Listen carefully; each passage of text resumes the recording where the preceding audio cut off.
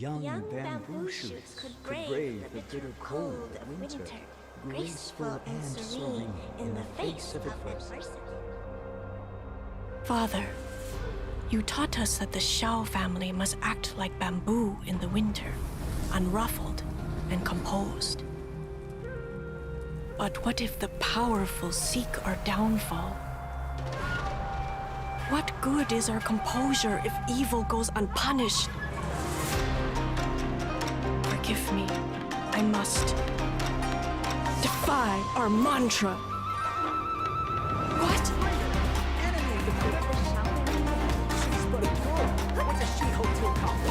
Grace to the family!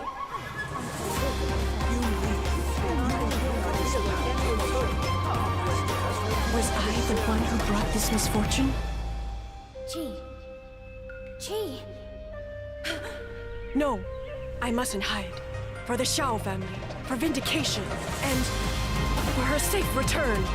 I knew this was a life of hardship, a life of uncertainty and diligence.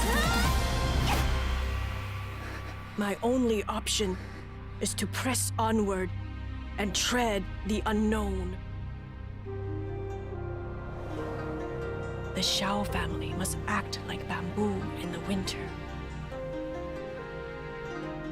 Unflinching and steadfast in the face of adversity.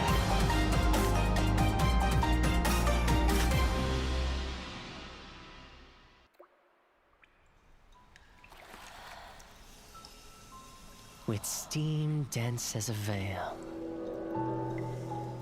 and wine sweet as honey, one can't help but relax at the hot spring. Return to basics. Surrender restraints. Relinquish thyself. Like the eagle plummeting straight down, lusting for lambs, hating all lamb souls. Bathed in the spring, we drink. We worship. We indulge.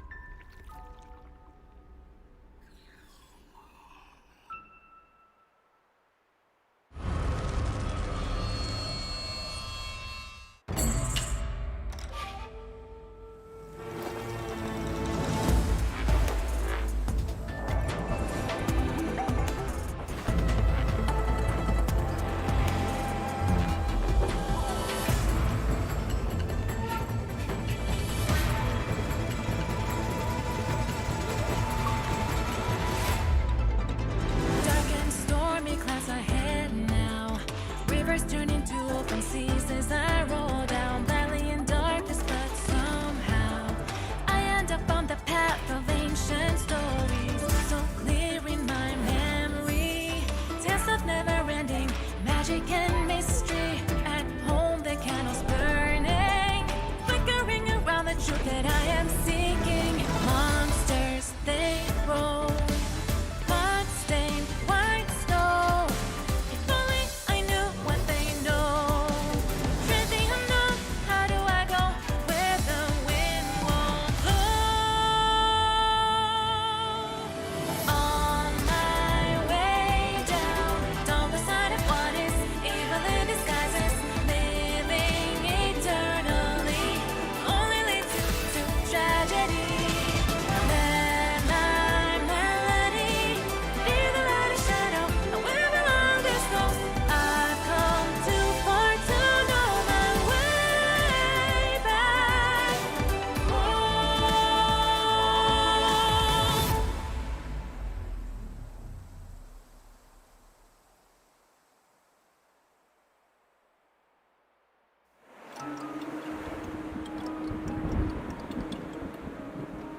Place at its finest.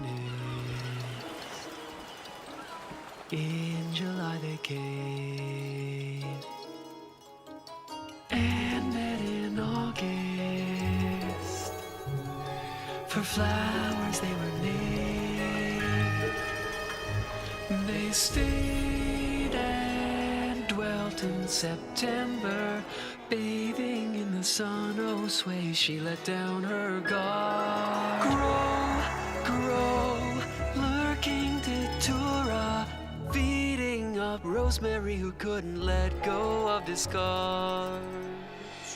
Night and night stood aloof from the light, down and down fell into addictions and took to light. Time and time behind the curtain he hid till that came into sight.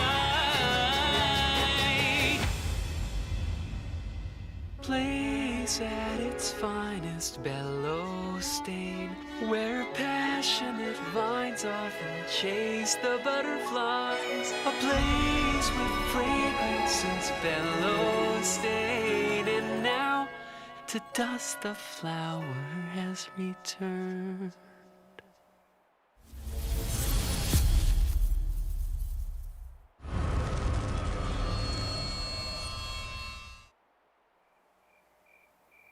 What happened on the island? Let's go and see.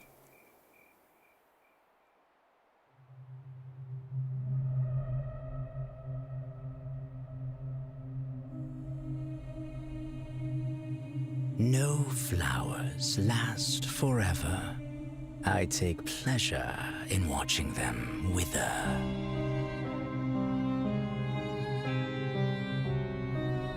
Calamus, turning hope to despair. Datura, severing love with grasping snare.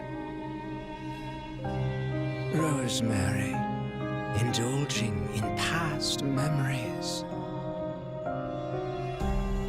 Tuberose, falling off the edge of jeopardy.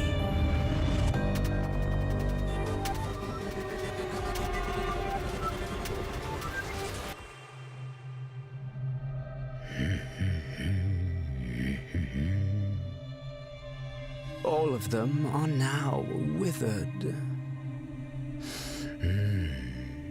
And more gorgeous than ever.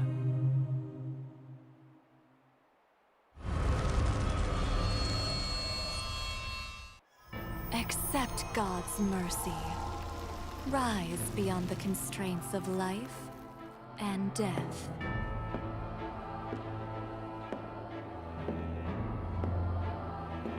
This is an endless game of chance. Greed has tainted the sanctity of faith. Pawn your lips and tongue, never to speak of the past. Pledge your beating heart, break free from the Reaper's hold. Surrender your soul, submit to eternal desire.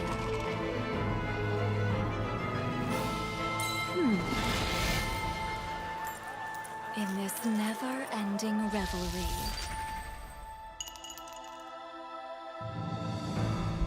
you must wager your immortality.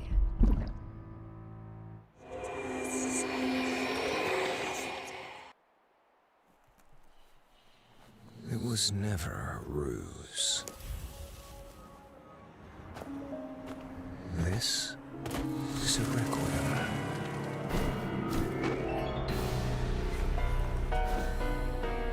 Requiem for peace in a chaotic dreamscape.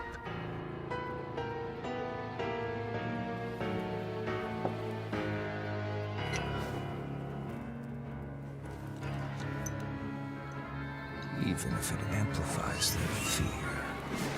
Requiem for an exercise to extend the amygdala.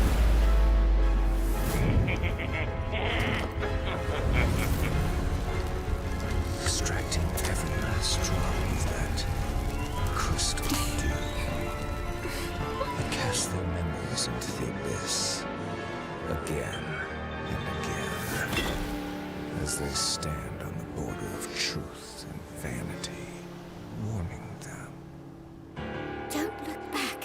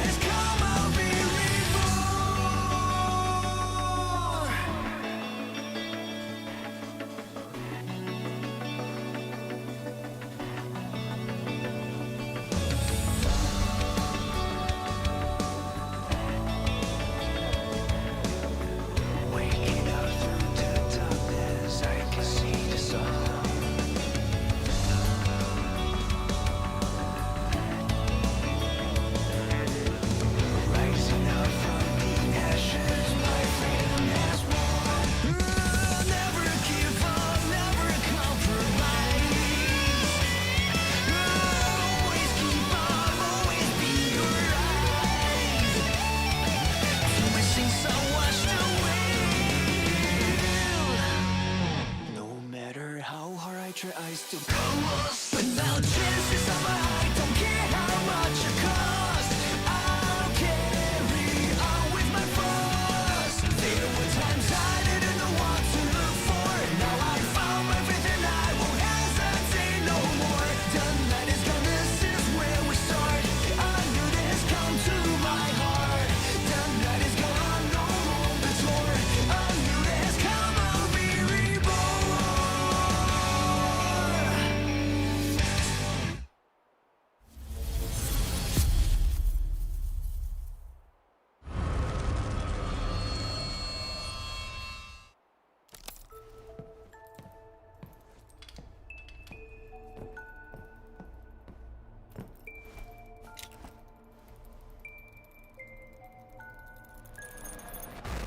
Is this place really haunted?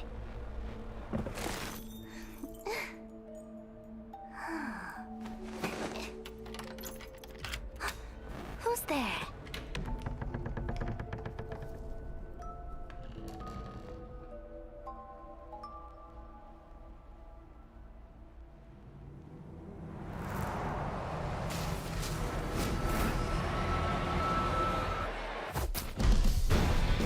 The Crystal Palace was once where art and science collided.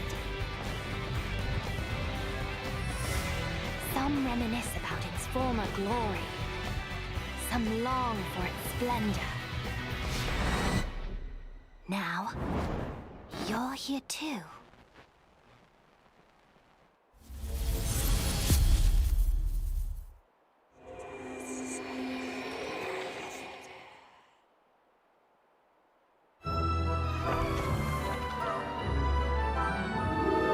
Come on, everybody, let's dance on Hallows Eve. The most graceful and dapperest shall win. So dress to impress, practice your steps. Only one can be the victor and the master of the tome of prophecy. How will anyone find me? Even though no one knows who's behind this, all the guests are arriving, unaware that up there something's lurking. Look out! Don't lose your way in the maze! I need to find the truth, no time to waste! Looks like I will be the champion, there's no doubt. How you gonna tell the truth without a mouth? How you gonna run away with no legs to get out? Are you scared? Isn't that what Halloween's about?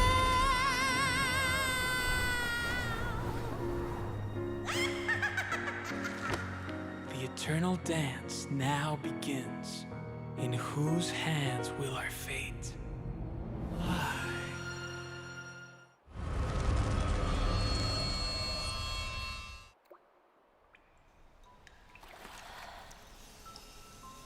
With steam dense as a veil, and wine sweet as honey, one can't help but relax at the hot spring. Return to basics. Surrender restraints. Relinquish thyself.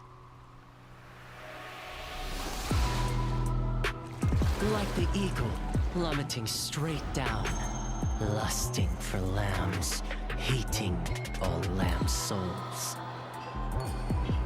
Bathed in the spring, we drink.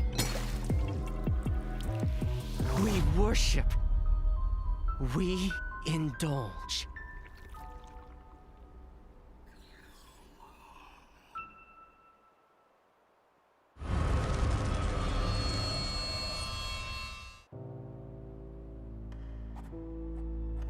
Miss Keogh, how was your childhood? Well... At the dinner table, Father said with a smile, "You sure love playing judge, don't you?" And then they wanted me to pursue my own happiness. Of course, so did my brothers. Your brothers? He was not qualified to represent justice. and I won't allow that to happen. Something happened, I suppose. I did what I had to do.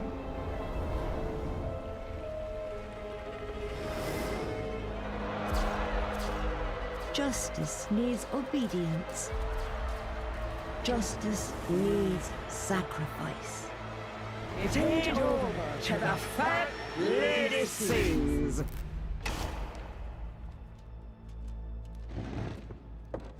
That's all.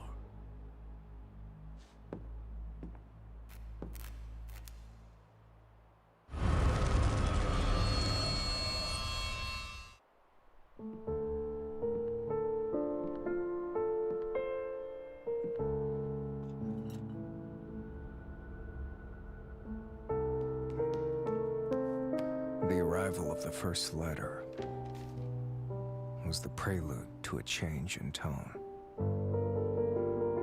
An accentuated sign of fate's shifting course appeared on the night the second letter arrived.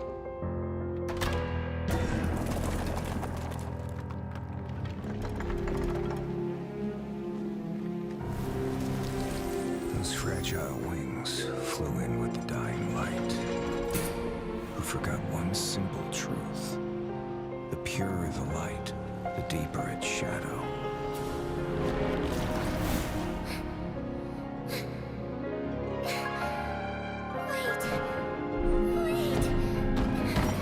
My nightingale, never chase after illusions of hope. Looking back with longing eyes, this is just his unfailing bait.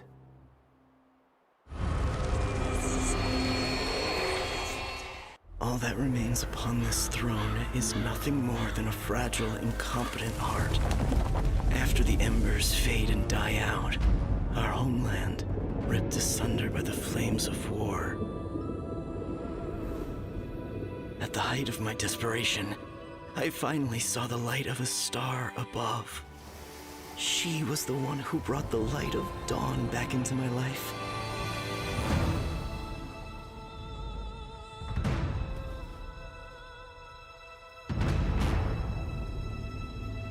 But when the sun sank below the horizon, I saw the flames of war burning without end. Flesh torn and blood spilled before me.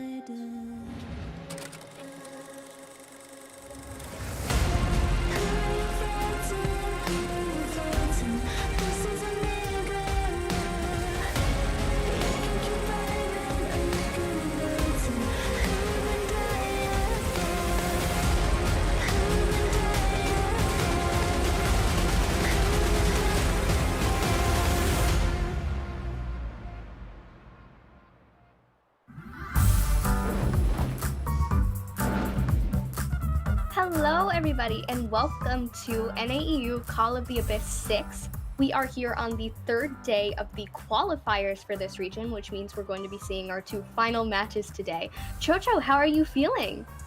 I'm feeling very excited.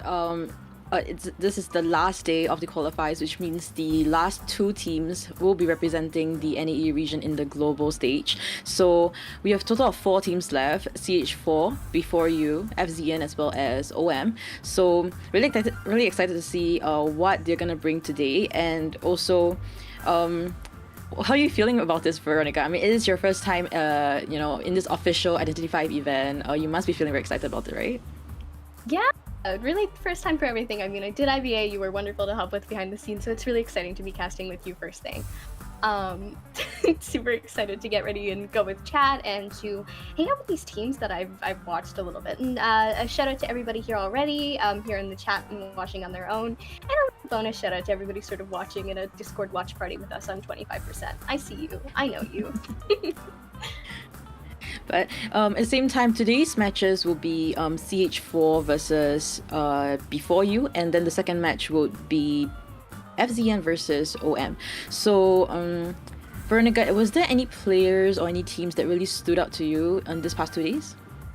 Yeah, absolutely. I am always a stickler for calling out the hunters and their abilities. And I particularly am excited for our first match with Ling on that Axe Boy was just nuts. And Sprinter on the Clerk on Ever Sleeping was also just amazing. So smooth. Here we see our little prize pool for everything coming up in the game. So, if you ever want to train and bring yourself to COA, there's a little bit of a payoff.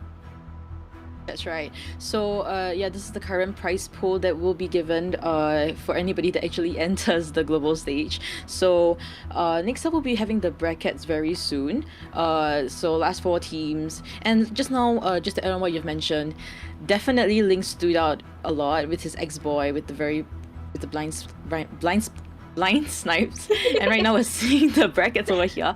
CH4 Before You, one of them will qualify among these two, and then OM and FZN, one of them will qualify among these two. So what do you think about this match today?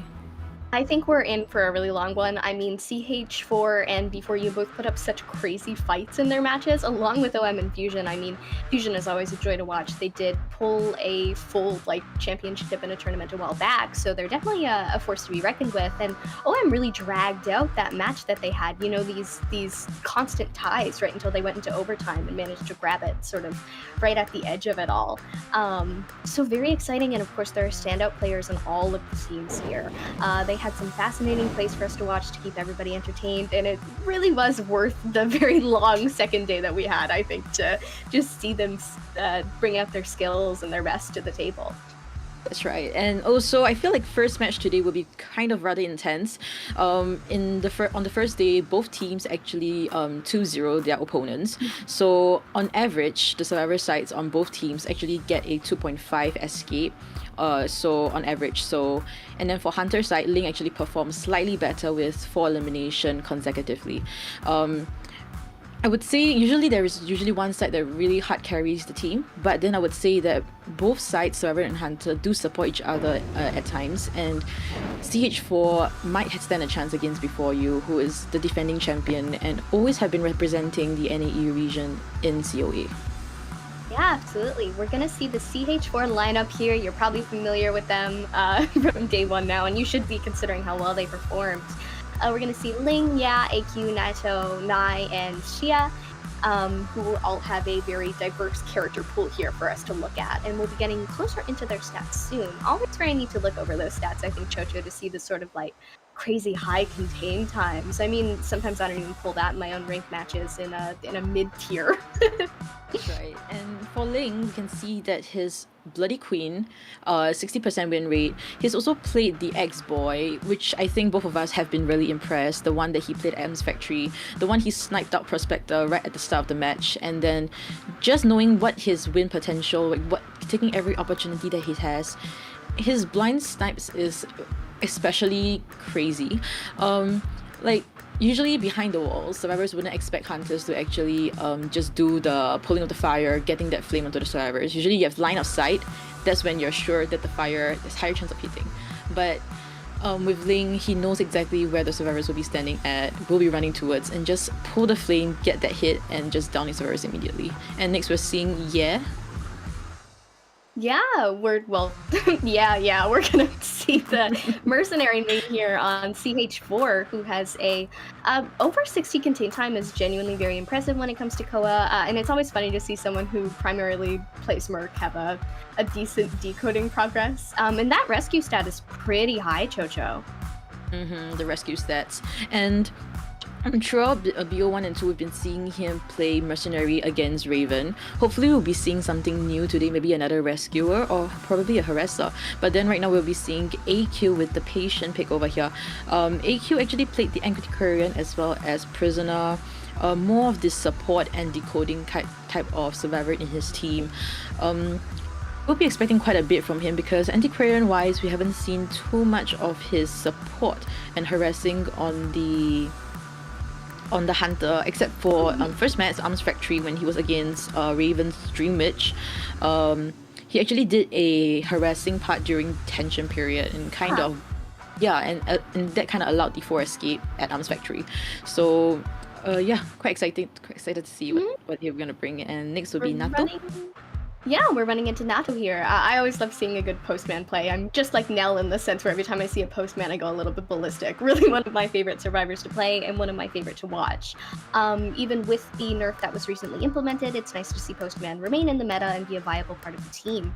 We're on Nai here, and we have a 77.34 contain time, which is really fascinating. Nato's was high as well, and really when you see these stats, it does remind you that we're with the best of the best here. The 50% escape rate is really interesting here. You know, if you've got Nai in a match, they're gonna get out about half the time, so you might want to chase them down to be safe. And Nai actually played the Barmaid as well against Raven, and the Barmaid's Dolphin actually forced Hunter to change targets to another person, which effectively helped in a way cutting off the rhythm that Hunter was actually going for, prolonging the kite at first. So we're seeing Xia from CH4. As of now, we haven't seen him on stage yet, but we do see that he plays a mercenary with a containment time of 69%. Hopefully we might be seeing him today, and if not, hopefully we'll be able to see something different or certain strategies being played out. But going back to Prospector Nato. But we'll go right back to him. But right now we're seeing before you stats. We have Sprinter. Sprinter here on Hunting. We got Schmitty, really well-known household name, Myleg, Paul Blooms, Roland, Pitstopper, and Aaron. Before you, I really admire for their consistency in their players. You know, you see the same people over and over again, so you're able to become really familiar with their strategies and the characters that they play and how they evolve. And this sort of support meta, I think, has been very strong for them. Watching them perform the other day, they really knew what they were doing with the Priestess and the Barmaid and the dancer that Paul Blooms was on was like really crazy, I think. Definitely agree when you said familiar names, but definitely Sprinza probably considered one of the strongest hunter in the NAEU region right now. We're seeing his stats, 76.5% win rate and a 3.34 elimination, at least a 3 kill and above situation for his side. And we've seen him play Wax Artists and Cluck in this qualifiers, but we also know that he is a legendary, well-known Dream Witch main as well. Yeah, of course. Always fun to see Dream Witch. You know, we took a brief break from her for Breaking Wheel, but we're right back on it, and she's always a joy to check out. We got Pitstopper here, so we have our other alternative hunter. 60.4% win rate, 2.80% eliminations, so practically almost, we're getting really close to that 3 kill, so we might be seeing a lot of that. 12% for elimination rate, and a pretty good Terror Shock number too, I think, Jojo. We might be seeing one of those if we see Pitstopper take the field and then just get that timing perfect. Yeah, absolutely.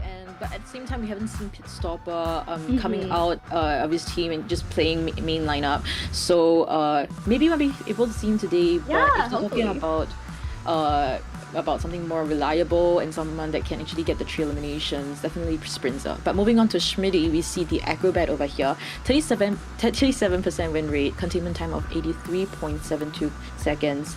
We've seen him play Antiquarian as well as the Acrobat in BO1 and 2 against IFs actually. And Kiting wise, support wise, we haven't seen too much of it as well. Hopefully, we'll be able to see that. And for his acrobat, very great kiting route used at Ever Sleeping Town that I personally feel, and his usage of the slow ball by Schmidi was actually really nicely done at the alleyway at nearer first stop of the tram. Yeah, absolutely. We're hopping into My Leg now. We got a 77.42 contain time. We've got a 36% win rate. My Leg is also always a joy to watch. Before you just work together so well. My Leg is a pretty good kiter. I do like watching My Leg sort of take the field and be right in the hunter's field of vision because it takes a while to get that down. That's right, and he also played the Barmaid as well, which shows really great support. And Barmaid is actually kind of the meta character at the same time. And right now we'll be seeing problems with the female dancer, 36% win rate and a 71.62 containment time, pretty high. But we've seen him play the Priest as well as female dancer in the match against Ifs. I would say that he actually pretty much hard carried throughout BO1 and 2. But we'll talk more about that later. We'll see Roland over here. Roland, as Eli said, is a very nice guy. We've got a 70.41 for our second contain time, which is always really great to see. You know, before you all have these really high contain times, it's a reminder that we're kind of with the best of the best here as we go into our finals day. 36% win rate. Roland has done some very fascinating plays. We're going to see Aaron here. A pretty little picture of the perfumer. Any insider information that you would have to share with us right now, Jojo, with our not availables? Personally, if I'm being honest, I do not have stats for him as well. Aaron hasn't come out as a main lineup character as of yet, so hopefully we see him tonight. Tonight actually. Yeah, speaking of problems, Priestess, I would say that his support at Red Church in BO1 is actually very good, the portal placements. And once Hunter decides to change targets, he doesn't get the instant down as well. He actually kites very well. He knows how to transition and kite towards area where ciphers are not being decoded. I feel like he knows exactly what he's doing, and that's something that I feel game sense as well as skills wise he is pretty much top notch. And then for female dancer, he actually made use of his boxes around Ever Sleeping Town to allow servers to rotate better and also affect the hunter's walking speed as well with the slow boxes. So we're seeing the ban maps as well. Before you will be banning the Moonlit River Park, and CH4 will be picking the Arms Factory. Hunter will be up first for CH4. Yeah, I always love seeing Arms Factory first. It's such a small map that you're really able to generally see a lot of the team come in to support each other at that point. Which is always a delight, especially for a first round. We did see these players throughout the last 2 days, which means that we're very familiar with their current strategies now, but it's even better to be able to get a refresher, even if you're like hopping third day out of nowhere, but especially for a finals time, that's going to be great to really prove who knows what and how well they're doing. But very interested to see if we're going to be seeing the classical sort of like Dream Witch from Sprinter or the Axe Boy from Ling just to start right before they can even ban it out of the way. Yeah, that's true. And looking at the ban maps actually, before you banned Moonlit River Park, so it's one of the stronger server maps. So the strongest I would feel is Sacred Heart Hospital, followed by the Moonlit River Park, mainly because of the roller coaster that can be utilized, and it just prevents Hunter from, it just prolongs the kite. And picking the Arms Factory on CH4, so I think it was a great selection, mainly because they actually did get great results. They got a 10-0 against Raven on day 1. So Cerberus 4 escaped, and then Ling X-Boy getting that for elimination as well. Not too sure why they decided to ban the Moonlit, because Ling may choose between Bloody Queen or X-Boy. So I think the selection wise, I'm not too sure whether before you actually considered the stats that they had for Arms Factory in day 1. Hopefully it turned out for the better. At the same time, we do not have stats for before you use Arms Factory. Maybe they do have a team composition for that. Maybe a female dancer at the 3 palette where they're gonna put a lot of boxes. That could be a possible strategy that you have. Yeah, that's always such a strong placement. And then there are a bunch of other really good kiting areas that you can set the dancer up in, which makes it very interesting. But those souls will still hit you from a mile away, and the axe blade can catch right up, which is always very fun to watch. We are going to be hopping right into the band picks here. So we've got, of course, B4U on the survivor side and CH4 on the hunter side, as we clarified before. Chocho, what are we expecting? Are we expecting a general, yeah, we're gonna see that dancer get taken out back right away. You don't want to deal with those slow boxes that we just mentioned. They can be a little bit too much of a menace. You don't want to put yourself in that position, especially with how capable Paulblums is of just taking that dancer and raising everything up with her and taking everyone else down. Yeah, female dancer being one of the up and rising meta characters. Banning her is actually the one of the first bans that Ling usually does. Even in his match against Raven, it was always female dancer first. And if they don't pick the Antiquarian, oh, I see that Antiquarian and Entomologist might be locked in. So yeah, maybe a Rescuer might be banned for the next selection. Not too sure how Ling is thinking. Maybe he might ban it, maybe he might not. But at the same time, banning a Rescuer at this point may not be as crucial. But we see them. Oh, but we see two bans on the Rescuer, Mercenary as well as First Officer. So eliminating two of the strongest Rescuers in this map. In this selection for survivors, maybe they might be picking a Gravekeeper. Yeah, locking them right in. Gonna take the Gravekeeper instead. Mercenary and First Officer are a little bit stronger, but Gravekeeper can still hold his own, especially in a comp if you're trying to sort of deal with that kiting and whatnot, considering the shovels can be really useful for rescuing, but also for really prolonging the kite if you can't really catch up to that Gravekeeper perfectly. We're going to see Seer come in as the last ban here, which is very interesting. You just want to get him out of the way. We're on such a small map, you don't really have to worry about the pesky priestess, so good to sort of not give them the option of that Seer. A very classical ban, Jojo.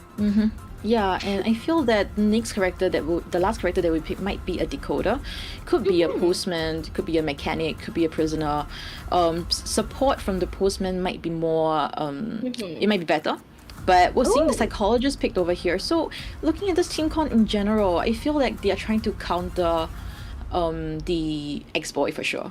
Yes. We see the entomologist. The entomologist and the psychologist for sure. You can take that soul hit and then still go in for the rescue if necessary, considering you won't go down, which not a replacement mercenary in that regard, but close enough if you're in a pinch. So we might be seeing that X-Blade come out, we might be seeing that Bloody Queen. Really could be either or. It's like a 50-50 coin toss, and I'm very excited to see what Ling decides to go for. Looking at this team comp, I feel that servers are trying to target his ex-boy. I feel like Ling picking Bloody Queen at this map could be a viable choice as well. He knows he has very accurate mirrors. His playstyle is pretty aggressive. So and Arms Factory is one of the most ideal maps for Bloody Queen. So because the Bloody Queen, right? If you mirror, you can actually hit the Antiquarian and won't get harassed if it's far enough. Entomologist wise, you can actually hit her when she's on the beast as well. So feel that all in all, picking the Bloody Queen might be the best choice on Ling's side. But if he decides to be hot-headed, go all the way for the ex-boy, then go ahead. Because I mean, we'll have to see whether he really lives up for his name to being the strongest ex-boy player in the NAU region. Yeah, absolutely. Oh, and there he is. We're going to see the Axe-Blade come out on the stage here. Might see him get locked in, might see him swap over to that Bloody Queen, but I think as soon as we've seen that silhouette, we're going to watch him. Yep, we're going to lock in. So Ling is going to give us another wonderful performance as Axe-Boy today, hopefully. You want to see those beautiful soul snipes. You want to see all of those fast hits. And I wonder how Ling will be able to shape up against this comp, Jojo. Definitely. I mean, the pressure altogether, right? Before you knowing that they're trying to counter his ex-boy, Link still head on with it, picking ex-boy first. Definitely the pressure and before you. We can see that the picks itself counters ex-boy entirely, and Link just went for it. So if Ling actually manages to pull off a full elimination on this team comp, which counters him completely, that is gonna be crazy. And we're seeing the spawn locations right now. Yeah, we're gonna see the spawns here. We're gonna see sort of a a little half plush shape, a little T shape, if you will. So we're gonna see Schmitty up at the top, we're gonna see Roland in the middle, my leg down at the bottom, and Paul Bloom's right there. So they're kind of boxing in Ling here, so I do wonder which target he'll go for first. Could possibly go for that entomologist. The bees can be a hassle, but once you get rid of them, you know, you're good to go. But even so, technically a double hit hunter, which means that Schmitty's antiquarian will not be as much of a problem as she would be for, say, a Bloody Queen. And something we have to consider as well, the persona that survivors will be picking once we enter. So unable to see it right now, we'll be seeing it once we enter, and then I think that he might be going for the antiquarian instead, mainly because the bees actually can block off any fire that boy trying to snipe on, and also entomologists will highly be rotating towards the factory area, which is one of the strongest kiting areas for the survivor side. So chasing the antiquarian might be the best and fastest option to actually down a survivor, and also the chances of antiquarian making a mistake or Hunter just joking it off is much higher. So we're seeing Hunter going straight for the shack, chasing the antiquarian over here. Yeah, did end up going for that antiquarian in the middle. We're going to see Schmitty sort of loop around the building here, try to stay out of that line of sight, going to chase straight on, but loads up a soul there, doesn't end up going for it, but might go for it sometime soon. Just trying to catch up at this point in time, but we're in the area of the tree, which means that we're going to be a little slow later on with presence, but not yet. Oh, ooh, going to actually still manage to get the hit off, and the support comes in with those bees, Chocho. Amazing play. And also looking at the persona, we see psychologist, entomologist, as well as antiquarian with the flying wheel, and one person with Titana, which is the gravekeeper. Just continuing the seems to have lost the antiquarian and will be chasing Roland, which is the gravekeeper. Not the most ideal choice to chase right now. Goes for Roland for a second and then decides to transition away over to this area here, which can be quite strong for kiting if you are very familiar with it. So going to swap targets again, go right back to 3 pallet and sort of loop around to maybe possibly find the gravekeeper once again, but currently kind of looking around, but seeing that silhouette in the distance, I believe, Chocho, and going right for this gravekeeper once more. I would say that really the MVP has to be the entomology bee, pushing the hunter away, losing sight of antiquarian, and right now antiquarian getting killed by the psychologist a whistle, and we'll be getting the chase once more. Problems will be getting chased right now, heading towards the factory, which is the strongest kiting area for survivors.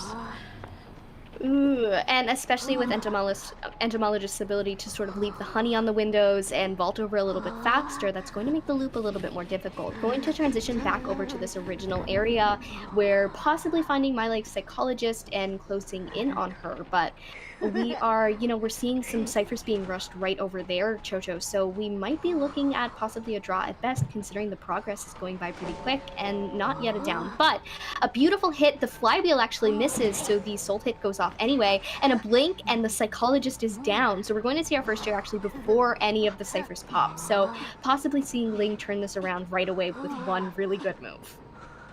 And this is almost a 3 ciphers kite just in total, and just changing targets from the antiquarian, then to the gravekeeper, then entomologist, then psychologist. It wasted so much time.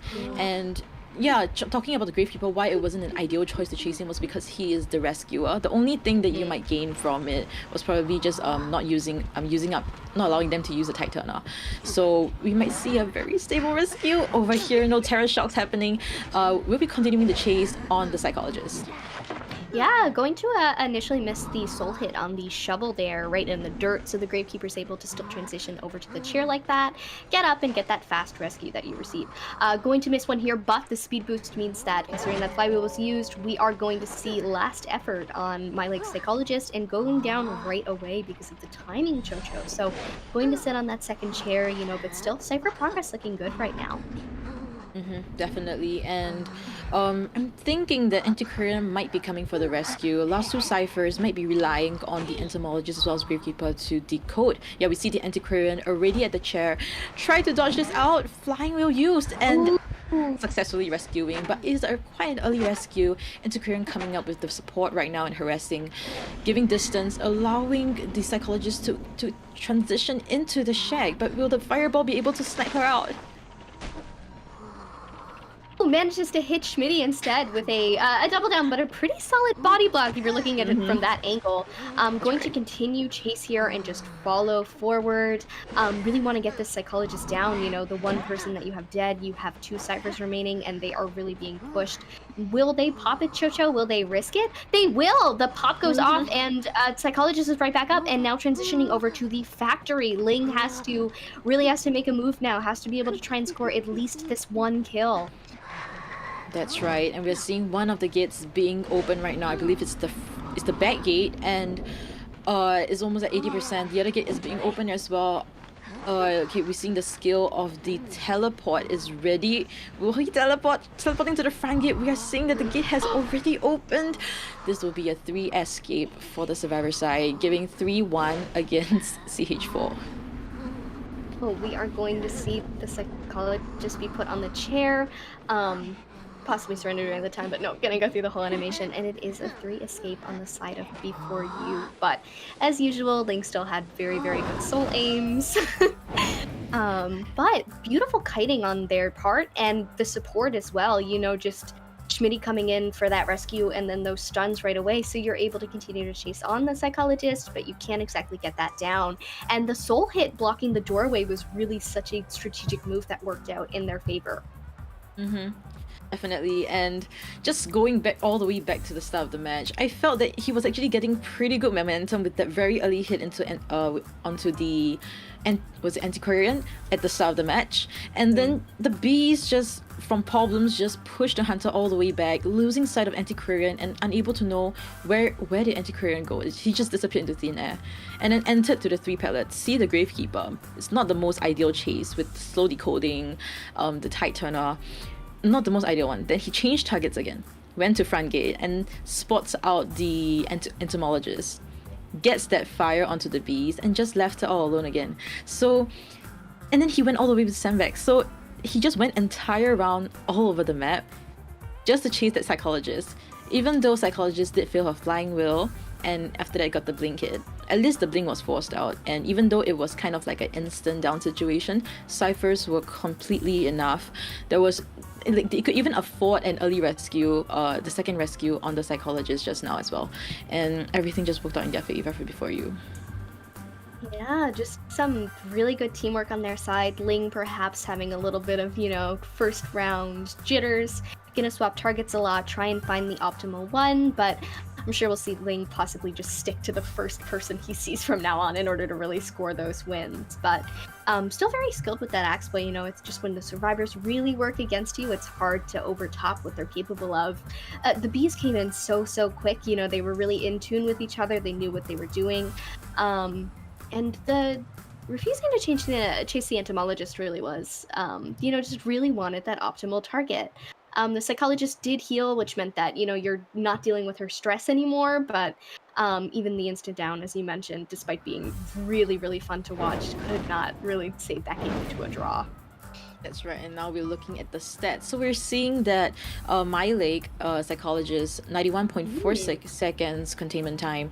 The rest is 58 and then 62, 9. So just really, the containment time is not very, very long. I'm pretty sure the one that's 91 seconds is because of the prolonged kite during detention period. Excluding that, kites-wise is just pretty standard timings, not very long. So we could just say that the teamwork and cooperation from Before You survivors, it can really be seen, and it played into effect, and just ultimately giving the benefit and every sort of problems that they had.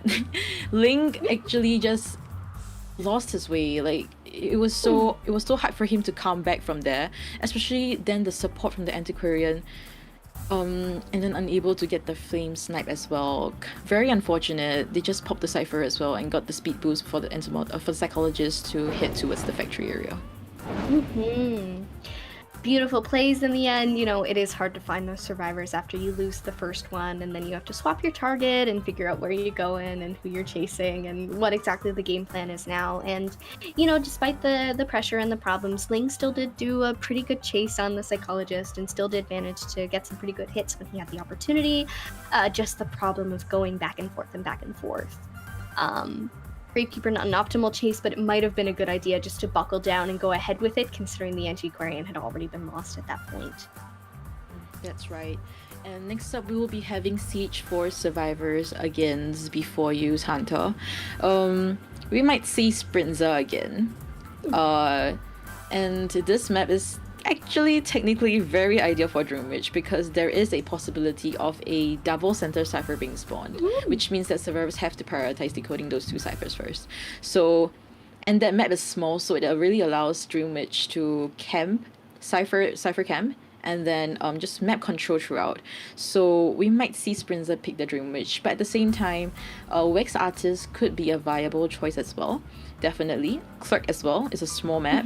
So seriously, a lot of choices for Sprinza to pick, and all of it has tie and above potential eliminations for him. So CH4 really got to consider what survivors they have to pick to hopefully get a 3 escape, if not more, because it is a map selection on their side. Technically, when you have the choice of picking a map, you want to gain advantage from it. But at least if you can't gain advantage, don't give the opponent the advantage. At least try and tie it out and see whether round 2 or 3 there is a potential for a win potential in when they pick their maps. Yeah, absolutely. I think myself, I'm banking on Dreamwitch or Clerk. Wax Artist, of course, is very strong, but with so many high walls around, it might be difficult to get as many wax downs as you tend to be able to, but the open area in the center does provide sort of the opposite problem, where it's like there's so much open space that you're kind of in the perfect position. So it really depends on whether or not you want to risk being kited in places like the factory, although you can block the windows, which can be very helpful, but still want to be careful if the survivors get out of your line of sight and they can sort of shield themselves from your greatest ability. And because looking at the team com wise, I would feel that CH4, they might pick a Prospector. Because Prospector, from what I'm seeing from the past matches, it seems to be their core. So what I mean by that is that that is like the strategies that goes about it. You have all many strategies. Teams have many strategies, and sometimes they have this one character that kind of is the base of their strategy, the foundation. And I feel that they really do rely on Prospector, and it's played by Nato. And from support wise, we've seen him done many support, and he does amazing kite as well. So skills wise, shouldn't be a problem, and maybe an Antiquarian pick as well. We have to see what Sprinza actually bans. But from his ban picks, we've seen that he usually bans Antiquarian if the survivors do not pick it in time. So quite a lot of selection, quite a lot of options to choose from, especially in BO1 where not a lot of survivors are being banned as of yet. Yeah. Plenty on the table. Gonna take a few options off of the table. We might be seeing one of those Telltale Dancer bans again. She's really risen up in the meta, and you barely get to see why, because she's such a force to reckon with that it's like, if I was playing Hunter, I would first ban Dancer too. Maybe Priestess, but probably Dancer, and she can be so frightening to tackle and deal with. Definitely. Yeah, because might be saying her if she's not banned, but she probably will be. She probably will be, because right now there is so many maps. For example, Ever Sleeping, Chinatown, Arms Factory, Red Church. These maps are very female dancer sided maps in a way that there is a core again. So there is a place where you usually want to go towards to kite, and that place, female dancer will be placing its boxes. For example, Red Church, right at the center. Arms Factory, 3 pallet. Ever Sleeping, we have the 3 pallet area as well, or the 2 pallet, all designated at the center. So when survivors do kite to the center, they receive the support by the female dancer. And in a way, female dancer doesn't have to be physically there to give that support. So in a way, once that support is being used, female dancer could just be decoding. There is no need for her to be physically there to help out. Yeah, we're gonna hop right into the ban picks again, and as you mentioned, Sprinter's gonna take out that antiquarian. You don't want to deal with that. Can be such a hassle. Going to take out possibly the seer for a first pick. And again, as you mentioned, you are such a genius, Chocho.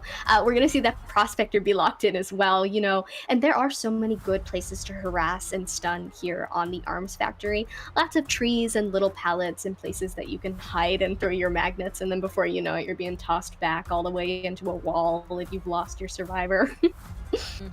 And yeah, looking at the server side, it's really kind of difficult as well because Sprinza has so many hunter characters to choose from. His character pool is super large. So survivors, they can't really just use a team comp and target just one hunter like what before you survivors did. They got to be more versatile. They got to think of what all the hunters that he has and then pick survivors that can counter or possibly able to kite out certain hunters. So we're seeing the acrobat being picked and then a mercenary as a rescuer for the team. So ultimately this team com wise, we see the acrobat, prospector, seer and mercenary. Rescue wise shouldn't be a problem. We have a harasser as well, and decoding in this entire team com is pretty quick. So I'm thinking could it be a clerk? Maybe. Also looking at the bands over here, we have a psychologist and a barmaid, and I know one Eldritch deity woman who is really not a fan of those, and her name is Dreamwitch. So we might be seeing Sprinter taking out the Dreamwitch, looking at those possible double center ciphers that the survivors will have to fight for. Don't want to deal with the barmaid in her heels, don't want to deal with the psychologist in her stress and heels either. But in the end, we are actually seeing the clerk, kind of a little bit of a fake out for me there. But as always, very correct about everything. Chocho has perfectly predicted that we will be seeing a clerk from Sprinter. Always really good to see a clerk on arms as well. There's a lot of places that you can easily look over the ciphers and control them, and watch the survivors. Factory loops are really a pain and very hard to get through, but when you have the privilege in Clerk of being able to see exactly where they're going when you're recording them, it can help a little bit. So Sprinter really is dealing the upper hand here on this field. Yeah, I mean, I did consider the bands as well. It really seemed like it could be a Dream Witch because of the psychologist and barmaid pick. That I totally agree with you. But something that really puts me off was the anti-current and forward bands, because those two, like as a Dream Witch, you may not be as scared as they're not compared to a clerk. scary. Yeah. Clerk-wise, you've got nothing to work with if you don't have excitement. You're just gonna be played on throughout. But yeah, and we're not sure what Sprinter might bring into the map. It could be a blink, it could be excitement. We just gotta see once we enter. Seeing him spawn at the back gate and same kind of spawned design with the survivor side, might be heading towards. I would prefer that he actually goes for the prospector chase instead, mainly because just to eliminate the possibility of a harasser coming in to just drag out time for the first chair to be happening. Yeah, always a really good idea. We've got this little plus sign here, so going to be able to sort of chase whoever is within vicinity, and those three lined up for you. Could go a little further for the acrobat, but considering the prospector is such a pain, and the seer can be really rough to chase, but once that owl is gone, that owl is gone. If you're staying out of the way and the seer can't sort of accumulate that rage, you're not going to be seeing another owl for a little bit. So you can get that down, but the seer is going to be a pain regardless if you chase him first or not with that owl. That's right, and right now you'll be BO1 second half at Arms Factory. We have CH4 survivors versus B4 use Hunter Sprinza. Seems to be that this chart's trying to go for a fast decoding team com, and likewise, as always been said, Clerk first kite is super duper important. It gotta be at least 3 ciphers kite, then it will have lesser pressure on the ciphers. If not, it's very hard for ciphers to be decoded, especially when second skill is popped. So we're seeing Hunter going straight for the seer instead, and we'll be starting its chase at the factory area. Yeah, I'm Veronica, this is Chocho, we'll be your casters for today. We are hopping right into our second half of round 1 on the finals day. We are watching Sprinter chase a seer, which is very fun to say. Nai's gonna loop around the factory here, got that owl to utilize, but waiting for it to come back from all of its little speculation over teammates. Now have a recording of that vault there, I believe, so able to use that and going to break the pallet and just continue on. Sprinter is really smooth with this clerk, does not miss a beat, so it's gonna be really hard to trip him up. Just gonna have to kite, do that good transitioning that works so well against her. Ooh, nice owl, Chocho.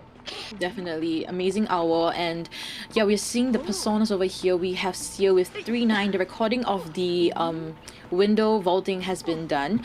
We see Prospector and Acrobat with the flying wheel, Blink being activated, getting the hit immediately and preventing the kite from being prolonged. Mercenary with the tide turner. Seer is rotating towards the center where the Mercenary is. Is he trying to get the support of the Mercenary? That is really possible. Yeah, it does seem that way, but going to lift that pallet right up anyway. You know, smooth again with that clerk does not miss a beat, but a really good idea considering partner kiting against the clerk is relatively viable, but we are going to see the Seer go down right now, you know, lifting that pallet right up. Seer's going to see first chair. The ciphers have been pushed pretty okay. Not as far as probably CH4 would like them to be, but good enough that we have a great start here. Still anyone's game even with this first chair. Yeah, about 2.5 cipher kite. Quite there, but quite not there. But we'll see if there is a possibility of a second kite potential, or a bound kite. So right now, Seer, we are not sure how much has of the bird he has sucked already.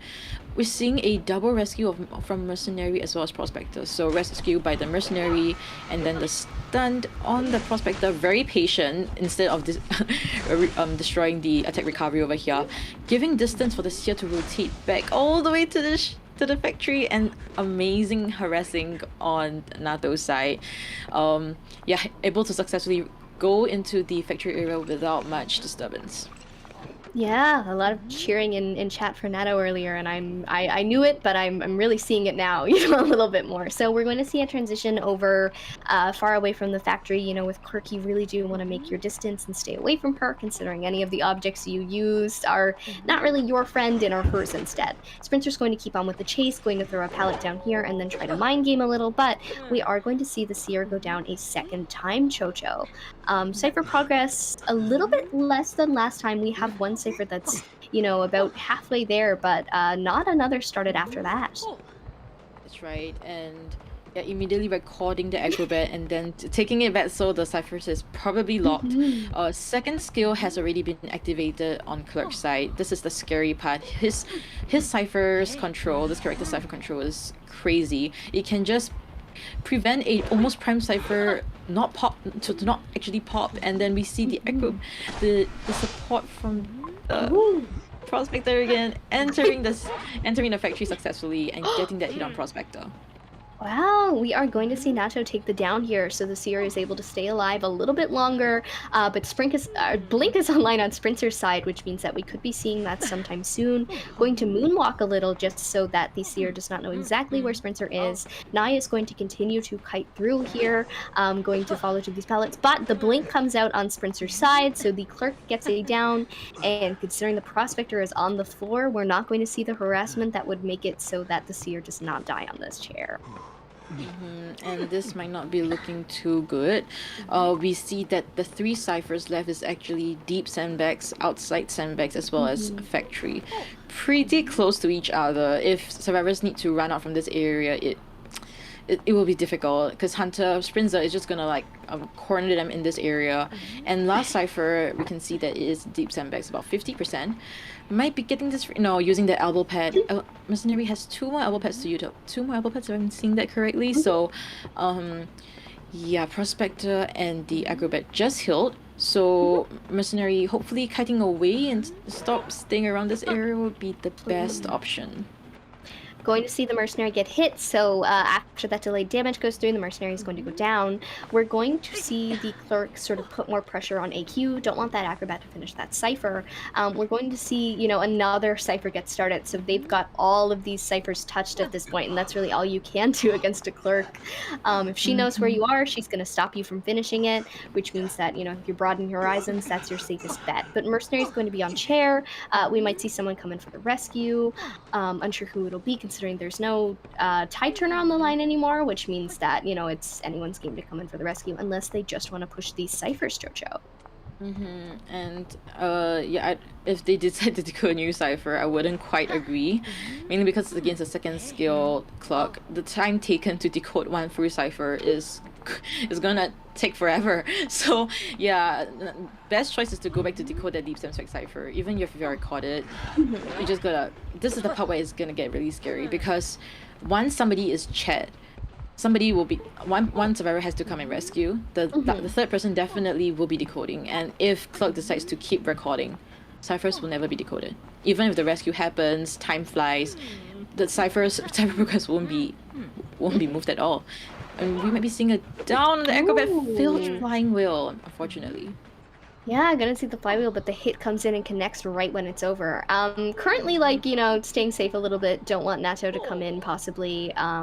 Just waiting over this acrobat for a minute. We do see Ya hanging out in the area, possibly coming in for that rescue as well. Going to allow Nato more time to push this cipher, but waits and finally puts the recording back up on the prospector, which means that now the acrobat will be chaired. The mercenary can come in for a rescue, but probably will wait until the cipher is close to primed, although I do guesstimate that'll take a little bit more than a few seconds. Definitely. And yeah, Hunter, knowing that the cipher is probably not going to be enough, pushing right out, forcing Mercenary to come for the rescue, using his last elbow pad, so late game wise Mercenary wouldn't be as strong. Getting that hit will be a double down situation. I feel that once the acrobat is down, Hunter might just decide to just teleport and go. But we might be seeing a potential teleport or just a recording on Sprinter's side. Yep, successfully recorded. We'll be chairing the mercenary and wow, cornering the acrobat right at the front gate corner area. Not too sure how this is gonna play out. This is looking extremely hard for the survivors. Yeah, Nato really is pushing that cipher to the best of his ability. The recordings come and they go, but able to get some taps on it. We have seen it go up quite a bit. We are going to see it being decoded again, but of course, in due time, we're going to see the recording as well. So AQ's kind of hanging out in this area, waiting for the cipher prime, possibly, Chocho, in order to come in for this rescue. But I don't think so, considering the mercenary is going to expire soon. It's not really worth the risk. The dungeon's right there in the center. At this point, they might push for a draw if they can manage to grab it. But the teleport is going to be used, Chocho, and Sprinter is going to change target to this prospector near that almost primed cipher. But this is looking at more of a full elimination, possibly, very highly likely, and yeah, might be getting this hit over here, or flying wheel might be utilized. Another filled flying wheel on CH4 side, throwing another magnet. This is his second magnet that will be thrown. Unfortunately, hasn't done much stun since the teleport has happened. Getting that stun, but pulling yourself back towards the hunter and getting that free hit. Oh, I don't think the plan was to pull the hunter towards him, but more of pushing him away would have been Nato's decision originally. Yeah, definitely. We're probably going to play a back and forth slug game just in order to secure that 4K. You know, Sprinter is here, wants to make it really known that going to be pushing really hard in this final round here. No mercy given, going right for AQ again to continue on the chase and get this acrobat down as soon as possible. No more blink to utilize. We're going to see a beautiful bomb here through that window in order to continue this loop. So no recording available of any vaulting or anything of that source, but you can only loop for so long, Chocho. Oh, and we're going to see a recording come in here and a flywheel, but the acrobat's going to go down anyway, and they've surrendered, which means this is a 4K on Sprinter's side. That's right, and there was I feel like there was a definite winning point that Sprinter actually did. So there was this part where the prospector came for the second rescue of this year, and then Sprinter decides to hit the prospector, downing him. So I felt like that down was really important because Prospector was the only one that could come for the harass, and once he downs the Prospector, he could easily get the down on the seer, and there was nobody that could actually delay and drag out time for the survivors to actually decode. So it just allowed a straight away chair of the seer, and then Cypher was just completely not enough. I just felt that Mercenary was kind of too conservative with his pets. I feel like if he used one more, if Hunter decides to stop chasing, then that's fantastic because they can't afford a down at that point in time because Cypher's was just at 50%. They needed more than that, 80% at least, and they might have a chance to actually pop it. Very unfortunate. I felt like the usage of the elbow pads was way too conservative on the CH4 side, and then the winning potential at that point in time was the killing of the prospector right outside factory actually. Yeah, the down on the Prospector did mean that seer got sent back to the manor. It might have been a better idea to let the seer take the down instead and then continue with that harassment, you know. You'd either have to force Sprinter to sort of change to excitement in order to get rid of that quickly, which is really not an ideal decision to deal with like one survivor at that point in time, and then no longer have a teleport for the end game. But the teleport did come in really handy. Choosing to teleport on that Prospector really solidified more so that winning stance that had been taken, waiting for the mercenary to expire and then heading over because, you know, aware that the cipher is not primed considering all of the recording that had been going on. That's right. And I mean, I felt that Natu's Prospector, especially after the first share of the Seer, that support was really amazing, really good, because it really gave distance. It really allowed Seer to transition from that area where there's just open air all the way to the factory area, where it's considerably one of the strongest kiting areas. That was very nicely done. At the same time, I believe that we saw at least 3 failed flying wheels on the survivor side, but at the same time we can't blame them as well, because Clerk is actually one of the fastest, he gives off the fastest attack animation actually, so unable to react is something quite common. So I think there's nothing to blame about. They did what they could and it was a tough fight brought into them. So yeah, right now the scoreboards will be a 5-0 before you winning BO1, even though it's a CH4 selection map. Scoreboards right now it's a 8-1. Very interesting. I do wonder what we'll see in round 2. You know, I'm sure CH4 is capable of totally stepping up their game here. They have the support in their survivor team to be able to do it. It's just a matter of applying it at this point. So I'm really excited to see if they're able to come back from this. But Sprinter is quite a menace to deal with. You know, one of the best hunters that we have, and the praise is really well earned. Ling possibly could be swapping over to the Bloody Queen or something of that sort, you know, trying a different hunter to see if that could sort of trip before you up a little bit in the next round. Choja, do you have any sort of predictions on what maps we could be seeing in the next bit based on prior days? Prior days. Alright, so for before you, I feel that they might either pick the Red Church or Ever Sleeping Town, which was the 2 maps that they actually played in, and actually they got pretty good results. But if I'm thinking about something that I personally like about their team comp and which map they'll use, it would definitely be Ever Sleeping Town. I would actually love to see more of Problem's female dancer. I want to see what else he can actually do with the female dancer to give further support to his teammates. Yeah, I feel that Problems wise, he has been very consistent in his performance during these qualifiers. His skills definitely, I won't question it. It's just there already. Yeah, and for that, I think Ever Sleeping Town might be a good choice.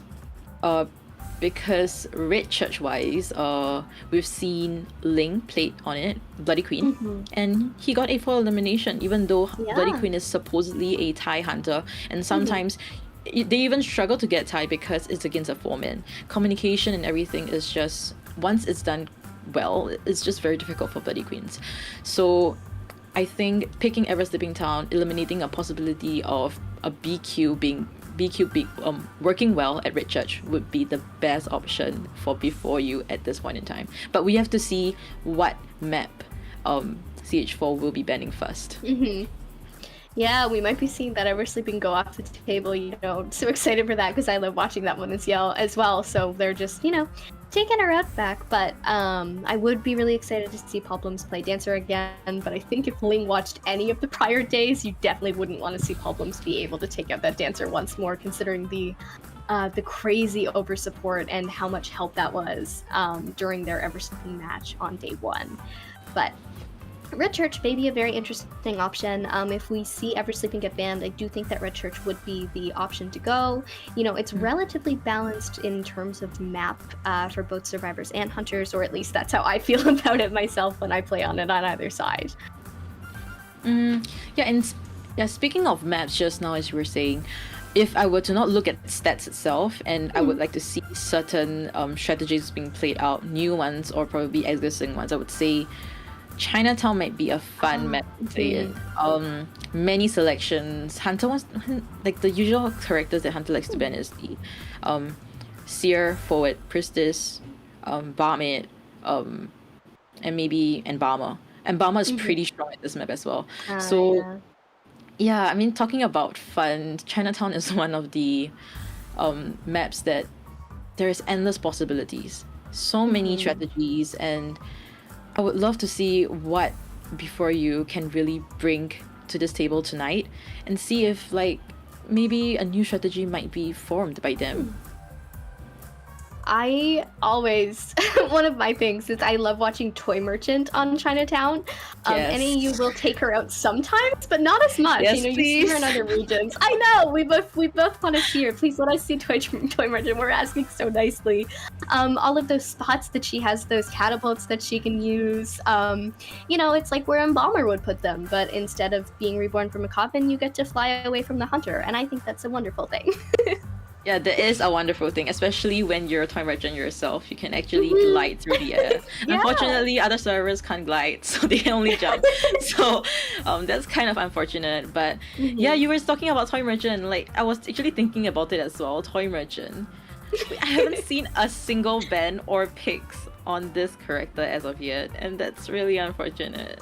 It's a very strong character, but not many people have really experimented and formed strategies and team comms with her, which is kind of disappointing, but maybe you might be able to see it maybe in the SEA qualifiers next week. Maybe not, but we can anticipate it.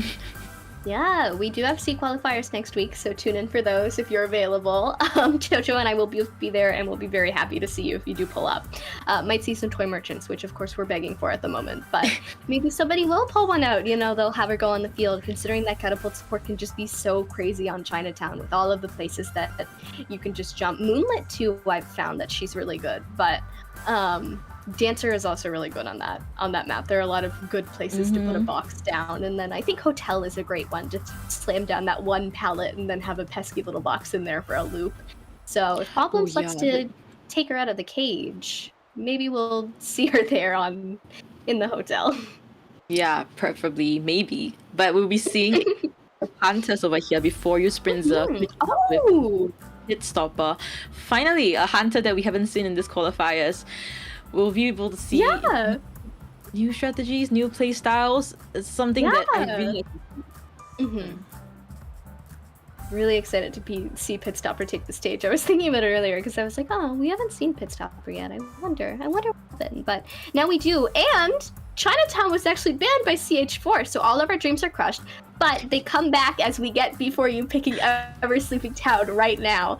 So we're going to be able to see, we're going to see Before You start on the Survivor side, CH4 start on the Survivor side, and Before You start on the Hunter side. So we're going to see Sprinter first take on this Ever Sleeping Town. We could possibly be seeing a Dream Witch if she's not banned, and if not, maybe a Wax Artist. Maybe don't want to deal with that Clerk again, but those other two Hunters are so strong, it's kind of a pick your poison situation. Definitely. So we'll be seeing Pit Stopper coming up first for Ever Sleeping Town. Like you've mentioned, maybe a Dream Witch. Hopefully a Dream Witch, because I mean, we do know Before You are kind of well known for their Dream Witch mains. Maybe FZ and Dreamer as well. But Before You, their Dream Witch sometimes can get a bit crazy with the amazing cipher control, chasing ability. So maybe you might see it, and I'm hopeful. I'm gonna stay hopeful at least. Chinatown was banned, Toy Merchant wasn't picked, so we gotta keep our hopes high at this point in time. Dream Witch could be a possibility. There's endless possibilities for the Survivor side as well to pick. Priestess, Forward, Mercenary, Patient. Patient is very viable in this map as well. Patient more viable, I feel, at least more viable compared to your Acrobat, mainly because of the tall walls. You can really just use your hooks to just gain more distance compared to you using a ball from Acrobat to gain that distance. That distance that you're using the ball from the Acrobat, it can be just Hunter blink you and you can just still die. For Patient wise, there could be a possibility of the hook being cancelled. But if it's not cancelled, the distance established wouldn't allow Hunter to even have the opportunity to blink on you that soon. So yeah, we'll see what the survivors will be picking. preferably another prospector. Yeah. They love their prospector. Nato is so good at his prospector. That I feel that sometimes it's like it's your only character that you know that you'll do so well in, and you're so confident that you just want to play it every time. That's like the core. And but if not, if prospector is being banned, then I'm quite curious to see what Nato will be bringing, because I've never seen him play any other characters except for prospector. Yeah. Hopefully we're still able to see that prospector come out, but it would be interesting to see Nato pick up a different character instead. But you know, it is a good core character. You know, if you rely on the prospector stuns, it can work out in your favor really well. You just have to make sure that you really trust your prospector, and I think with Nato you're able to do that, considering some of the stuns are just so strong. And it's just this, when you're a prospector, you really need to be like not scared, and you need to hide just a little bit. And generally on Ever Sleeping, I do think there are a lot of places that you can kind of obscure yourself a little bit and then throw that magnet and just toss them right towards one of the walls.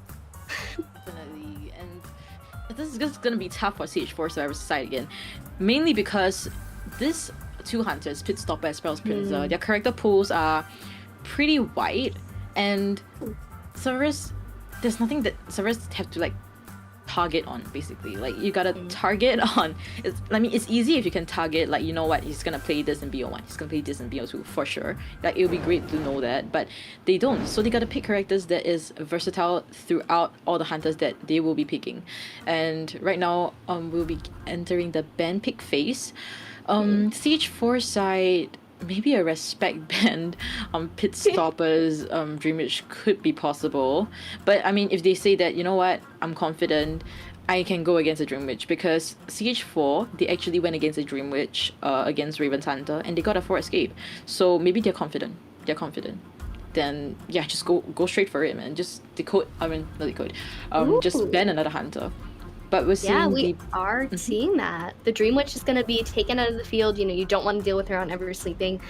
Idris Playground, as it's called sometimes, and I do think that really stands true, especially with the amount of sort of little kids that she brings around. So we are going to see the first 2 Survivor picks be locked in soon.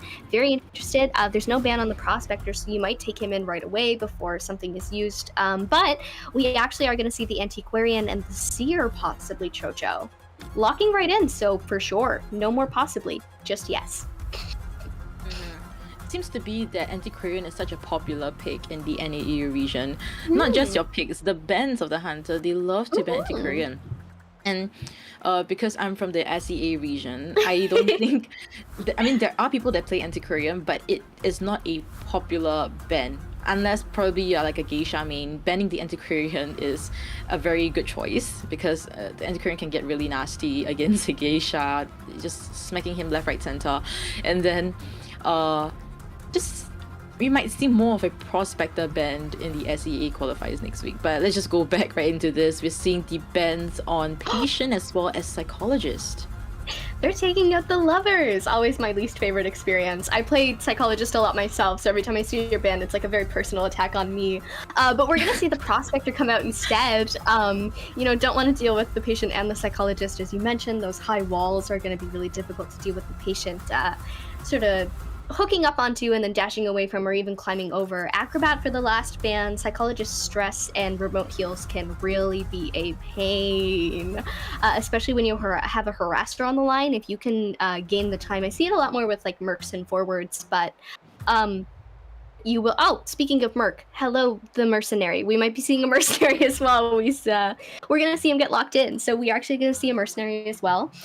So Prospector, Seer, Antiquarian, and Mercenary. We have sort of a good harasser team comp here, with a solid rescue and of course the Seer. Chocho, how is this looking so far, do you think? What's Pitstopper maybe gonna bring out to deal with them? I think this team comp, they're trying to target a clerk. That's what I'm feeling from this team comp, because Antiquarian can just harass the hunter with its stick. Prospector can harass as well. This is a double harassing team comp, and at the same time a fast decoding one as well. So I feel that picking clerk might be the best option at the same time, because this survivors can actually decode really fast.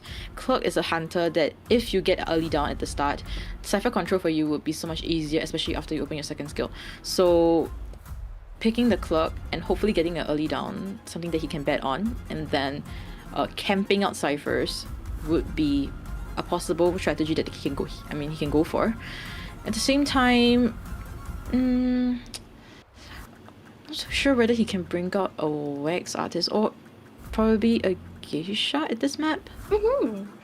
Yeah, either of those seem like pretty solid picks. You know, we've seen some, not even just in NAU, but in tournaments all over the Identity 5 globe. We've seen a lot of really good wax artist plays here on Ever Sleeping Town. There are enough open areas that you can make it work, but Pitstopper is actually going to bring out a sculptor here in this round, Chocho, which might work out really well with this comp with those statues in order to, you know, get rid of that Steer Owl and long distance get that Prospector and Antiquarian out of your way. Even if her regular chisel is cancelled, she can still utilize those statues in order to get hits if she can aim them just perfectly. And the scariest thing about Sculptor is his second skill. So as long as survivors don't give too much chance, give too many free hits, second skill wouldn't be open too fast. We have to see what the situation goes about and the different callings that it actually requires. If Cypher's enough going for the rescue, of course, yeah, that's the most optimal choice. But if Cypher is not enough, I'm feeling that if, for example, Seer and he's down, he doesn't have a bird, Cypher's not enough, preferably a selling Seer could be a good choice. But at the same time, if the team is thinking of something different, for example, Mercenary, I want to come for the rescue on the Seer to give that Tide Turner, waste more time allowing survivors, the two fastest decoders, to either one, harass, or two, continue decoding, and hopefully Cypher progress would be much more compared to him just dying and Hunter going straight away for the next target. Yeah, we're gonna see all of our spawns get loaded in here. So we're gonna see sort of a regular line across the middle. We're going to see Mercenary spawn in the center here, and we're going to see Pitstopper sort of spawn near the track there. Could possibly go for Nato's Prospector sort of out in the corner there. Really interesting lineup here, Chocho. You know, so close to everyone. We could be seeing any chase target go on, but I think optimal might be that Prospector or that Seer, maybe the Antiquarian. But as a Sculptor, even the Mercenary. So I'm sure you have more insight than I do, but to me, I'm like, wow, all of these look fine.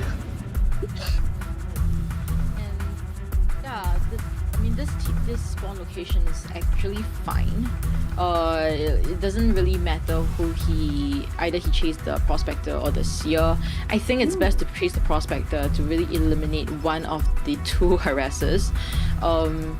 Yeah, and this spawn location is not too bad because there's this thing where if you decide to spawn inside Graveyard, if you decide to spawn inside Graveyard, you're gonna be spawning legitimately right at the corner of the Graveyard, which means that if Hunter decides to spawn outside Graveyard, you're gonna be cornered straight away. So picking that small location is really smart on CH4 Survivor side, and right now we're seeing Hunter going straight into the Graveyard area, deciding to chase Nato's Prospector. And yeah, we've seen him kite before. He has been very stable, very great hitter, but we'll see how it goes about against Pitstopper's Sculptor.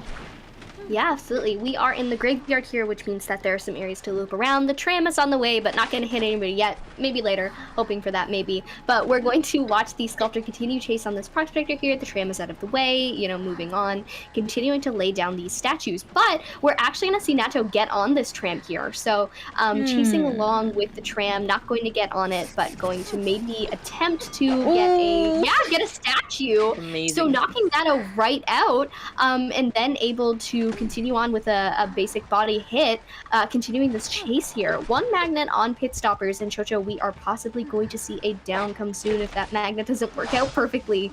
Nato wanted to go back a bit to get the stun on the Hunter when he goes behind the wall, but it didn't happen. So they kind of give a closer distance between Nato as well as the Hunter. It was kind of a risky play here. We're seeing the discipline on Pitstopper's Sculptor, just knowing that the bird might be coming, so just waiting it out, not getting that hit, unfortunately, and Flying Wheel not activated. So this chase itself, it's great, about less than 2.5, but is already not too that. So I mean, it was a bit of a question why Prospect decides to go onto the tram, knowing exactly that Hunter can use the sculpture to actually just push him down from the tram. And I mean, if it's against a maybe an inexperienced sculptor, there is a chance of the sculpture not being accurate. But this is Pit Stopper's sculpture that we're talking about. So maybe giving the respect and just getting the bird from the seer might be the best option. Could it be a double down? No. Getting the very safe rescue. Continuing this kite over here. Unable to stun very well. We are going to see that rescue go off. You know, Mercenary now charging up that 75% health with the delayed damage. We're going to see Nato transition out of the area, and coming in for the support is AQ here on the Antiquarian, but unable to make that stun work in time and cancel that hit because Nato happens to go down with a last effort hit. So possibly might see, nope, not going to see AQ come in for a possible balloon rescue here. Instead going to go back to the Cypher. They're going to continue to push their Cyphers, you know, not too bad on progress, but Prospector is now sitting on his second chair, which means that without a rescue, will be sent back to the manor sometime soon. But we do see Nye sort of hanging in the area, either trying to just get the Titanitis up or maybe possibly coming in for a last second rescue, but a little hard to do against a sculptor. You kind of need to go a little bit earlier, not too early, but just enough to be able to dodge those statues. We're going to see the little statue graveyard ability come up to see where the survivors possibly are. They are selling the Prospector and allowing Nato to go back to the manor and going to actually find Nye's Seer here and continue on with Chase. Yeah, I mean, great choice to sell because Hunter is already second skill. There is a possibility of the Seer being denied of that rescue and possibly getting a down right before he, and then, you know, getting the amazing statues onto the Seer, downing him immediately as well. And we'll be cheering him at the shack area. So, like I was saying, selling was a great choice because, yeah, possibility of a denied rescue and possibly of the Seer being down right next to the chair and not being able to rescue the person. But at the same time, I felt that Mercenary and Antiquarian could actually make use of that time to heal up, because Mercenary's health bar right now is at a very critical, very dangerous health. And if Hunter decides to throw his needle onto him, getting that second skill onto the Mercenary, he will be down. So but Hunter is not doing that. Hunter wants to camp out this area, prevent this rescue from the Antiquarian, that it will be heading towards this area. Very difficult for Antiquarian as well because she has already hit the chip damage. So this situation is looking extremely hard for the survivors. Cyphers is completely not enough. We see the Antiquarian coming very carefully over here. Will she be able to get the rescue? Looking a little grim, but possibly might be able to change the tides here a little bit with a flywheel, and then unfortunately a down right as the Seer expires. AQ is going to go down, and Pitstoppers is going to teleport to chase Yaz Mercenary, who is one statue and one full hit from a down just immediately. So if this down comes quick, going to be able to go right back to AQ and send AQ back to the manor, and then head right back to Ya in turn. You know, don't want to give them any chance to deal with anything. But going to land that final hit there. Healing progress seems to be 90%. Yeah, AQ is going to get back up, so the Antiquarian is now able to run a little bit longer, but with the Mercenary's slow healing time, Jojo, I am unsure if they'll still be able to push this Cypher and get this possible one escape at best. It is looking like a 4-kill on Pitstopper's side at this point. Not without any skill or effort, though. Pitstopper has played a beautiful sculptor with very well-placed statues so far, which means they're going to be a little bit of trouble for AQ to dodge here. That's right. Oh my gosh, amazing usage of the stick over here, preventing Hunter from getting that basic hit onto the Antiquarian. Antiquarian will be using a stick, possibly trying to dodge this out, but no, will be vaulting that pallet, going straight ahead. Might be getting this basic.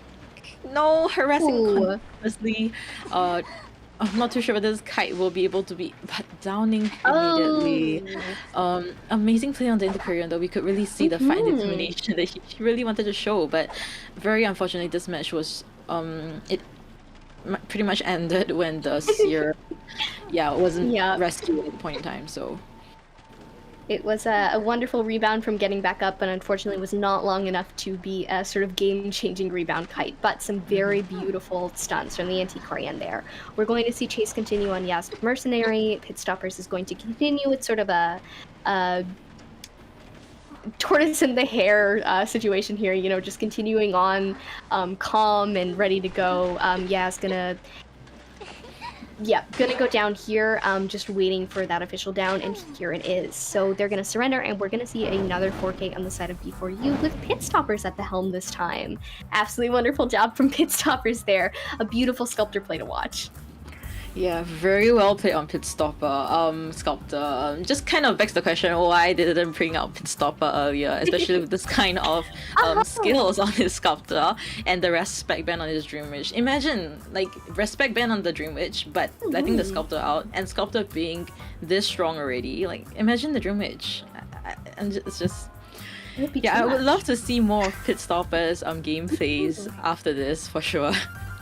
I hope so, yeah. Just wonderful play from Pitstoppers, you know, keeping them hidden like a secret weapon at that point with how much they were able to accomplish in that round. I did see a lot of love in the chat for Pitstoppers being swapped in, which is really good to see. You know, everyone was excited to see Pitstoppers come and take the helm as well, and it really did pay off. Another 4K on the side of B4U with Pitstoppers as Sculptor. We did see some really strong kites there from CH4. They just weren't strong enough in order to keep the team going and get any escapes, but the survivors are certainly very skilled in their own right. They were really good with their characters. I do think a little more support could have been very helpful for that match and might have changed it a little bit more. Yeah, I felt that, I was thinking about what CH4 could have done wrong in that match, like something that could have been different. I think kiting-wise, let's just skip through it because the crucial part was when they decided to sell Prospector. It was fine. It was a great decision. But Mercenary decided not to go heal. There was a possibility that he might get down with the second skill statue. There was that risk, and they didn't want to heal up. That's the first thing. Second thing was that when the Prospector was close to expiring, Seer was still hiding at the same location. He didn't want to pull away from that area alley where sculptures can be easily placed. And especially against a second skill sculptor, he can use the statue to actually figure out where the nearest survivor is. And if Seer decides to pull away when the chair was near to expiring, distance between the hunter as well as Seer wouldn't be that close. The chances of being down immediately would have been so much lesser. So I felt that if Seer left that vicinity much earlier, like, I mean, it was a confirmed sell already. If he left earlier, there could be a possible enough time for survivors to decode. And then also, like to say, Antiquarian did an amazing job dodging all the second skill statues. Oh my god. But very unfortunately, even though she did flywheel, it didn't dodge that statue that was going to her on the way, you know? So getting that down, and that match pretty much ended there. I think that really the point was when the Seer was down. Didn't pull away, just stayed at that area, gave that fast down onto the hunter, and it just links up everything. Cyphers couldn't be decoded. So it was really unfortunate. Right. I would love to see more of AQ's Antiquarian. You know, cut the same little initials and everything, just kind of tailor-made for that character. Really good to watch with all of the flute usage. Every hit sort of landed really well, even if it wasn't a complete knockout of the chisel. It was enough to gain a lot of distance. Came in to support Nato a little bit at a point, and that I think could have been really helpful. But unfortunately, Nato did end up taking that down still. Couldn't really get close enough in time, so you can't really do much about that. But the stats here, you know, 80 second contain time, 55 second contain time, 69.5 and 17.9 on the side of the Seer. So absolutely, yeah, Chocho definitely could have left that area a little bit earlier, especially without an owl to utilize. So the Seer had nothing to kite with at that point, and it created a little bit of a sticky situation in having to deal with Pitstoppers' very strong sculptor. Yeah, that's right. And looking at the chat section, really the live stream chat, seriously, the MVP got to be the statue that Pitstopper placed on the tram to remove Yeah. Prospector from the tram. So okay, honestly, it sometimes requires a lot of precision to do that, and Pit Stopper very clearly could do that, and made me feel like Prospector could have actually just asked for the bird, get that basic hit, if not just prolong that period of time, and then preferably transition to a better kiting area instead of giving that free hit to the hunter. I feel it was just really unfortunate, I feel. Yeah, did manage to kite really well in that graveyard. It just happened to be not enough. The Cyphers did have pretty good progress at that point, but maybe they could have stood to sort of let Nato sit for a little while longer in order to prolong the cheer time and then have more time to decode. But healing up the Mercenary would have been a really good idea after the Prospector was cheered. Could have sent AQ over there to heal with the Seer in the area doing Titanitis. So with everyone doing their part in terms of support there, I do think it could have changed the game a little bit. CH4, however, remains really strong, and we do still get to see them play on the Hunter side. It's still anyone's game. We could see a potential 4K on the side of Ling, which will tie everything up, and we would proceed into another little round. Definitely, and looking at the scoreboards right now, the first round it was 8-1, clear win for Before You. Right now in BO2 we see 5-0, 5 being Before You's points. So if CH4 still wants to, probably have a chance in playing BO3 and possibly winning this, claiming the last spot for the qualifiers, I would say they have CH4's Ling have to get this for elimination in this second half. If not, it's just Before You heading straight away to the global stage right after this match. Yeah. Chocho, what kind of bands do you think Ling will go for? Do you think we're not going to see that dancer come out with problems today? Because I feel very strongly that yes. Yes, I believe that female dancer will still be banned first. Because, okay, if you're looking from Ling's side, right, he wouldn't want anything that is harass heavy, support heavy. But because right now he needs to get this for elimination, not only does he have to down fast, he has to cipher control. He got to take every opportunity that Survivor has to actually gain the higher advantage. I think banning Mechanic might also be a viable option because Mechanic is a tieable. It just increases the chance of the situation being tied for survivors because of that robot being the 5th survivor. So decoding wise wouldn't be slow. So I think banning the female dancer would definitely still be there. Antiquarian forward. Priestess support, which helps greatly in transitioning. So many characters to ban, but then so little option. Like so many characters to ban, but so little ban picks for him to actually choose. So it's gonna be very difficult. Not too sure how Ling will be able to overcome this and hopefully get this for elimination that he really needs at this point in time. Yeah, if we happen to see a zero escape here, we're going into round 3. As you can see below, it is an all or nothing situation. If we get a 4K from CH4, we get to go into our 3rd round, but if not, we'll be seeing a win for BVU, and they will be qualifying for NAEU in Call of the Abyss 6. Really excited for the grand stage myself. I always love watching the huge COA. There's just so much to do, and there's so many days and so many different teams. And while we have the time, since we have the time while we're here, in order to familiarize NAEU a little bit better with the other teams before the grand stage, all of us casters will be streaming other qualifiers on our primary, personal social media channels. So if you want to check those out in the coming days, I am fueling agent like the barmaid skin on most stuff, so that'll be there when it is. Chocho, are you streaming on possibly Facebook or YouTube, or what would be where would they find you? I will be streaming as well. March 4th and March 11th, if I remember correctly. Very bad. Our dates are so close. Yours as well? Yeah, mine are the 2nd and the 5th of March, so we're kind of in the same area. Oh yeah, that's right. Okay, but anyways, going back into the match. Ever Sleeping Town, it's a map that is actually also survivor-sided, so I'm not too sure how this is gonna play out for Ling. A map that is survivor-sided, the tram sometimes can really help survivors prolong that kite, allowing more decoding time. from what I'm seeing right now, Bloody Queen may not be the best option to pick at this point in time. Against a 4-man team, the chances of Bloody Queen getting that 4 elimination is quite small, but it has been done before by Ling at Red Church. Yeah. So it's very hard to tell. I'm not too sure whether Ling is just gonna go head on again, or maybe Ling, if he does have a clock, that is his probably the best choice, best option that he can pick right now, because clock has the highest 4K potential out of all the current hunters in this meta. So this is gonna be difficult. Could be seeing another cleric, hopefully, if we're looking for that win, but if confidence enough with the Bloody Queen and that Axe Boy is respect band, we will possibly see her come in, and I do know she can be a little bit helpful with the tram. You know, you can get that mirror image up there and then knock the survivors right off, similar to the sculptor statue, but a little bit more finicky.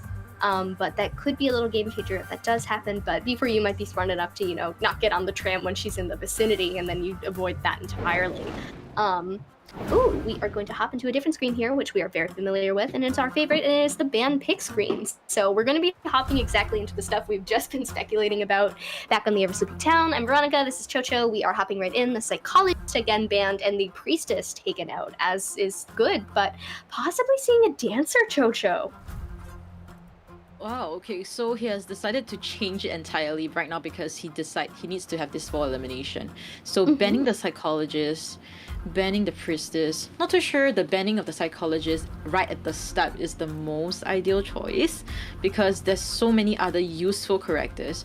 The thing about Psychologist is that, yeah, she has the heal, so technically she can come for rescue, she can whistle the blood and everything, so that's great. But the thing about Psychologist late game, especially during the tension period, is that she is just like a lucky guy. Once she gets that hit, she downs. Or once she finished, she uses the whistle, she's just like a normal lucky guy. She can't, and it's even more worse than lucky guy in a way that she can't open chests to actually receive items. She can't use items. She just has that whistle, and it will stay with her until she downs, or it just gets off the mana. So that's very unfortunate about Psychologist, and because of its not so good late game potential, I don't think banning her right at the start right now is the best choice. But we see the Female Dancer and Mercenary being picked. Yeah, Female Dancer and Mercenary coming out, so we could possibly be seeing some more beautiful plays with those slow boxes in order to support teammates and get things done. The fast ones, you know, of course, really good for decoding, but those slow ones are really a hassle. You can deal with that. The areas in the center are really good for them, the graveyard as well. There are so many places that you can put them, probably 1,000,001, and each one is going to be more of a hassle than the last, Chocho. More bans coming in with the Antiquarian and the Patient. Don't want to deal with that Patient, you know, Lovers have been banned once more, and we are going to see him be able to, you know, deal with those high walls. So really kind of gearing for these survivors that could possibly deal with anything that would... Oh! We're going to see the Mechanic come in here, which is a relatively good choice considering the draw potential in that little 5th survivor, as you mentioned. Yeah, and we're moving on to the last ban. He has quite a number of options. Entomologist, Barmaid, Acrobat. I feel like this tree, he will be picking one of those, or if not, I don't think he will be banning forward, because right now what they need is a fast decoding team comp. Yeah, and just to, you know, get that one escape, and they win before you would just win with that one escape. So yeah, banning the Embalmer. Most ideally, hopefully no forward being picked from before you side. Fast Decoder, Acrobat, or Entomologist, or Barmaid. I think that is the safest, if not picking... Yeah, we're seeing the Acrobat right now. Yeah, because if they decide to pick a Prisoner or Postman, especially they love to pick Prisoner when they want a fast decoding team comps, it just means that the team comp itself is fast decoding, yes, I agree, but kiting wise and support wise is very, very weak. So that's not something that you want to really leave yourself out there for hunters to take advantage of. So picking the Acrobat, allowing that possible kiting potential to be there is great. But the thing about this team comp at the same time, there is no harasses. So there will be nothing that will be stopping the hunter from cheering the survivor when this person is down. So Ling, if he has Cloak, this is the time to pick it. Because Cloak is so afraid of harasses. always, because he can't do anything. If the hunter decides to bring blink, he doesn't have excitement, and yeah, he's just gonna get harassed all the way. And if you decide to bring excitement, your chasing ability would be much lesser. So we'll see how this really goes about. Yeah, seems like this team comp is actually countering a Bloody Queen. Still might be going hit on with this Ling. Yeah, so this team comp entirely, if Ling decides to pick Bloody Queen, this team comp counters Bloody Queen in a way that if Hunter decides to mirror, yeah, we see the confirmation over there. Yeah, if Hunter decides to mirror, Acrobat can use his ball to create distance once the Hunter decides to use the attack animation. And then after that, Female Dancer, you can dance away from the mirror, so it creates distance, no free hits being given. The only character that she should be chasing, is the easiest chase actually, is the mechanic. But then if you chase the mechanic, Cypher's outside is going to be super duper fast. So either ways, Ling, I'm not too sure how I would see a win potential with him picking a Bloody Queen against this team comp that counter him so much. Yeah, we're in a tricky situation here. Even the bans, I wasn't expecting a Bloody Queen, especially an Embalmer. I know the Embalmer can be really tricky and able to get that one escape or get those really far rescues, which means decoding can continue. But really interesting for a Bloody Queen, considering you can use the mirror to go right over to where the Embalmer's coffin is, if you can aim it properly. And of course, all really good hunters are totally capable of that. So really interesting pick there, but generally possibly Ling could bring this all together, but with the Dancer and the Mechanic and the Mercenary, it might be a little bit difficult in order to score that. But we are going to be hopping right into the spawn locations right now, so we're going to see a nice little lineup here. Chocho, how are we feeling about optimal chase now that we've seen where everyone's set up? Not going for my leg on the Mechanic, it seems. This spawn locations that Survivor has picked is very smart in a way that, because when Dancer, she has a skill where you jump down and then you get the speed boost once you land. So definitely Dancer is gonna rotate towards the shag area and will be using that as a kiting area if this hunter decides to chase. And then if he decides to chase Acrobat, it wouldn't be easy as well, because one mirror, one ball.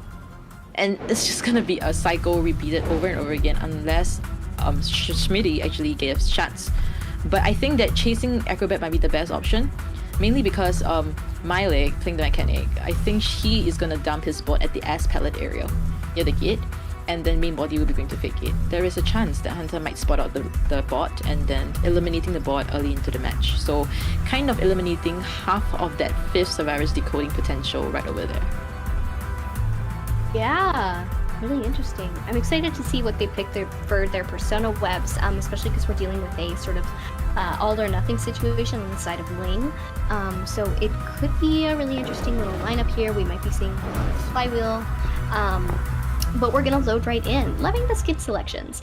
We are going to see Chase start sort of in the middle here. Ling is actually gonna go for that Mechanic, so decided to set up sort of with that mirror, and actually happens to find the bot right away, Chocho. So going to be able to get this down, knock out 50% of that, and then, you know, gain a little bit of a presence in the same vein. So possibly going to be able to get rid of that 5th Survivor right away.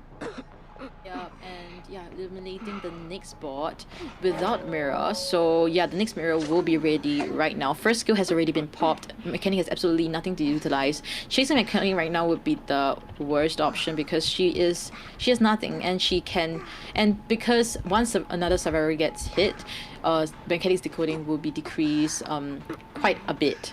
So it's efficient utilization of the female dancers box over here, going to second story and mirroring, hopefully trying to get the free hit onto Mercenary, but Mercenary not buying any of that, wasn't rotating to this area anyways, so wasting that one mirror on the hunter side. Going to break the box, which is really good. Sometimes the Dancer boxes are left there for a little too long, which can be a nightmare on the hunter's side.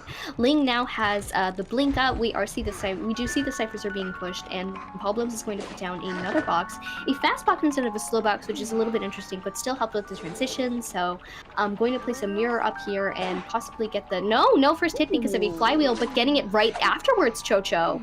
Yeah, I believe I saw it was a charge attack, so very amazing mind game on on Hunter's side, yeah, and mechanic wise, I would say that she will just be decoding throughout this entire match, but she didn't bring any tight turner as well, only mercenaries. So I realized something about these teams, that both teams actually don't really prioritize bringing tight turners. They usually just let their one rescuer bring tight turner, and the rest will be either flying wheels or the broken windows. So chasing Schmitty now, changing targets at this point in time, would it be the best choice at this point in time? I'm not too sure. Unable to get that hit, so we'll be able to not get that hit. Oh, that was so close. Ooh, and another flywheel in order to fully prevent that hit. But the blink comes in, so we're able to get one hit on Schmitty's acrobat so far. Unfortunately, we're going to see another Cypher be popped, so there will be 3 Cyphers remaining. We're going to see Schmitty's acrobat take up the kite now. Ling is going to continue on with a slow and steady chase here. Going to put up another mirror and hopefully get this down if able to sandwich correctly. But with the acrobat bomb, yeah, that can be a little bit difficult, Chocho. Going to be able to completely jump over, but might be able to still get it before the mirror goes down, able to get that down on Schmitty. So first chair will be happening very soon. That's right. And yeah, even though the balls were being used to create distance, it seems that it wasn't really enough. The mirrors and everything, placements wise, were all very accurate. Still getting the down on Schmitty, but the looking on the positive side of Survivor side, Schmitty actually died at the corner of the fake gate, so not interrupting any of the ciphers. We see 1.5 ciphers left, and he hit I believe the female dancer. Yeah, able to get a hit on the dancer from so far away, and that is truly a testament to Ling's Bloody Queen. I mean, such a good mirror. Able to get those mirrors up the same way that the souls are, barely even needing to see the survivors, just able to get them through peace of mind and a prediction, and it works out really well. Going to get this rescue here, the mercenary takes a hit, but no double down as of now. Going to continue to chase Schmitty, have to be careful with these 2 pallets here, you're gonna mind game around them, and Acrobat happens to win it, so we are going to see a stun come in on Ling here, Chocho, and place another mirror up in order to hopefully get it down, but that bomb is ready to go. We are continuing on here, and we are going to see continued chase. We are going to see Schmitty come into the corner here, going to take it down. That's right, and yeah, downing this acrobat right at this corner again, so Cypher wise wouldn't be affected, and decoding can just go ahead very smoothly. So we will be seeing mercenary probably coming for the rescue once again. Yeah, we see the elbow pad being utilized, but Hunter will be Cypher camping this last Cypher at Geisha, and will he be able to down Problems? Because Problems right now is half-blood. If he downs Problems, he can camp out the Cypher effectively with the chairing of her right there. Yeah, we are going to see a target change here, want to be able to make sure that last Cypher is not done. Going to use the flywheel in order to get distance to that pallet there. Going to have a mirror up in a few seconds and utilize it in order to hopefully get the down on Problems, which comes in really smooth mirror hit on the side of Ling. Unfortunately, we are still in a really tough situation for Ling. They've started a new Cypher and they are pushing it just as fast. Going to have to be able to get all 4 of these survivors down, and only one of them will be chaired with Acrobat possibly, being sent back to the banner if caught, but then it is the issue of having to chase all the way out. My leg is coming in possibly for a rescue here, so Ling may be going to change targets again, Chocho, to continue to pressure these ciphers. Definitely, and yeah, we see the teleport being utilized over here. It seems to be that this Link can't seem to control the situation anymore. 2 ciphers are being decoded. A teleport has been used already. Once you teleport to another cipher, the other cipher will be decoded. But we're seeing the changing of targets one more time, and Mira can't seem to really get that distance straight away to the Geisha cipher. Schmitty kind of sensed that Hunter would be coming and already started rotating once Mercenary got that hit. So yeah, we see the heal on the female dancer by the mechanic, and probably female dancer might be coming for the Geisha cipher and mechanic healing the Mercenary so that Mercenary doesn't have to use the self-heal. Choosing not to break these boxes on Ling's part, which will help prolong Schmitty's kite with a little bit of speed. Maybe going to break them now, but probably just going to focus in. Schmitty has a bomb ready to use, but we are going to see a mirror as well. Happens to hop right over, but still going to get the down. So Acrobat is going to go down here, and we are going to see Ling be able to send Schmitty back to the manor, I believe, Chocho. But we're seeing on the left side, we see that the ciphers are being pushed right now, 90%, 91%, 92%. So by the time this is chat, ciphers will be primed. But Schmitty last chair already. So this is at least at least one escape already. This is confirmed. As long as one survivor stays at each gate, there's nothing that Bloody Queen can do. And yeah, if he decides to down this mechanic, then chair this mechanic. Somebody can come for the rescue if he decides to chase the third survivor. Yeah, it's just waiting out his teleport right now, Ling. Just waiting this out at the moment, gonna wait for that hit, but can't swap to abnormal because went for the teleport, so all that can be done here is the hit, the pop, and just see what can be done. Going to sort of consider the options here, but ultimately heading over to the gate that female Cancer is at, placing up a mirror. Not able to get that down, but hopefully going to swap places with the mirror in order to chase more. A beautiful flywheel on the side of the Dancer in order to prolong the kite, but still, those survivors are at the gate, which means that before you may be pulling this round, and one has already gotten out. So we are going to see the end of the match here with Problems being taken down and put on a chair. But it is seemed that before you, with their teamwork, has been able to pull this round, Chocho. That's right. So this round will be ending with a 2-2, which means that BO2 it will be a 7-2 point difference. And yep, congratulations to Before You. That will be the first team that is confirmed and will be representing the NAEU region as a qualified club in the global stage. Yeah, congratulations to Before You for their work today and on the first day of qualifiers. A beautiful job from both pit stoppers and Sprinter on the hunting side and all of their survivors. They worked so well together, and they really pushed for this. And we are at the best of the best. We're at the best of the best of the best of the best now when it comes to the third day in the finals, with everyone who's qualified and everyone who's going to be main stage. And Before You is most certainly one of those teams after the beautiful plays that we saw today. Definitely, but I could actually feel CH4's pity. I mean, at the same time, because imagine training for days, nights, weeks, months just for this, and yeah, so close yet so far. Very unfortunate, but yeah, we all know that they did their best. It was against a defending champion. It was Before You. And Before You, known to be one of the strongest clubs in NAEU, so it was a tough fight, and Ling tried his best, CH4 survivors tried their best, and yeah, even though there were certain mistakes here and there, but I believe that they definitely did learn something from this. It was experience that something they could bring along, and then we will see them again if they decide to compete again in probably any EU tournaments, etc. So never lose hope, and and at the same time, congratulations once again to Before You for advancing into the global stage.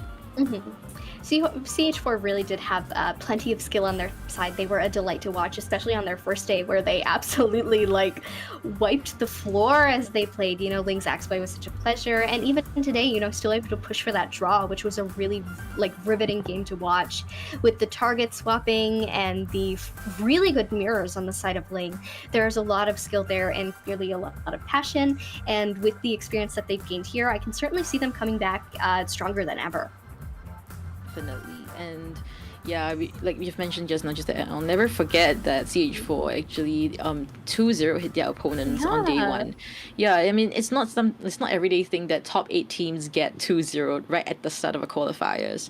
It just kind of really showed that their skills as well. And like we've mentioned right at the start of today's stream, that Link did impress us with his exploit on day one, and Bloody Queen as well. So yeah, I hope to see Link in future tournaments. Definitely, I will expect him to probably continue playing, hopefully, because definitely has potential. And yeah, he just needs a lot more push, maybe a lot more training, and I feel like he could really be one of the strongest hunters out there in any EU again. Yeah, for sure. Ling is just an absolute delight to watch. And Nato's Prospector as well, AQ's Antiquarian, they all had their strengths and they were a delight to watch. And it was wonderful to have them here, Chocho, and be able to commentate for them. Really such a pleasure and an honor. We're going to go into the match stats here. We are going to see everything. We have, of course, 2 escapes and 2 eliminations. We are going to see, Ling pushing so well for all of this. 8-hole knockdowns. The mirrors were beautiful. The contain times are pretty good, 89.9 on the side of Schmitty's Acrobat. bad, and some pretty good decoding progress as well. Funny enough, Mercenary did the most of the decoding, which is always a joy to see, you know, pushing them back to deal with those ciphers instead of coming to rescue or kite along. So, and of course, the mechanic, you know, having a lot of progress on decoding as one would expect. And Problems Dancer, wonderful support in terms of this round, and a beautiful kite as well. Yeah, all of them are definitely MVPs, but like to say, if we were to choose one MVP out of this entire team, I feel like Hunter Side, Sprinzer, and Pitstopper, but I would say Pitstopper because it is his first time appearing for the qualifiers, and probably the only time for this NEU qualifiers for now. Yeah. So really impressive play on that sculptor. Never will start to expect anything less from Pitstopper. Really amazing gameplay. He knows how to place the second skill just in a way that it's very hard to dodge. And yeah, we could see the stats over here. A 15-3, a very big difference over here. Yeah.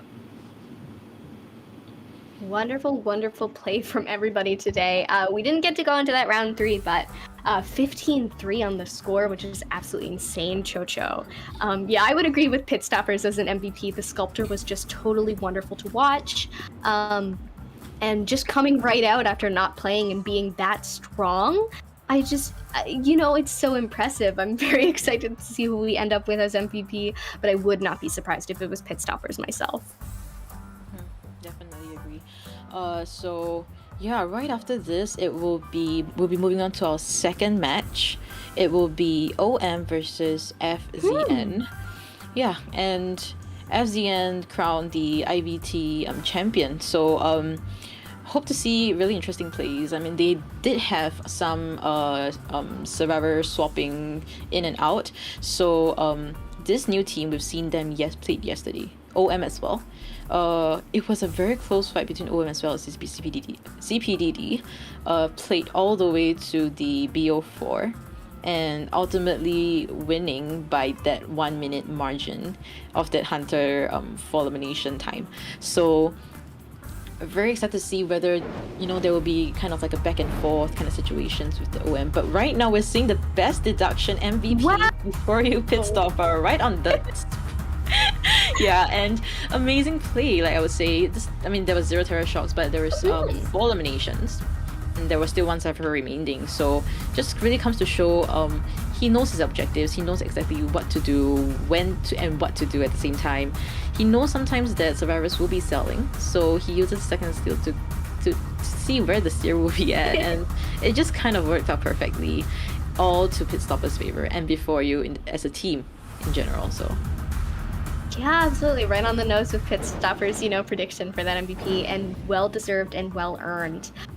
Just absolutely beautiful play. The statue on the tram immediately so fast is just such a shoo-in for like, wow, you really did so well. You're the best in this matchup today. But of course, as said before, MVP is only the best, but everyone involved has done an absolutely wonderful job. Definitely. And yeah, I'm still kind of excited for the next match actually. And OM and as well as FZN. FZN has been a team that has been here in this identity fight for quite some time. We've known Mushin and Dreamer to be one of the stronger hunters, but not as popular. But really, if I went to look at their gameplays, they can really get really detailed at times, and Mushin especially. I mean, it's not every day where we see we don't see meta characters being picked as a BO1 hunter, like, you know, Link's ex-boy. But for Mushin's side, he has this geisha, and yeah, he really looking to take opportunities, and then once it comes, he actually take full potential of it, get that kill, and then possible win situation for him. So all in all, I would say that. Oh, but there's another thing that I'm kind of hoping for in OM, which is Nico as the hunter. He actually performed very well yesterday. Did a lot of 4 eliminations. Only had 1 without a 4 elimination. It was a 3 escape. mainly because of the cowboys harassing from CPTD's side. Very crazy, very annoying at times actually. And then because imagine you using your bling to get out from that corner, and cowboy predicting and know that exactly you're gonna do exactly that. So he just went out, lasso, and the moment you thought that he wasn't even gonna be there, he lassos the person, and you got to chase that person all over again. And Absolutely then Cypher was primed.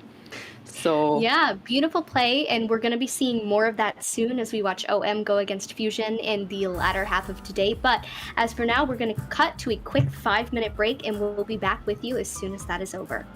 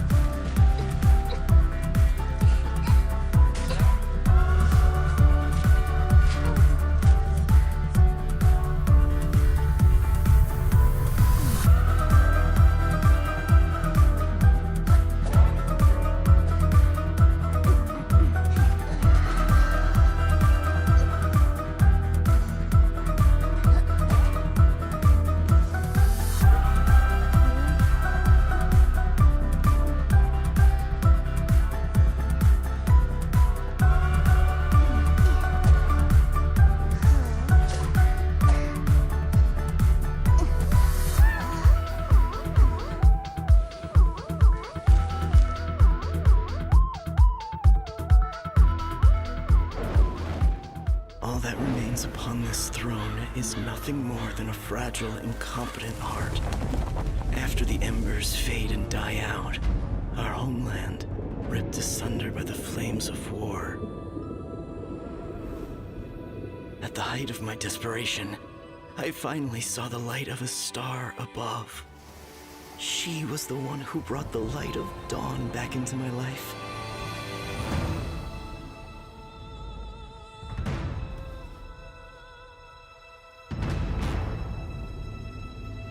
But when the sun sank below the horizon, I saw the flames of war burning without end. Flesh torn and blood spilled before me. The illusion of my utopia had lost the favor of the sun.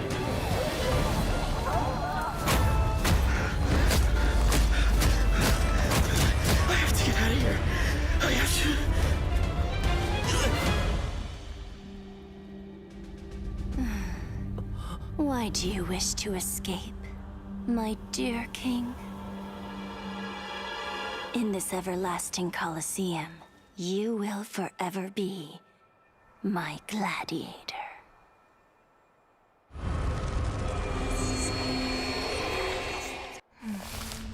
Anna, night. Girls' school. To discover the truth about what happened to Anna, I disguised myself as a maid at the school. After the incident, someone was still the center of attention. Someone was still beloved. Someone seemed to be hiding something. And the odd thing, someone was trying to look for answers in those ancient legends. The truth may not be what it seems. Everyone is under suspicion. Things were not as simple as I imagined.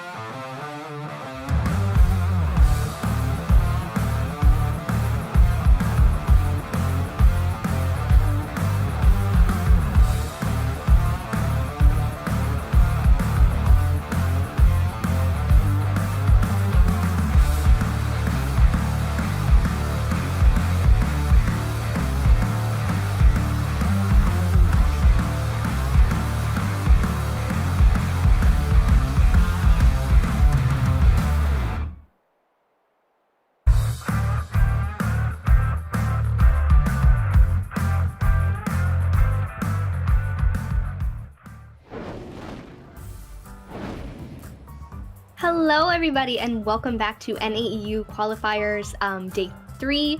We are here in the second half of today. We just went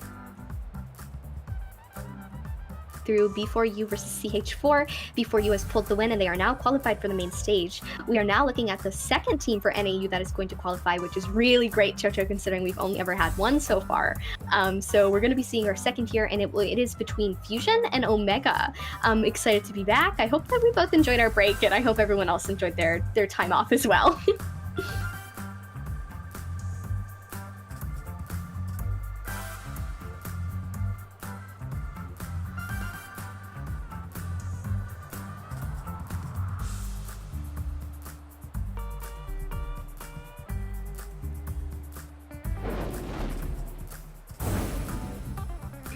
Chocho, my love, you might be muted.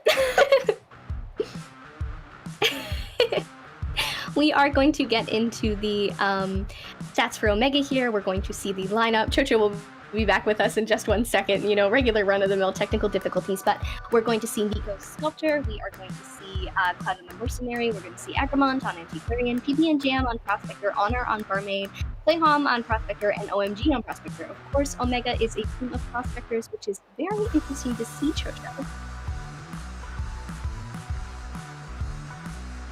We are going to continue on here with Omega, so we're going to be getting into the stats in just a second.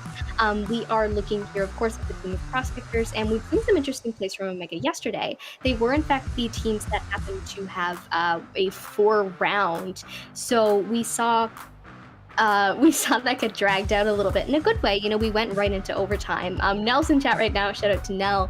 Him and Lychee had a very long day with those two teams going up against each other. So we are going to wait again for the stats here, but we are excited to talk about them in the meeting.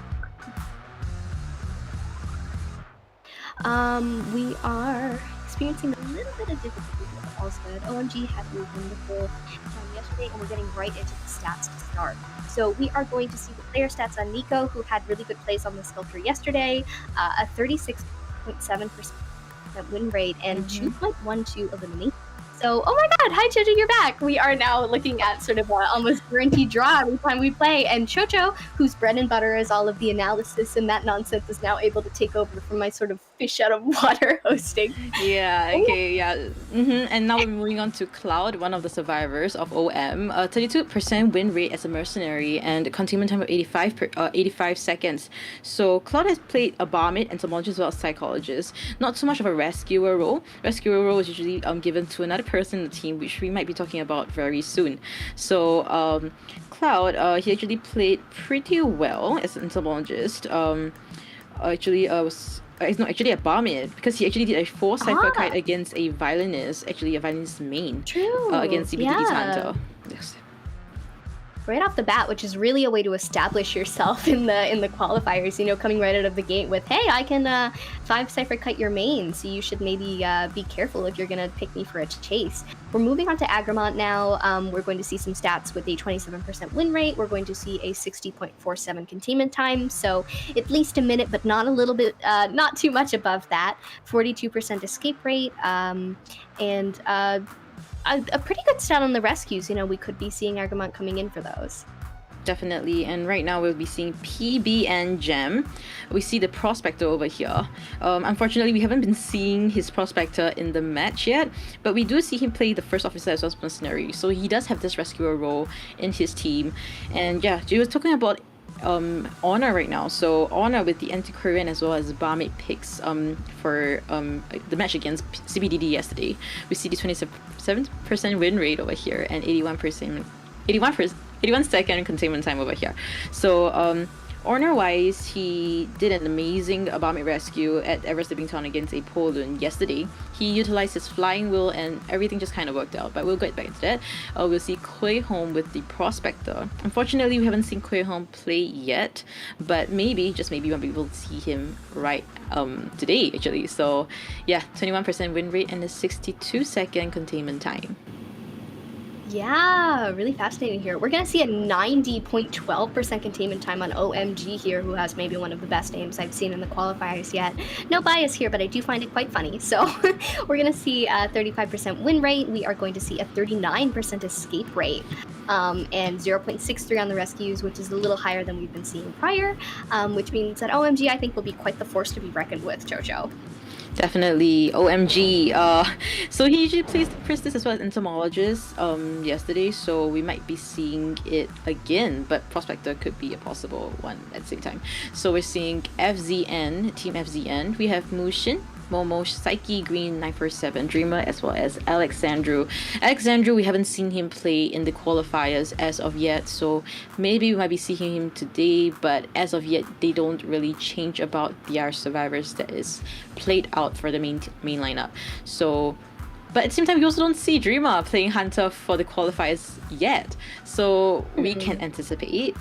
We see Mushin with the Feaster. 63%, 2.93 elimination. This one I don't quite agree.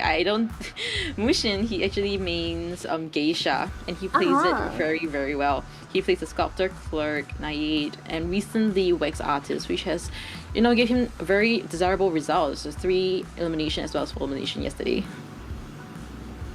Yeah, we're gonna see Dreamer come up here. 49% win rate, 2.67 for our eliminations.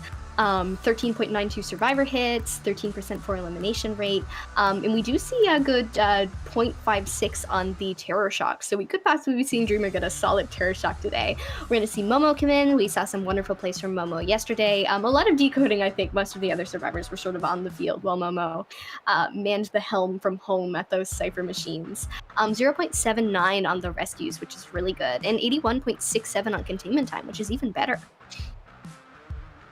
Yeah, that's right. And yeah, we're seeing Psyche, one of the more popular members that is coming back into the tournament scene.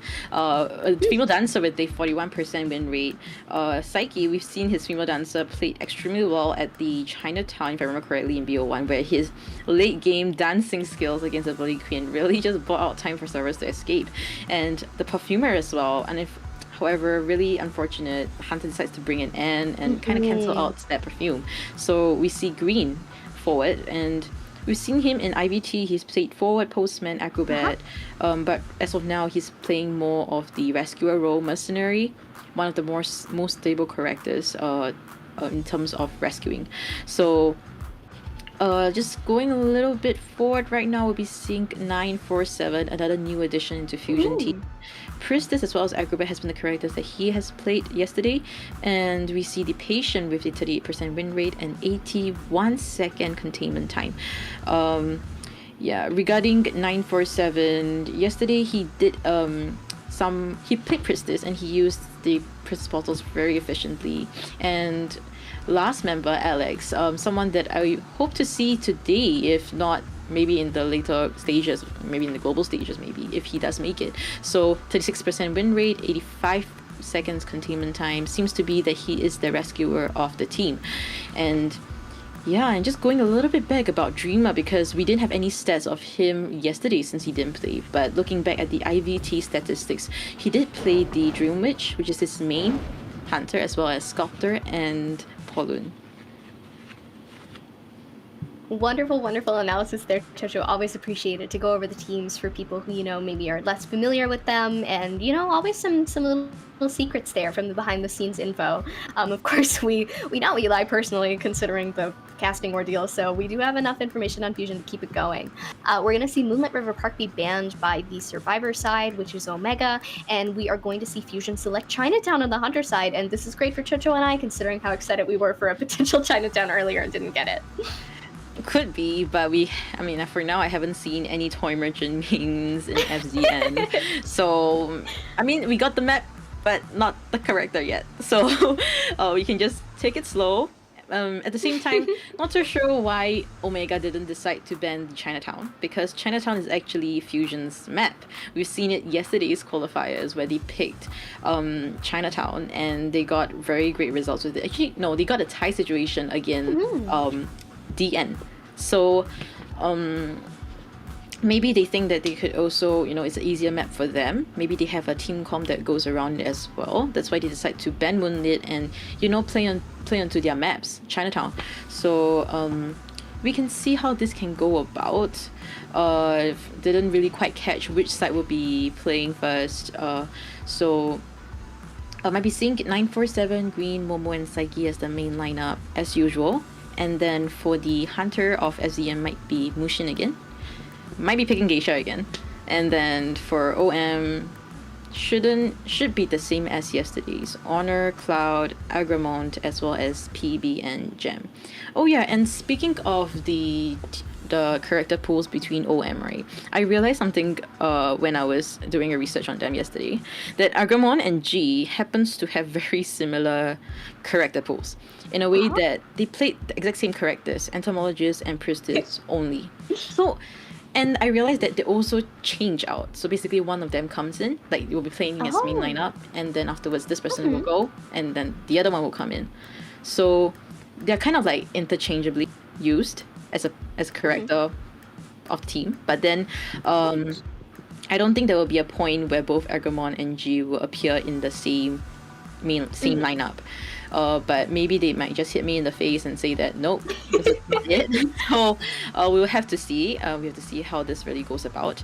But as for OM Hunter, they only have one, which is Nico, and Nico seems to really, because from what I saw in the sets as well, OM servers tend to struggle escaping the mana, and Nico usually with that amount of pressure can still get that full elimination, which I would say as a hunter able to really hang on to that pressure and push through still getting the full elimination really just shows the determination, skills, and just the ability to really calm yourself down and focus on objectives. That's very important.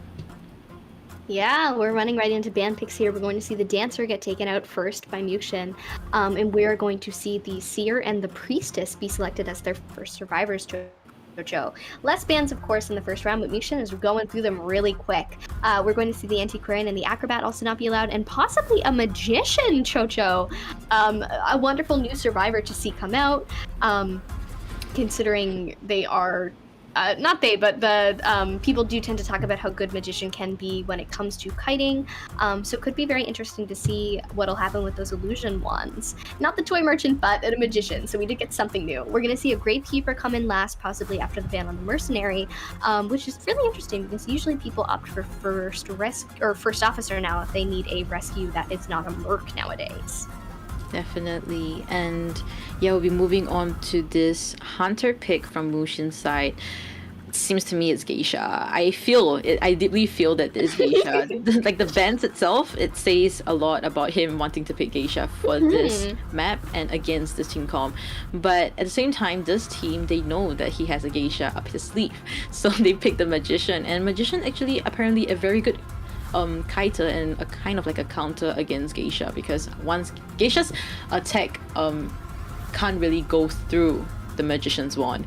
Yeah, so that I think they did consider the fact. That's why they picked the Magician. Priestess can use the support. They have a rescuer, which is the Gravekeeper, and the Seer. I wouldn't say Gravekeeper is the most stable rescuer. I feel like First Officer might still be a better choice, but I think they really need that speed when they try to maneuver around these maps when they want to come for the rescue, because this map, Chinatown, is extremely large. So that might have been the reason why they picked Gravekeeper. But what I really am concerned about is that if Mushin decides to push out and finds this Gravekeeper who is in a shovel, he can get that hit and then he will be human again. And then he can get another hit and then fly towards the chair and deny that rescue. That could be a possible situation, and that's why Gravekeeper may not be the most stable rescuer from in this entire rescuer selections that we have. Yeah. We are seeing that Geisha come in on the side of Muxin. We did get to see the Geisha on Chinatown yesterday, so we'll be seeing a little rework of that, and it'll be very exciting to see. The Magician, I think, is an interesting pick here. They might have been anticipating this Geisha, considering when you use the illusion wand, you do get to dash forward a little bit.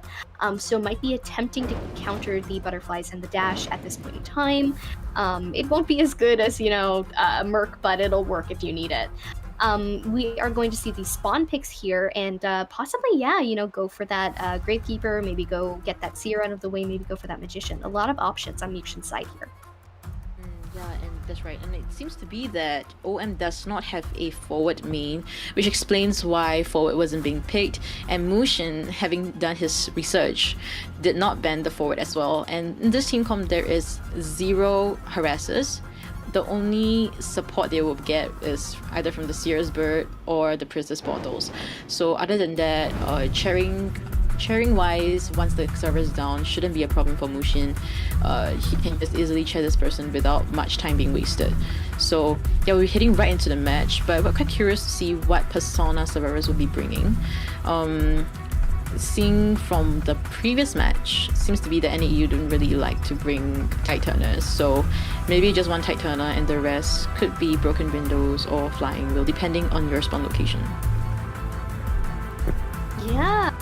Really excited to see possibly what the first chases and of course what they're carrying as well.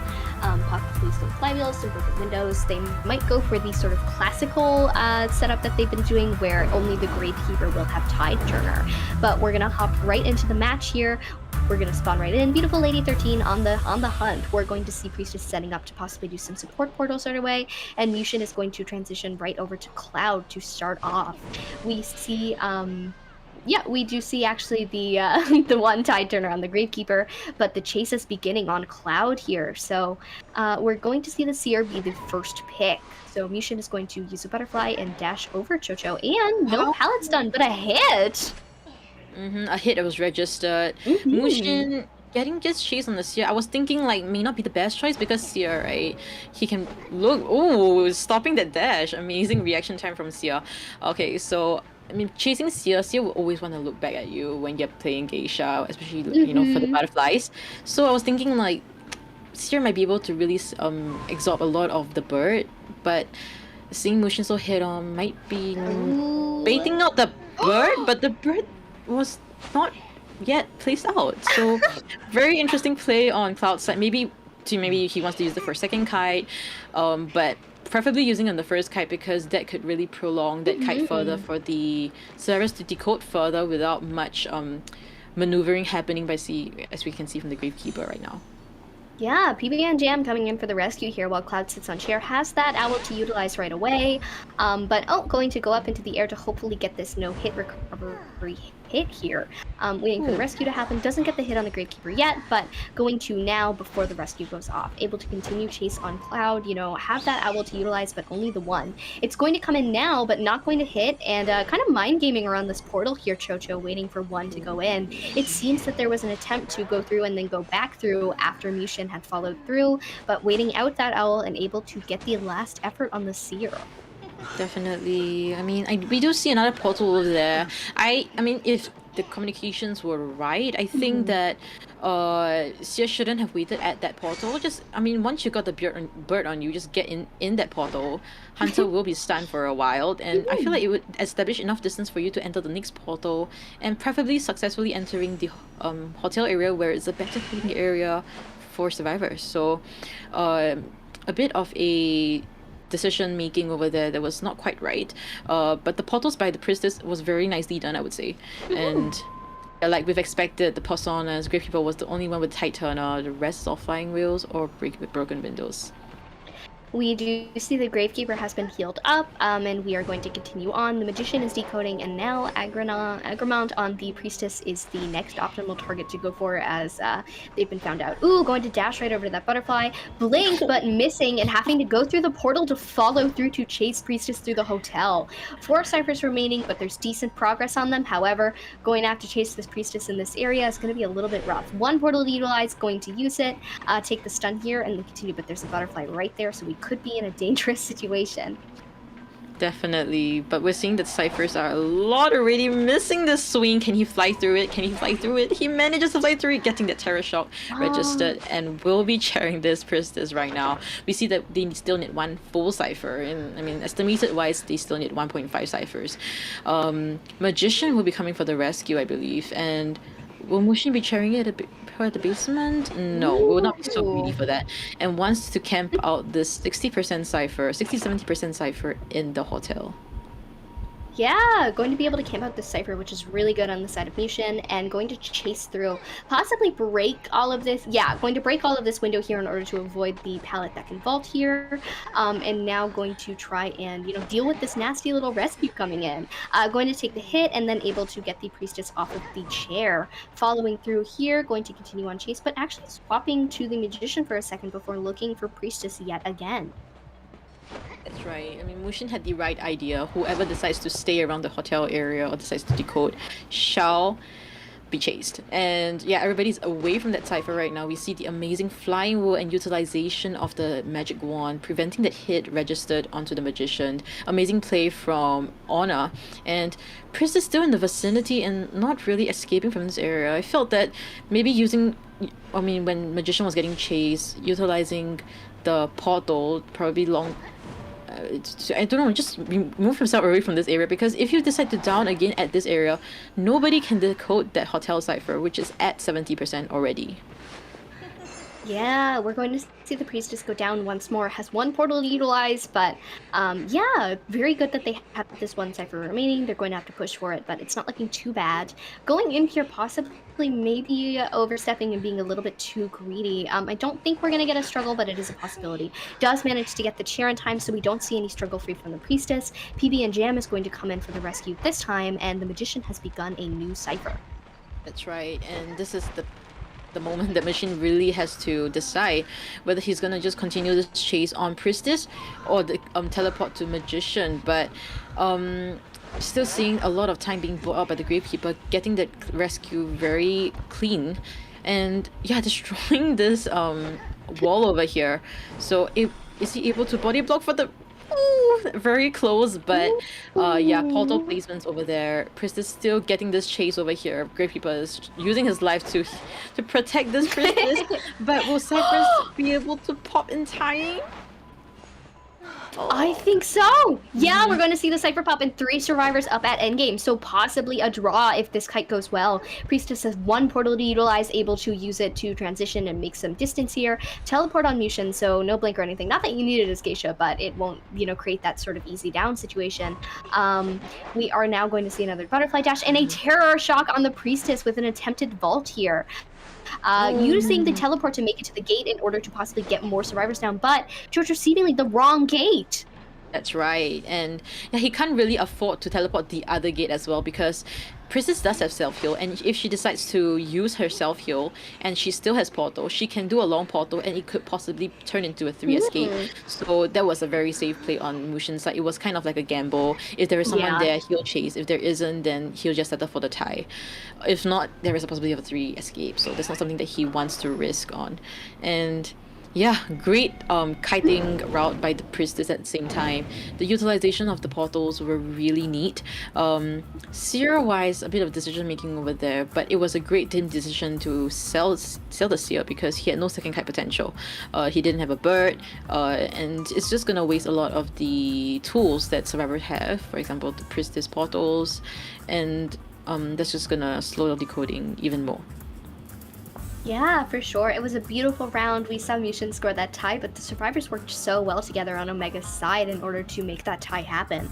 The Priestess's kite was so wonderful, and it really just reminds you why no matter who you're playing, you should always ban Priestess on Chinatown. There are just so many good areas for her to place down portals, both for herself and her own kite and for her teammates to support.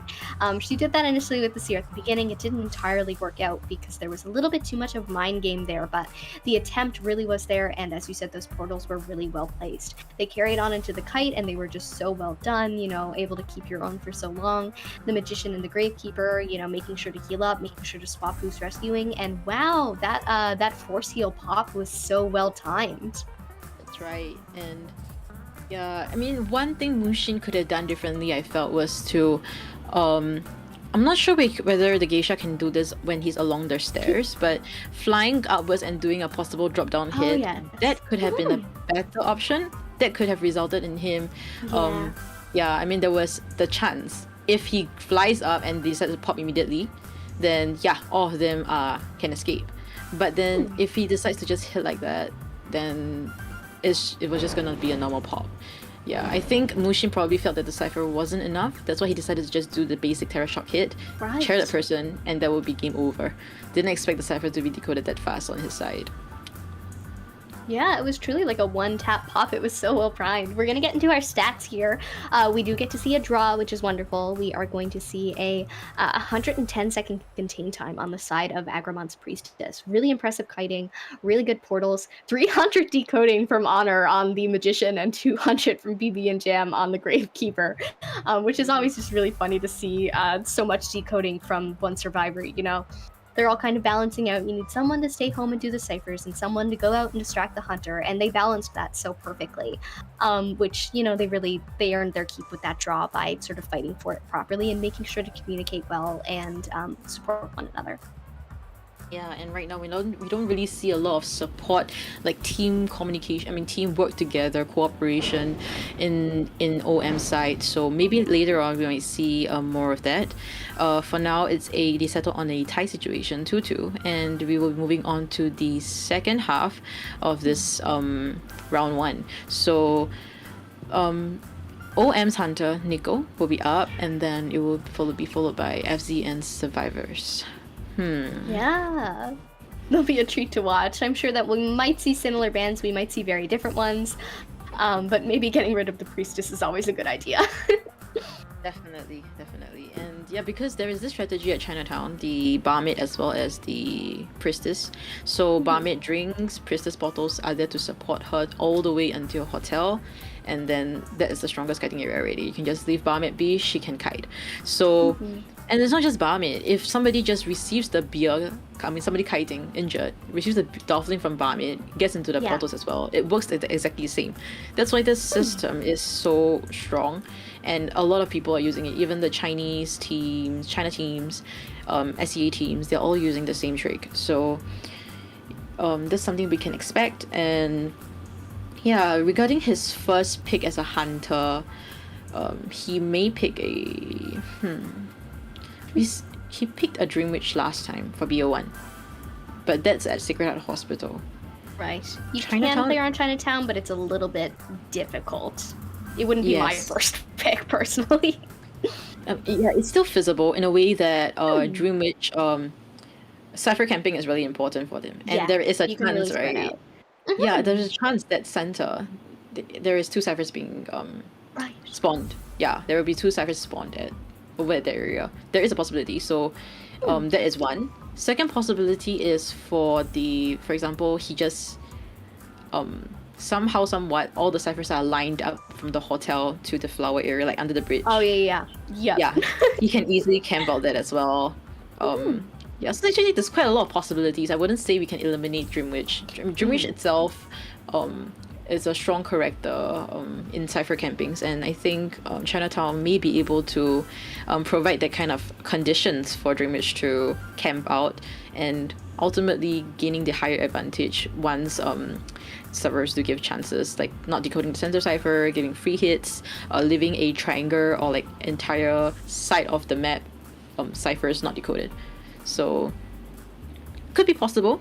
Let's not eliminate the possibility that Nico might pick Dream Witch, and a clerk as well would be possible. But clerk usually you would want to pick it at a smaller map like Armsfair, Red Church. It's easier to cipher control, move about, maneuver around. So yeah, I think I'm gonna stick with Dream Witch as a possible pick by Nico. Yeah, can be solid. A little hard to get it all together. You want to make sure you have those leeches spread out, but as soon as you do, you are good to go and solid. If you're confident in yourself, she's a really good pick for the map. But if you've got any sort of jitters, I definitely wouldn't, because then you're kind of panicking and you need to be so calm with her. I think we could possibly see a sculptor just because Nico is so comfortable with the character, but you're kind of in a situation where you could see a respect ban on the sculptor in a second round, even if not played in the first. So sometimes you want to take them out just to be safe and make sure that you have the opportunity. But we're hopping into the ban picks here, so we'll see if either of those happen to come up as one of them. We're going to be seeing a priestess ban on Omega's side, which is probably a good choice considering the map. And we are going to see Fusion pick their first 2 survivors out soon, Jojo. That's right, and we see the priestess band over here. They may pick a forward as well as female dancer. That's what I'm sensing right now. Forward and female dancer. That is the strategy they usually go for. I think the strategy really goes around the female dancer mainly, because the boxes actually covers a large amount of area, and just nice, Chinatown's a big map, and it can really aid. But we're seeing the barmaid over here. Barmaid possible pick over here, even though priestess is not around. So it's a new strategy used from yesterday already, completely new. So I'm excited to see what they're gonna bring about with this barmaid actually. And next two bands would be the Seer as well as Female Dancer. Really just taking the chance to ban the Female Dancer when he gets the chance to. Preferably a Patient. Patient at Chinatown is very efficient. Whether it be the connected double story or the hotel, as long as there is a place where it can hook, which is pretty much everywhere for Patient. It could be possible. Yeah. Oh no, just hitting me right in the face again. You'll be picking an Acrobat possibly. Quite interchangeable with Patient, but I still believe that Patient might be a better pick at Chinatown.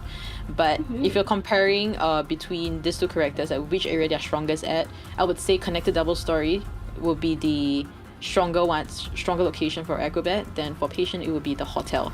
Yeah, I think we can all settle on that.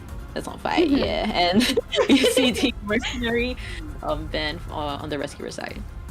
Yeah, we're gonna see a Gravekeeper come in today. Lots of Gravekeeper today, which is very wonderful for me. I'm a very big Gravekeeper fan. We're going to see Nico load in with the Hunter pick soon, so we could possibly be seeing that Sculptor, that Dream Witch, maybe a Clerk.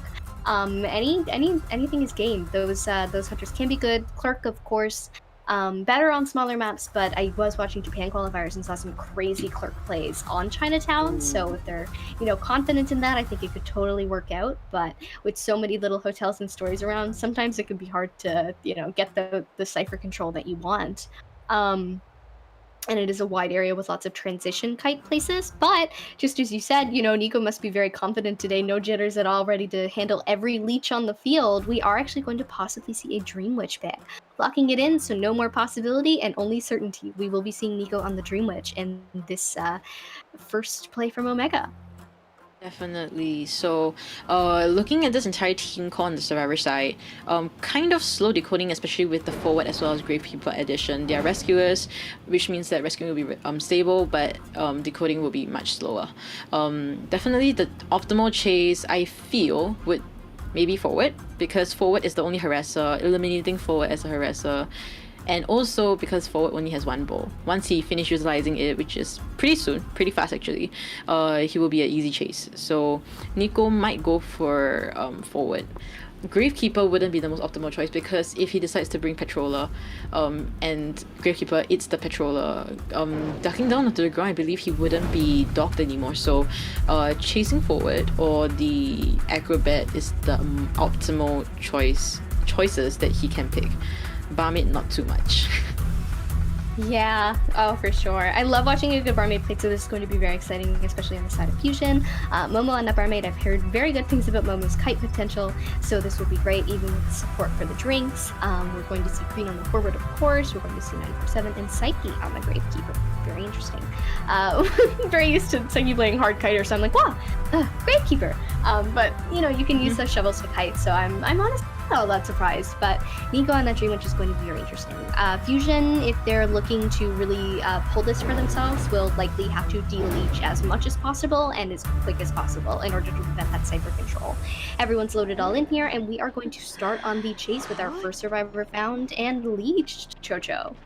Yeah, that's right. Chasing the forward from the center all the way to the hotel gate, and we'll be rotating towards the behind Dustbin Dungeon area, where may not be the best kiting area because there's not a lot of pallets to work with over here, except for this pallet and probably the pallet at the front.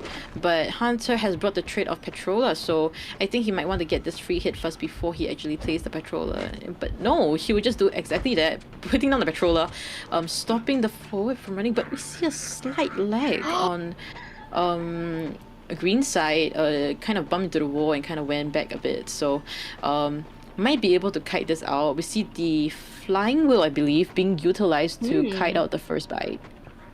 Yeah, definitely. Oh, we are going to see a hit from that, but seemingly a leech hit, which is definitely better than a spawn follower hit for that first one. Now able to continue looping around this area, Chocho, and hopefully transition away. Going to sort of loop backwards as the spawn follower goes, but the Dream Witch main body is going to send out another patroller to green here, who is going to probably, just have to take it through that pallet just a little bit too late to sort of mind game and get rid of the patroller bite. Going to chase along here and find Green sort of still dealing with the dog on his ankle, and maybe get that down. Definitely, and we're seeing that it's almost a three cipher kite already. This is looking very good for the survivor side, but at the same time, we see that center, one of the ciphers haven't been popped yet, so they should really prioritize on that instead of decoding ciphers outside of this area. Prioritizing those would be the best optimal option instead of making it a kind of like giving chance to Hunter, and then but at the same time we're seeing Green potentially kiting out all the patrollers and prolonging his kite much longer than we've all expected. Wow. A beautiful play on Green here. 2 ciphers already finished and another one about to be. So we are seeing, of course, some beautiful plays here, but potentially creating using the ball in order to get rid of the sandwich situation being created here. Going to continue on with the chase here, but a pallet being thrown with, of course, forward slightly faster pallet throwing, which means that Green is able to continue this kite along. Still patroller, but changing to blink now in order to get this down, Chojo. I mean, if it's your first kite and you're able, missing that blink though, allowing forward to continuously kite over this area, getting that terror shot, amazing red light trick over there. Nico getting his first down at around 3 minutes into the match. That's really long already. It's almost a 4 cipher kite, Veronica. A beautiful, beautiful kite from Green, going to put another leech down and going to, put right on the chair. We are going to see a rescuer come in immediately, potentially, or just to finish this cipher first and then maybe come right over. So 2 ciphers remaining, almost out of time. Going to get a hit on the acrobat with a very beautiful blink there, and a leech able to follow along. I mean, we never really see Green really kite before, and this really just shows that Green, he knows what he's doing. He can kite really well, and even force the trump cut to be switched right at the start of his first kite. So, no terror shot being registered over there, and Green wasting his flying wheel, unable to get that distance required and that hit not registered. So they are trying to force this cipher together, but Hunter is camping this out. We'll see if there's any chance being given by the survivors. If not, there is a potential tie or even a 3 elimination or 4 elimination. Going to throw a red bomb here in order to gain distance and bring beautiful flywheel, bringing the Hunter away from the ciphers. But another cipher is being primed here, so no longer having to deal with the one that they were already pushing. And Green is still on the ground, probably going to be able to get up with that pop, which means that we are likely going to have 4 survivors up at endgame if something doesn't happen soon with Green. Ooh, yep. Yeah, unable to, won't be using that self-heal. The last cipher is being camped out in 91%. Hunter has literally parked his body right here. Barmit would be the preferred person coming for this rescue, but at the same time, who will be the one that will be decoding this 91% cipher? They are decoding a new one right now. It's at about 10 to 20% right now. We'll see how this goes about, because Hunter has switched his trump card. It will be blink from now onwards. So, body blocking for the forward, and Barmit's still not giving the Dolphin to the forward. We'll be giving it to him now. And we'll see whether forward will be able to heal up completely. Nice. Very good body block from the barmaid. Still, working on that other cipher right now, but creating a situation where Green is going to go down again. The cipher is popped! Left it alone for a little bit too long, and they were able to prime and pop it. So we are going to see 4 survivors up at endgame, just as predicted from before. No hit here, and Green continuing to chase on. Unfortunately, the blink is going to take Green down. Had no items to work with, only a flywheel at this point. Bringing the main body over to the gate that all of the survivors are gathering at, so if they're not able to get it open quick enough, going to have a leech here, Chojo. So we could be looking at the situation changing a little bit. Definitely, and forward unable to use his flying wheel is a very slight pity over here. If getting that registered on Barmid, and there is so the thing is, it's gonna be very difficult. All of them are at this gate. This gate is only at 50%. They got to at least they got the buyout detention period, and that's going to be 60 over seconds. I'm not too sure how this is going to go about, because the longer they stay here, the higher the risk of them being held back here. And this map selection is by FCM themselves. Like I've mentioned before, they better get the advantage. If they can't get the advantage, they get the tie. Don't give the advantage to the opponents. Nico really very strong hunter, as we can see. Map control and late game control as well. Very incredible. Yeah, we are seeing a beautiful, beautiful comeback from Nico here. Going to continue on with the chase on the barmaid, who is now looping around, hopefully long enough for this gate to be opened. Not quite. The barmaid is going to go down, but, you know, we have about 23 seconds until detention is out, which means that they might be able to wait this out, but as you said, the longer they're here, the more risk they are at. Definitely. And we're seeing Momo's leech following, going right back to her at the hotel. Nico is rushing towards the other gate, but seems to have spotted out where 947 is, seems to be going back to hotel, so he will be focusing on 947. I think he's gonna attempt for this 3 kill. Detention has officially ended, so it might be a little difficult for Nico to, prevent this escape on 947 side, unless he gets this hit by the main spawn follower, and then the gate can't be opened. But the dungeon is not located here, so there is a chance for a 3 kill. Wow, yeah, there really is. You know, we're dealing with this situation now where detention is out, but still a lot of power in the field on Nico's side. Momo is still waiting here as the barmaid for someone to come fill up. Oh, gets the hit and flywheels after, so no use on the flywheel there. Does take the damage, and now is 96% get it on the gate, cannot get it open. But we do see Psyche heal up the barmaid, and a pallet stun! Beautiful on the side of Fusion. Loving the teamwork over here. Gravekeeper took the put on the pallet instead of the barmaid, just in case there was any situation where the hit goes through the pallet and causing damage on the barmaid. So amazing play over here. The gate over there has been primed already. Barmaid is getting that blink hit. Hopefully he can get this tie situation and not try to get even more greedy after this, because he attempted and it did not work out very well. Yeah, might have wanted to put barmaid on the chair there just to be a little bit safer earlier in the match, considering now... Okay, going to put the barmaid on the chair now. Acrobat is injured, so has to leave, and I think they're going to settle for the draw as we see the Gravekeeper going out the gate as well. Yeah, we are going to see a draw here. Absolutely insane play. I am really resonating with Tomie's laugh at the moment. That was wonderful, Chocho. Oh my god, the teamwork. Nico's comeback after Green kited for so very long, just being able to pressure those ciphers, as you said. And I forget how easy it is to guard sort of both of the gates when you play on Chinatown, because there's such a straight line back and forth. It's a little bit of walking distance, but the survivors have to make that as well, so it can be very viable in order to guard at endgame.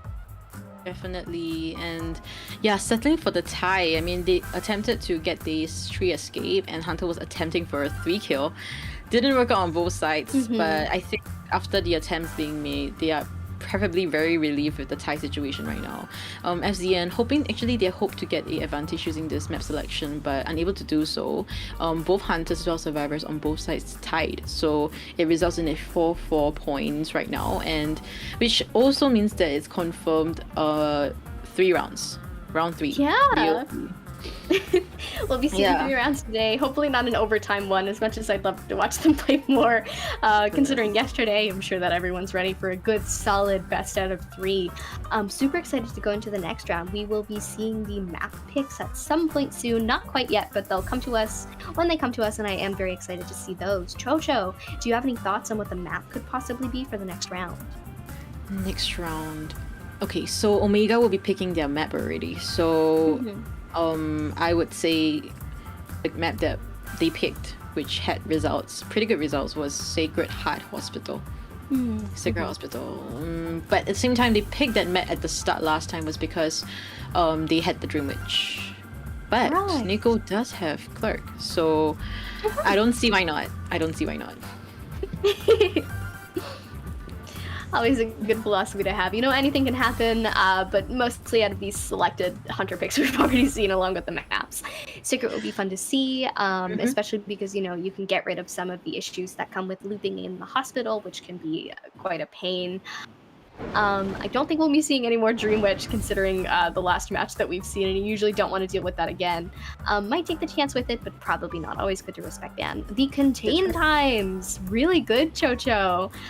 We do see the 2 rescues, the the heals, the pallet strikes. Psyche's got a sort of 1-1-1, which is always very funny to see. But the 1-5-6 contain on green is absolutely crazy. It was a really solid kite on that Dream Witch, and it was just wonderful to watch. I mean, baiting out the trump card already without even, going down yet with it? That was nuts.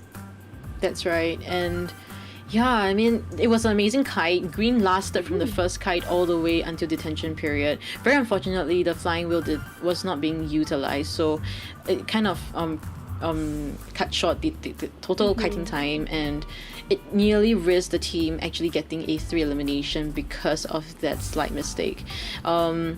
So ultimately, I would say that it was a good match overall. I thought that FZN might be able to get the higher advantage of Chinatown being their map. So yeah, it was quite a pity. I'm pretty sure they wanted to go something with to work with the Priestess, but didn't really work out in favor of them. Yeah, and speaking of the next map that we mentioned just now, Secret Hospital. It's a hospital. It's okay. Secret Hospital is arguably the strongest Survivor map. And this just means that your hunter really got to put on, is going to have a hard time there. A lot of pressure being placed. And I think Clerk would probably make it slightly easier because it's a smaller map. There is a chance of finding survivors much more easily, the ones that you want to chase. So Secret Hospital may be a good pick for OM. But they have to consider Nico as a hunter as well, facing against very strong survivors like FZN's one. Momo, Green, 947 as well as Psyche. They've got the teamwork, they've got the cooperation, and I fear that it might make it very difficult for Nico to help to actually calm himself down and aim for greater objectives. But you know what? It seemed to be that just now the Dream Region seemed to be like a 3 escape actually, but it turned into a tie, and just means that Nico, he attempts to gain more when he gets the chance, but if he doesn't, he just get kind of conservative and settles for what he can have at that point in time. Yeah, absolutely. I did love watching Nico sort of take that back. It was totally unexpected, but in the best way possible. Able to continue on with that chase as soon as Momo's barmaid went down. I think the game changed a little bit. Able to have more survivors on the ground. No Doblins left to utilize, even,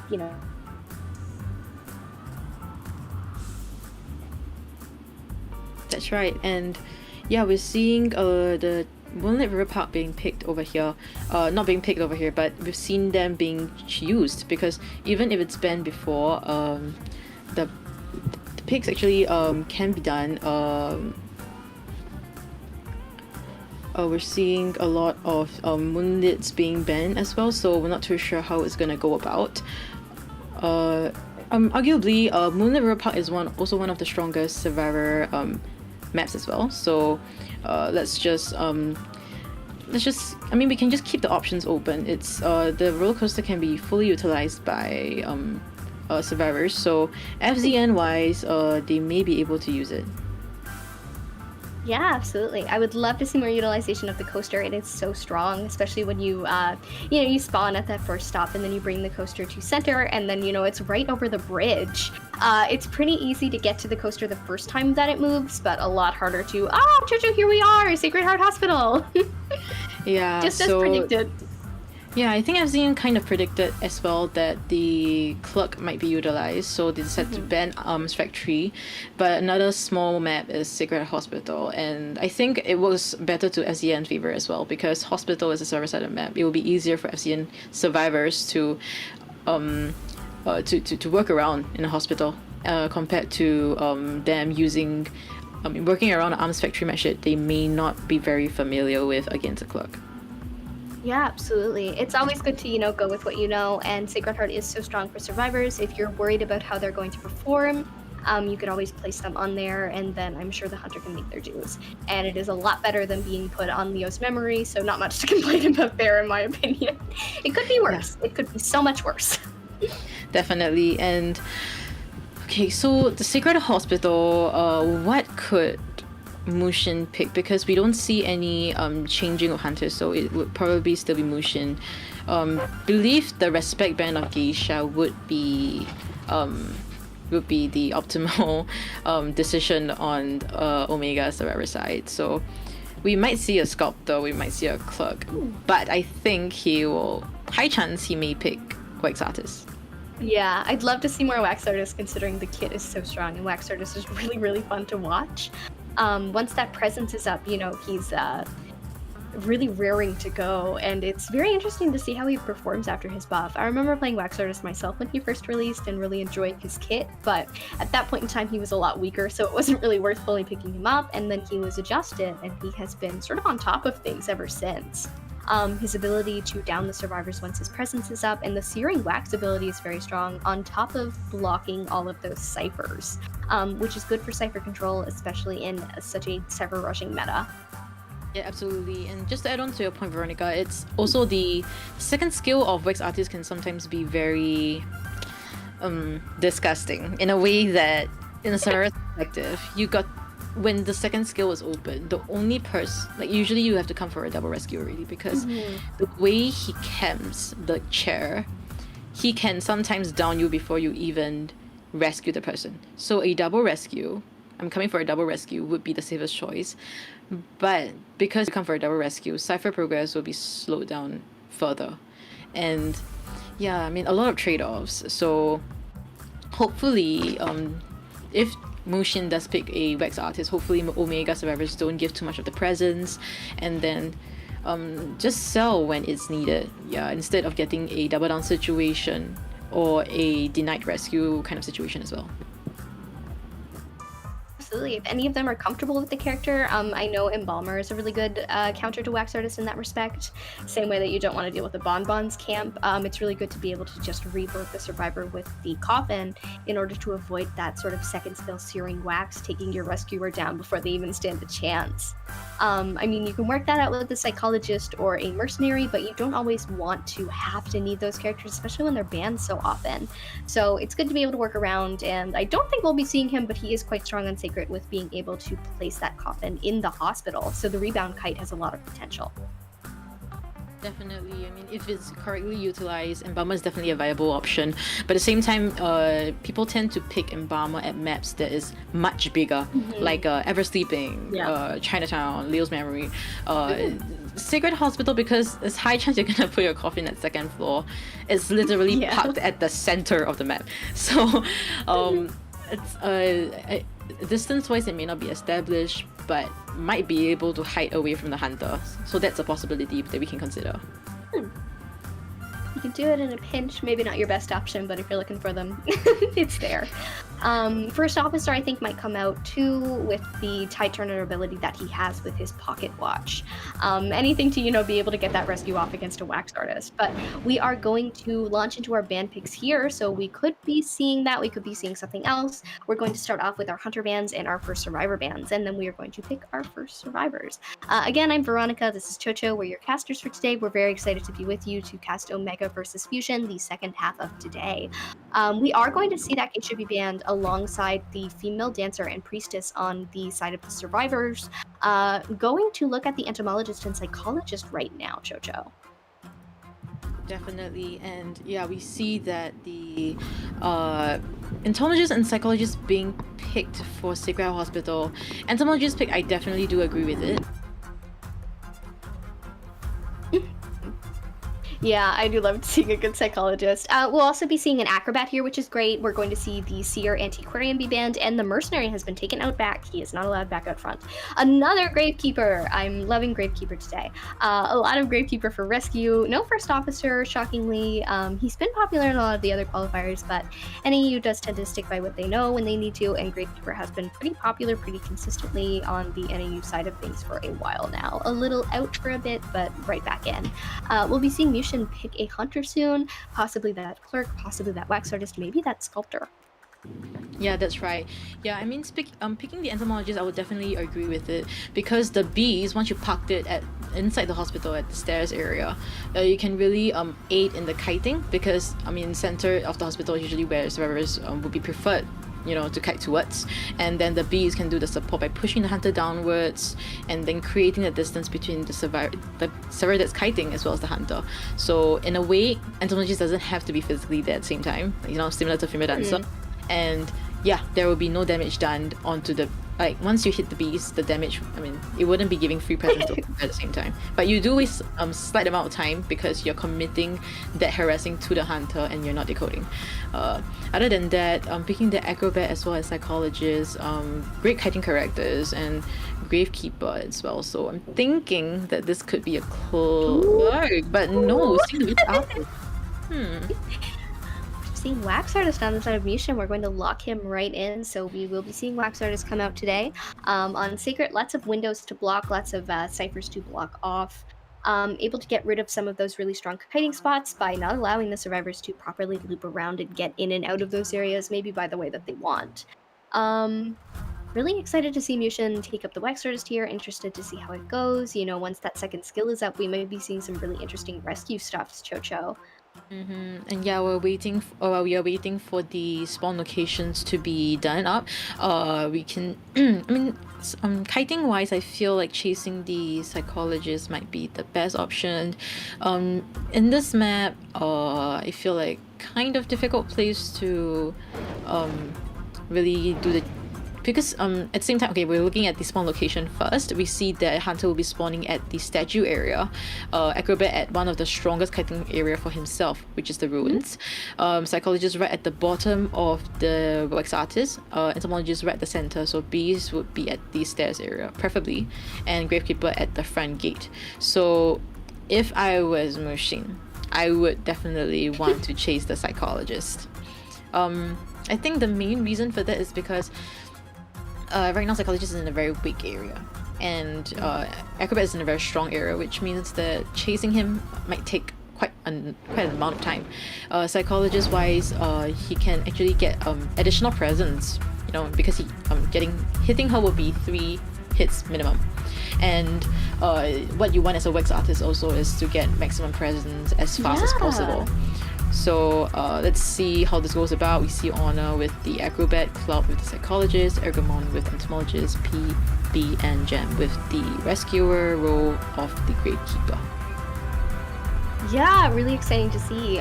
We saw some wonderful kites from Honor, I think, the other day with the Barmaid. This is the Acrobat now, but going to be really interesting to see if those really strong kites continue. The Psychologist are totally definitely optimal chase right now. Wax Artist presence building. She's a pain to chase otherwise, but here you are in the perfect space. Yeah, going right for Cloud, the Psychologist here. Going to chase through, block off some areas, and actually not break any of the pallets, but just continue on. Transitioning over to Hospital, I think, Chocho, in order to kite a little bit more, but currently looping around this area, so might just stay outside for a bit. Yeah, seems to be that 2 survivors have brought tech turners and 2 survivors have brought the broken windows. Smart choice not to bring the flying wheel. Against the wax artist, it's very hard to time out the wax, and getting that basic hit after the wax has reached 100% will be prolonging her kite by entering the hospital. But right before she entered hospital, she got the 100% wax. The bee support upcoming over here. Wow. Psychologist will successfully enter the hospital.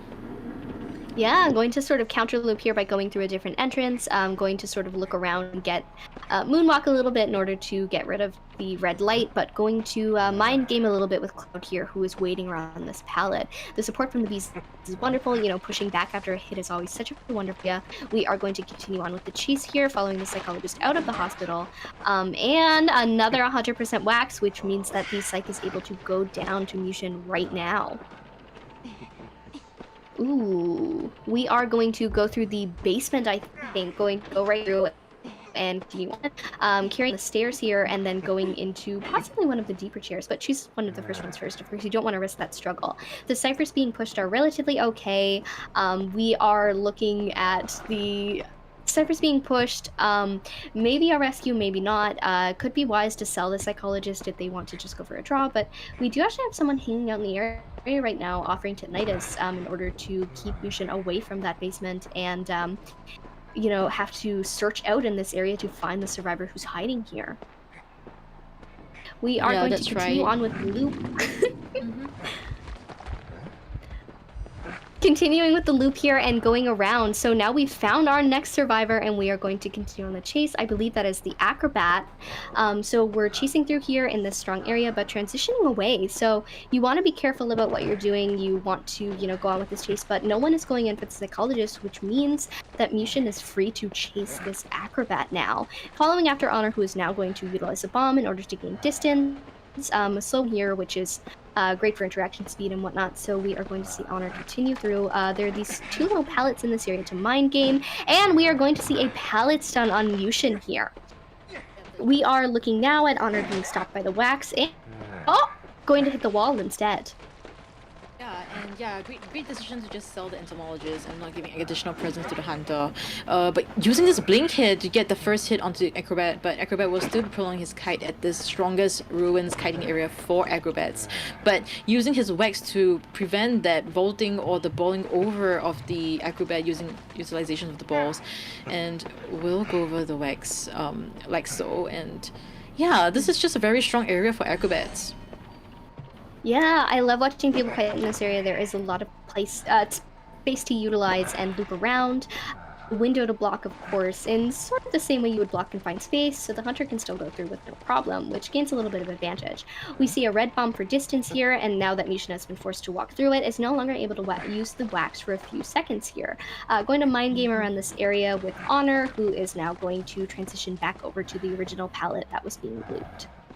And very amazing kite by Honor. Like Cyphers were actually at getting that down on the Acrobat. Second skill has been popped, so they just want to say Acrobat did an amazing kite over here at Honor. Honor did that, and yeah, it just allowed the cipher decoding of the last two ciphers to just decode just so smoothly, and no interruptions being made and no wax being thrown at as well. So amazing kite on Acrobat's side, but does he have any balls to utilize during the late game? I think that's the question that we have to ask, because without any balls there's very low kiting potential.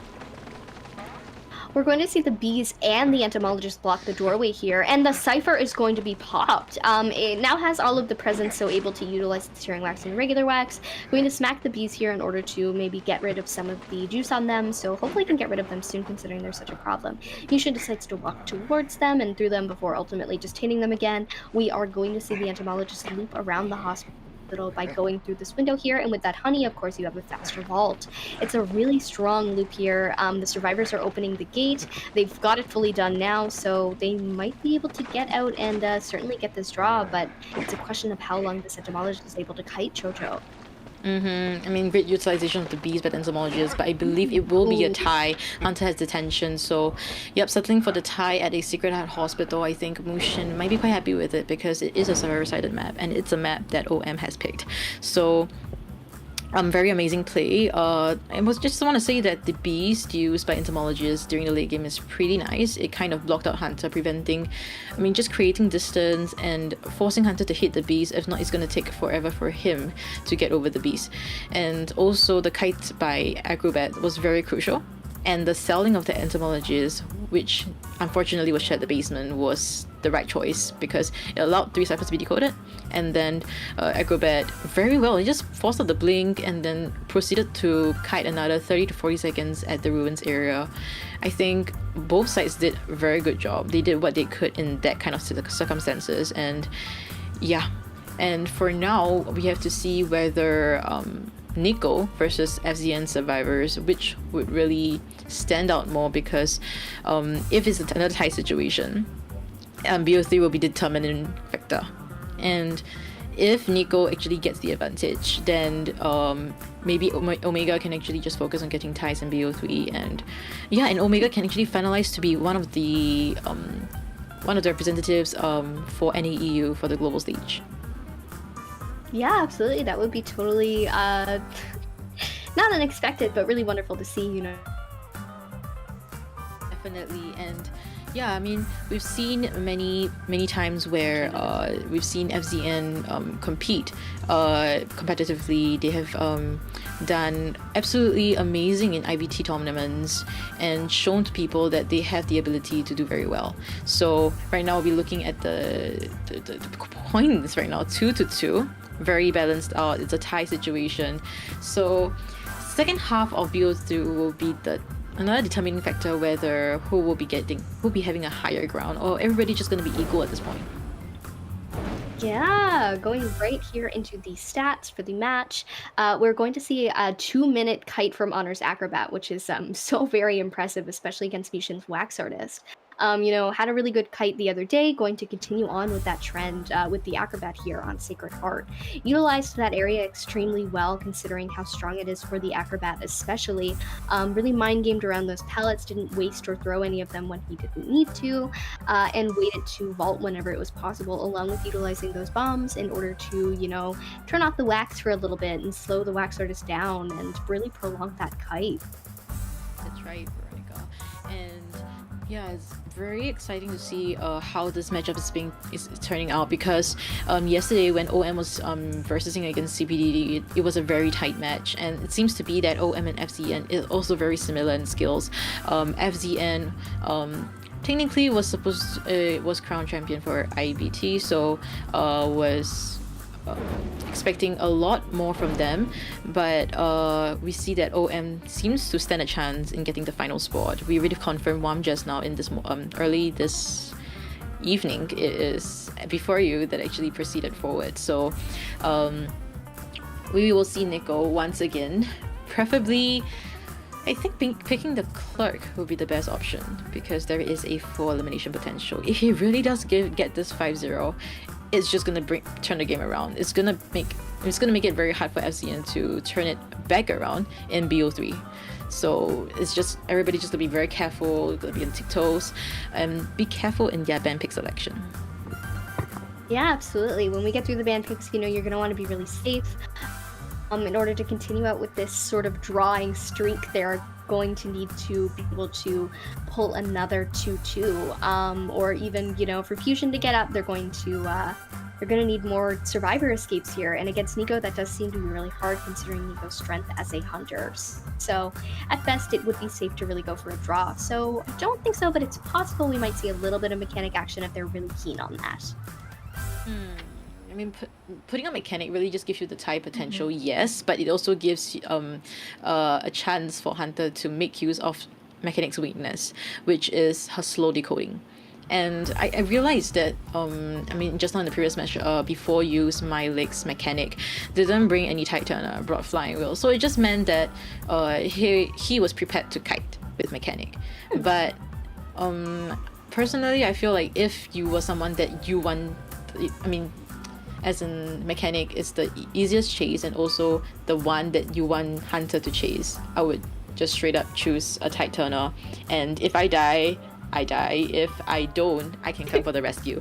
So because seriously, if I die, I die, and my bot is out there, it can decode an entire cipher, and that's the job of a mechanic, to just decode one full cipher with your bot, at least, if you're gonna be Chad and out of the mana. So yeah, if mechanic's role is just that, as simple as it seems. But at times, Hunters, like for example Ling at the start of Ever Sleeping, he actually made use of mechanic's board, deleted mechanic's board straight away at the start of the match, but still didn't really make use of that weakness that mechanic has to slow down cipher decoding. Cipher progress was just extremely fast, and it just ultimately led to a loss for him. We are going to head into the ban picks again on Sacred Heart, Nico on Hunter. We're going to see a ban on the Hunter and the first two survivors soon. Really interesting, Chocho. We could potentially be looking at that Clark. We actually are going to see Dream Witch get banned, and we are going to see Female Dancer and Priestess be taken out, so no longer in the pool. Seer and the Entomologist are going to come in first, so we could be seeing more beautiful bee support, maybe an Owl utilized on a teammate, but Seer does tend to be an optimal first chase for that reason.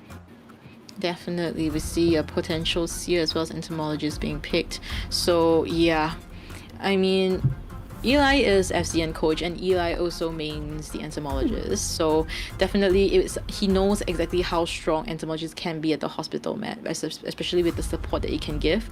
So there was no doubt that it would be one of the picks that FCN will be choosing over here. And yeah, the Seer support definitely would aid in the kite by prolonging it further if it actually was registered. So moving on to the next two bans, I believe. So he could ban the mercenary, he could ban the fort. I think there is a lot of possibilities, but no, he'll be banning the Barmid as well as antiquarian.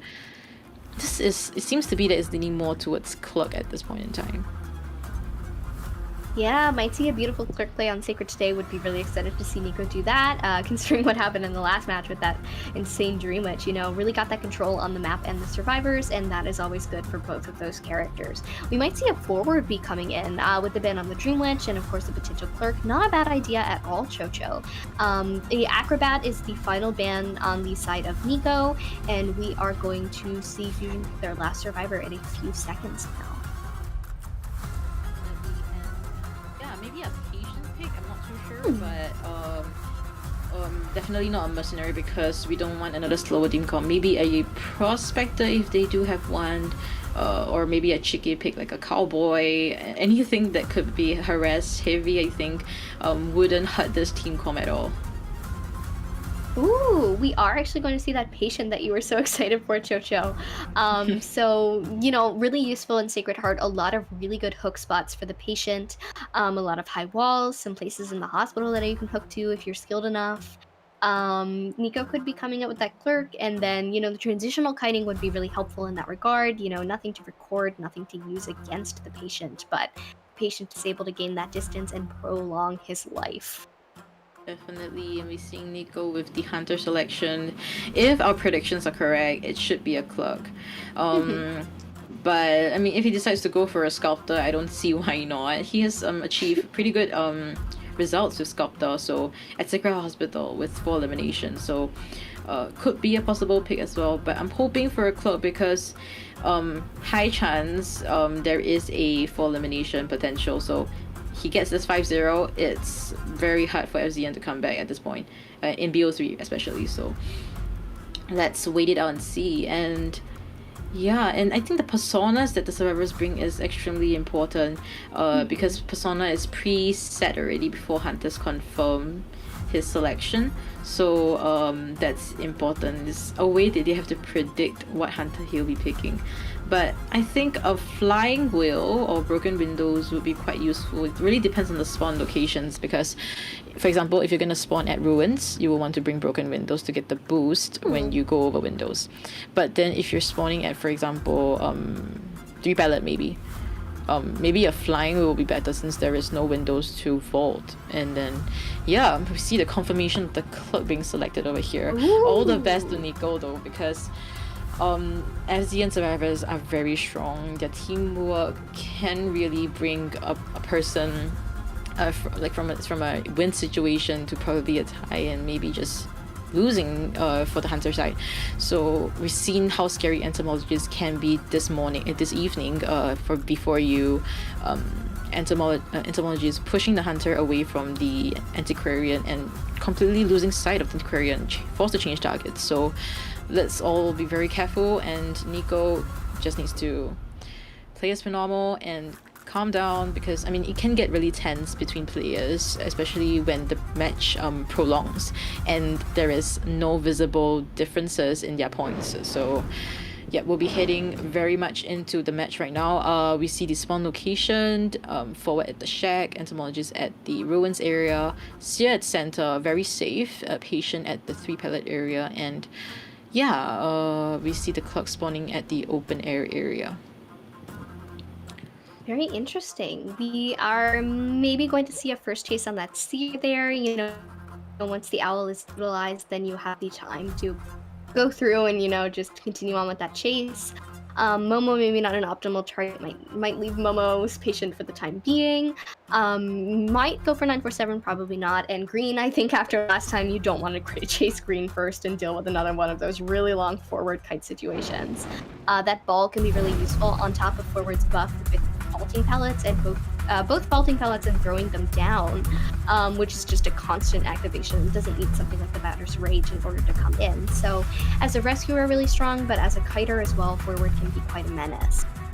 Especially for Nico as a clerk, definitely not the best choice. But I would say maybe Seer going right in for Psyche. Psyche, however, is a really strong kiter, so you're gonna have to be careful with it. It's kind of we're dealing with the best of the best, so an optimal chase in this situation is like the weakest of those in this current situation, and they're still very strong, so if you're dealing with that, you're in a little bit of a fear, but we are gonna hop right into the match, Chocho, going right into the hospital to chase after that Seer after all. That's right. And we see the entomologist is really controlling her bees all the way to the hospital, I'm pretty sure. But releasing her bees right now, I'm not too sure where she's parked it at. But Sia will be getting this first chase, like you've mentioned. One of the best chase and easiest chase for Cluck. But at the same time, this first kite got to count as much as we've been talking about, because 3 Cypher Kite is the best. And using the recording that he has and utilizing the bird and unable to get that hit registered, but it's fine.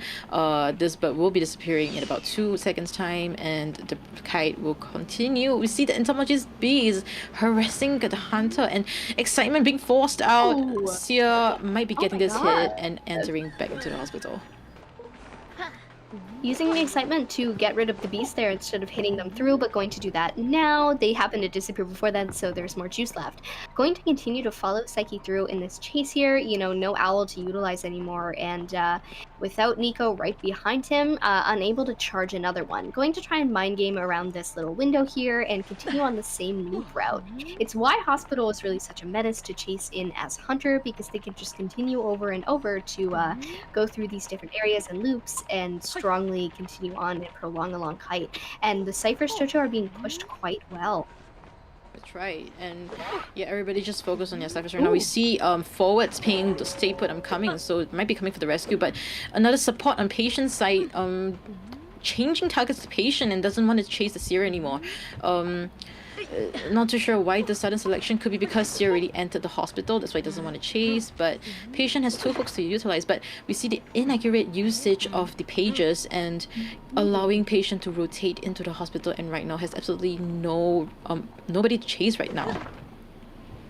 Yeah, we are going to see 2 ciphers pop soon, hopefully another one with pretty good progress on it. Continuing on in this awful, terrible hospital chase, which is really difficult for Nico to continue on with. Psyche had a very long distraction on the clerk here, which bought a lot of time, and now Momo is continuing on with this sort of tradition and legacy, and just continuing to transition away from the hospital now, so Nico might be in a better position to no longer deal with the loops in the hospital, but going to be forced to not vault that window, but a beautiful hook to get through it anyway, Chocho. That's right, and Cluck we're going still focusing on the patient. Acrobat, Seer is not getting healed, so Entomology's B is being utilized right now. I'm pretty sure it's coming over. It's stopped being used, so it might be parked at the place, probably hospital entrance, so as to help the kiting survivor to successfully and safely enter the hospital without eating much of a hit. So forwards getting that stun over there, amazing teamwork over there, and yeah, successfully entering the hospital without getting injured once again. Patient has run out of all the hooks. Seer has no bird, so late game wise, they don't have much tools to work with. Ooh. Using the trump card to swap to blink to finally get the down on the patient. Unfortunately, in the area is the forward and no longer utilizing excitement because it's been swapped off of. Able to get another down on the patient. It's not so much of a rescue that struggle and run away can be done, but another beautiful stun here. Unable to get the body block off, so the patient goes down again, but what that means is that forward can continue harassing. Nico's going to change target here to try and land a hit and force the utilization of the football in order to hopefully prevent another rescue here, but you know, it's been really strong so far. We could be seeing another one. We don't actually, so the chair is finally done for the patient and the patient gets to take a seat. First chair though, and the cipher progress has been really good so far, Chocho. That's right, Veronica. And yeah, I mean, Green really abusing the fact that Hunter changed to a blink and just continuously harassing the Hunter, continuously just getting stuns over and over again, and just wasting ample amount of time for the last cipher to be decoded. So yeah, last cipher is that bird cage, very dangerous because Hunter is just right in the vicinity. The bees are going to continue on here, and we are going to see the entomologist actually this time. Going to land a hit this time, and 947 is going to transition out of the hospital. Fortunately for Nico, you know, we're pushing that final cipher now, and it is, you can record it, but it's really difficult to deal with in this endgame here with the 4 survivors up. They're all half health, but they are starting to heal up here, and they do manage to get a heal on the patient, I believe. So Momo is now at full health and able to take even longer. A beautiful pallet stun takes the hit, but grabs that stun. Can't vault it though, so goes down. Yeah, the skill being used, and another abusing part from the forward, abusing the clerk, and downing the patient again. But what an unfortunate sequence of events over there. The pallet being down and couldn't vault it over, and being stuck in between the pallet as well as the Hunter. Patient unable to do anything at all right there. Very unfortunate, but forward was there for the rescue, so all is fine. And 2 people are decoding the last cipher at the bird cage, so Hunter can't really stop this cipher from being decoded, so she has to physically come here, give pressure, stop them from decoding, and we see entomologists coming for the 3 pallet rescue. Yeah, really interesting situation. You have all of your survivors on that cipher. You want to get it done. Coming in for a double rescue and hits the chair. So none of the survivors had to go down, but they didn't manage to get the rescue off in time, so they still have to. Don't get the rescue, and the patient unfortunately is down, but that cipher, if they're able to push it in time based on whether or not there was recording, jukes the hit there and actually going to choose to force heal after all. But the recording going up, Chocho, means that a pop cannot be done at this time. Oh no, the forward doesn't have enough vote to stun. So right now we are serving 3 down survivors. We'll be cheering the one that will be up into going back to the man. The cipher is popped. Very fortunately, it looked like it was gonna be a full elimination very soon, but popping the cipher really changed the game around. We're seeing the chase on the forward, definitely chasing forward because forward does not have any ball left. Yeah, a lot of insane excitement there, and the forward goes down. We're looking at Nico create the same sort of situation again, where you know, struggling a little bit throughout the game, but as soon as that cipher is popped, it is then a struggle between both parties, and no longer on Nico's part. We are going to see the forward be chaired. You know, it was a really exciting play with a lot of stuff going on. Recording now at the gate to prevent that from being open as well. Chocho really pressuring these survivors. That's right, because Sierra can't decode the gate right now. The gate is being locked, but Sierra able to continue. No, Cyphers is being locked already, and entomologist is giving the tinnitus. She can't leave because once she leaves, there's no tinnitus. Hunter will fully push onto the back gate, and the back gate can't be opened right now. So there is a possibility for a 3 elimination. But we see entomologists running towards the T-wall dungeon, but Hunter has tinnitus. Hunter must know that the entomologist is around this corner. We see the bees being used. So, wow. If Nico can really get a hint of where the entomologist is, this will be a win for Omega. Wow, okay. This is not looking too good. Wow. It is...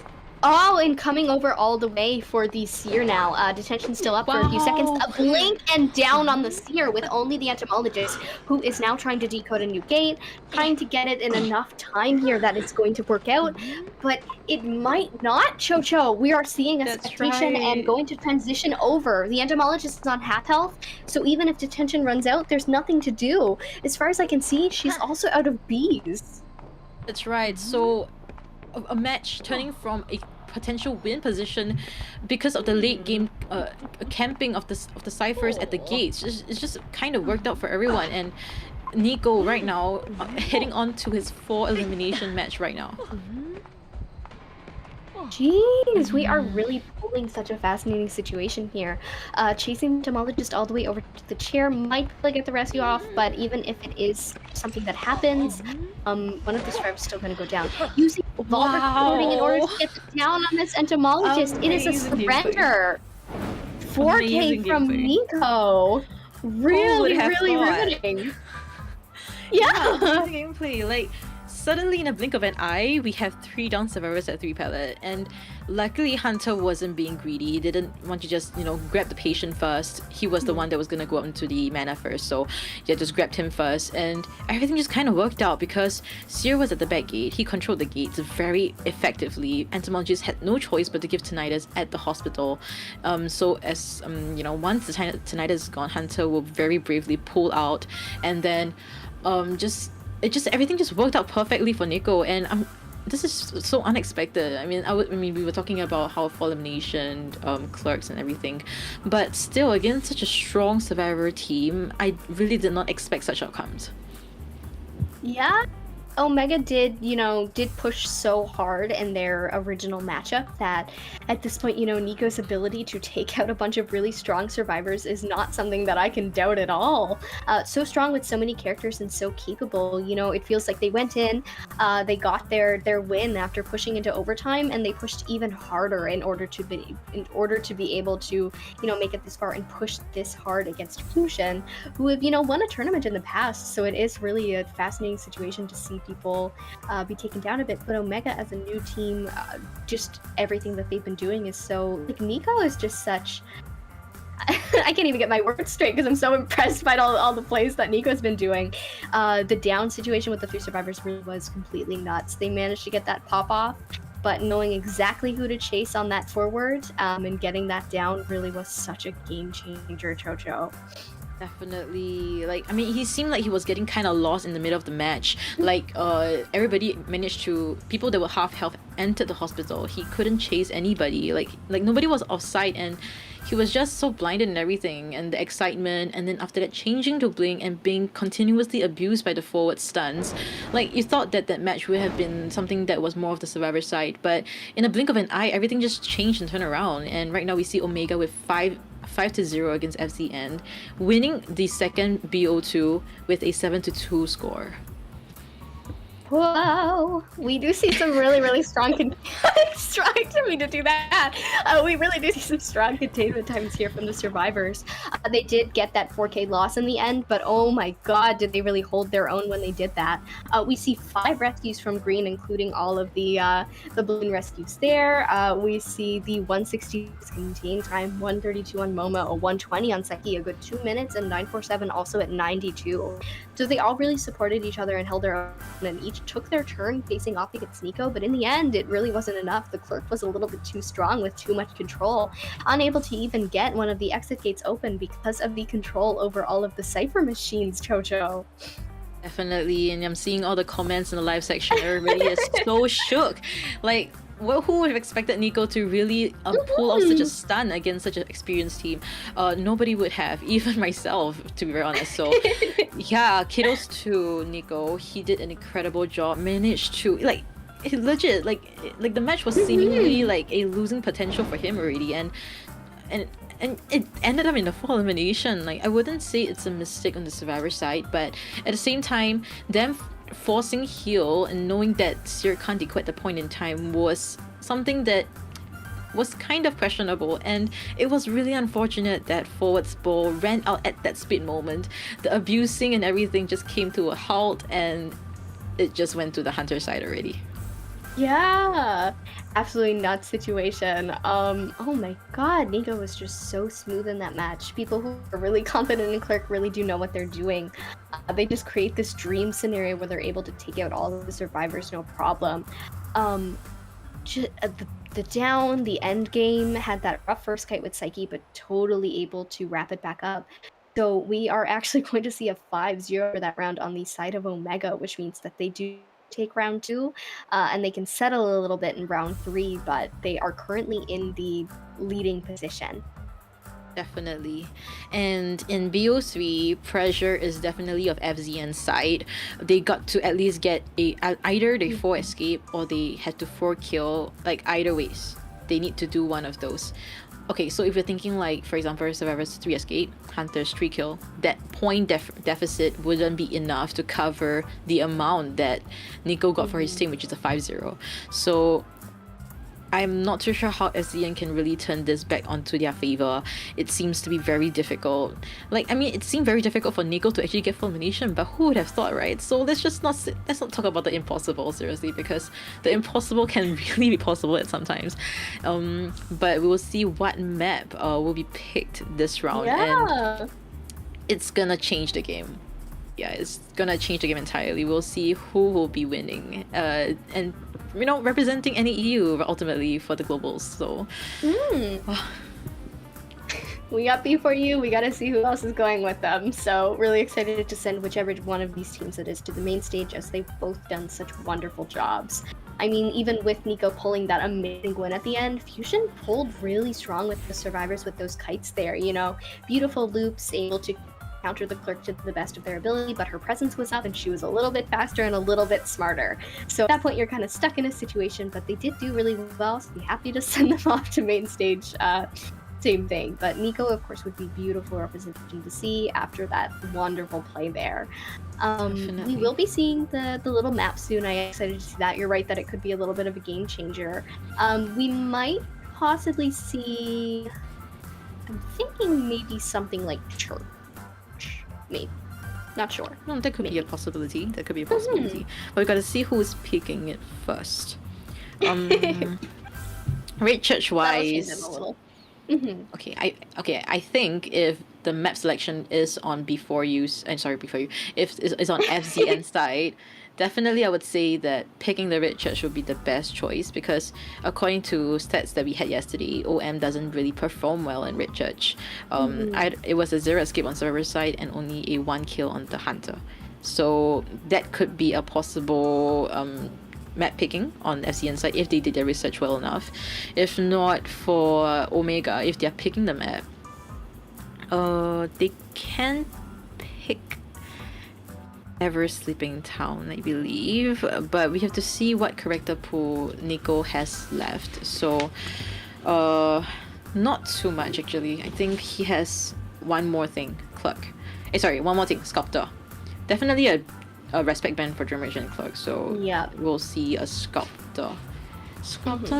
I think Sculptor may excel very much in the Sigra Hospital, but it has already been picked. Might be picking again, not too sure, but we have to see what's being banned. I think Ever Sleeping Town Sculptor, we did see Pit Stopper today. Yeah. Yes. So why not, right? So so, another one. Yeah, I think they might even pick Ever Sleeping Town. It's a server-sided map as well. So what Omega needs to focus on right now is just to at least get a 1 escape and 1 kill, respectively, for server and hunter side. That's all they need, right? 1 escape, 1 kill, right? Not expecting a lot. Okay, hunter side, 1 kill might be doable, probably, but then survivors, I mean, statistics wise for today, we're seeing a lot of tie situations on the survivor side, so I don't think that would be much of a problem unless there are serious communication issues or just something just went wrong in between. And I mean, it will be interesting to see Omega represent the NAE region. I believe a lot of us already set our mind on FZN probably proceeding forward in this qualifiers, so if it's Omega, it's gonna really shock a lot of people. Yeah, FCN has that prior win in a tourney a while ago, I think above B4U, if I remember correctly. So generally, when you're like, oh, the established team, but it's a beautiful underdog situation. Omega playing has been wonderful to watch. Every player is just so skilled and wonderful. But share some love for both teams in the chat. You can root for whoever you'd like to. If they do tie this up, we could go into some kind of overtime and then still have to go through, and it could be anyone's game. But as of now, we again definitely is looking like the odds are in their favor. Yeah, definitely. So yeah, we just gotta wait it out a little bit more. So the map selection will appear, and we'll see which side will be coming up first. If Omega is being trying to be stable, I feel that letting Nico come up first might be the best option to probably just relieve some stress on the Nico, I feel, because survivors of Omega gets a full elimination, the pressure on Nico have to tie that situation is definitely there. It's definitely there. So letting Nico come first, let him do his thing, get as many kills as he can, then allowing the survivors to come up, focusing on one objective, which is one escape. And that should be it, actually. But, we don't see any bans anymore, but we see Ever Stepping Town being picked. Wow, I'm spot on the map selection one more time. So, yeah, but FZN picked this map. So, I thought Omega might pick this map, but FZN picked it, so FZN Hunter will be coming up first. So Mushin once again, and Omega Survivors will be coming up first. Pressure after in second half might be on Nico. So if it's a full elimination, then we'll still proceed with BO2. If it's a tie situation, survivors of FZN have to for escape, which might be kind of difficult.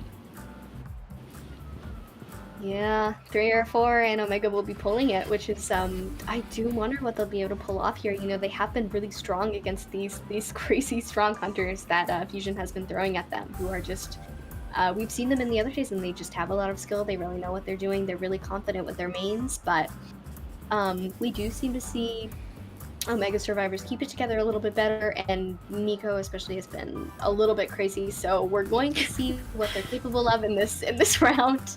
Ban's probably looking at Female Dancer Priestess again. The Seer has been allowed to come out a lot, I think, because he hasn't been much of a threat. I remember when he used to be like the #1 ban of all time, and now it's like, oh, Seer's out, we'll take him down really easy, which is a really funny Seer used to be jailed all the time 24/7, but now everybody is just prioritizing Female Dancer. Female Dancer is the new Seer in jail, so yeah, and I'm just so excited to see what's gonna happen in this round. I just feel like this might be the deciding round already. But I mean, if this really do drag out to BO4 though, it's just gonna be really, really intense. Pressure is up there on both teams. Who would have thought matches like this is gonna be so close? Because Nico, like you said, it's crazy. He's crazy today. He's just burning up right now, and just allowing survivors to come up first. As long as the survivors, right, if they happen to get a 3 escape on Omega's side, then they win. They immediately proceed in this qualifiers, representing any EU in the global. So this is really intense. I think everybody just gotta sit back, hold on to your seatbelts, and we'll see how this really brings us, you know. And we see the band on Geisha and Zwig's Artist, respect band, and Seer, Priestess as well as Female Dancer being banned by Mushin over here.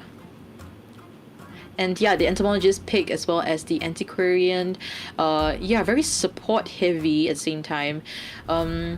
Think that Omega also should probably pick a decoder as well, I feel.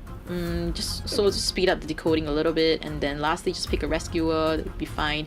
Well, no, but picking a psychologist is a pretty good kiter. I mean, getting that 3 hits, so it's gonna take a lot more time to down this survivor.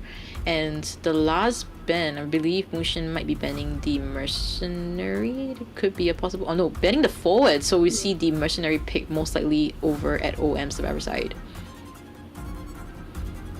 Yeah, we're seeing a lot of really fast-paced ban picks here. You know, they're going to know exactly what they want and what they don't want. I believe we are finishing off with the mercenary here, so we are going to see that come in right at the end. We now not quite locked in, so they're kind of hesitating on it a little bit. But hesitating to swap it over to a Gravekeeper in the end, Chocho. So Mushin has a lot of hunters to utilize here, but possibly pulling out maybe a clerk with this situation, considering the Wax Artist and the Geisha have already been taken out with no longer on the table. So we're gonna load in just a second here, which is really exciting. That's right. I mean, definitely something to expect from Mushin. Maybe a clerk. Hasn't really seen him play the 3rd hunter yet, so this might be this might be the chance. And maybe a sculptor, clerk, and Nayet. Anything is possible with Mushin. So really want to see what he's trying to aim for. I mean, right now he can't give a 3 escape. So Nayet is a tieable hunter. Clerk is a high potential for Elimination Hunter. Sculptor is also a TIE Hunter, so maybe picking a Sculptor might be good. But no, he'll be choosing the Clerk, confirming it preferably soon. And I'm not too sure why OM decided not to pick the Mercenary but decides the Gravekeeper instead. Yeah, geez. We are going to see the Clerk come out on the Ever-Sleeping Town again. Can be really strong, especially with a lot of pellets and vaults to work with, and a lot of recordings to be done. A lot of top-down areas to, do that cipher control, and the map is really big, but some of the ciphers are packed together if you find them right, and then you are able to run right over as soon as you see those survivors if you need to add extra pressure on top of that recording. So we're going to see the spawn pick here. We're going to see Mutant spawn in the corner here. We're going to see Honor, PB and Jam, and Cloud all surrounding. I'm not quite sure on optimal chase here. What are your thoughts, Jojo?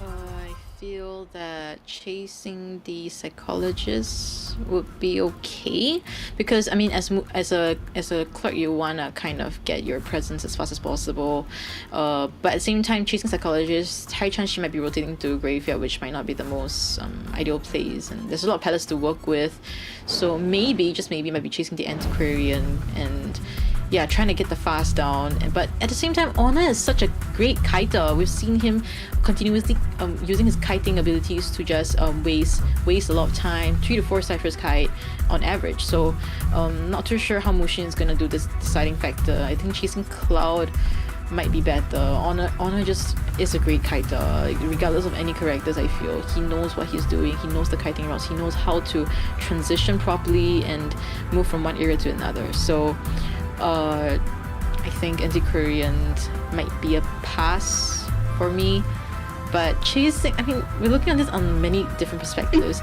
Chasing the Antiquarian, she's a harasser. If you said chase her, there will be no harassers. So, oh, wow, such tough decisions to make.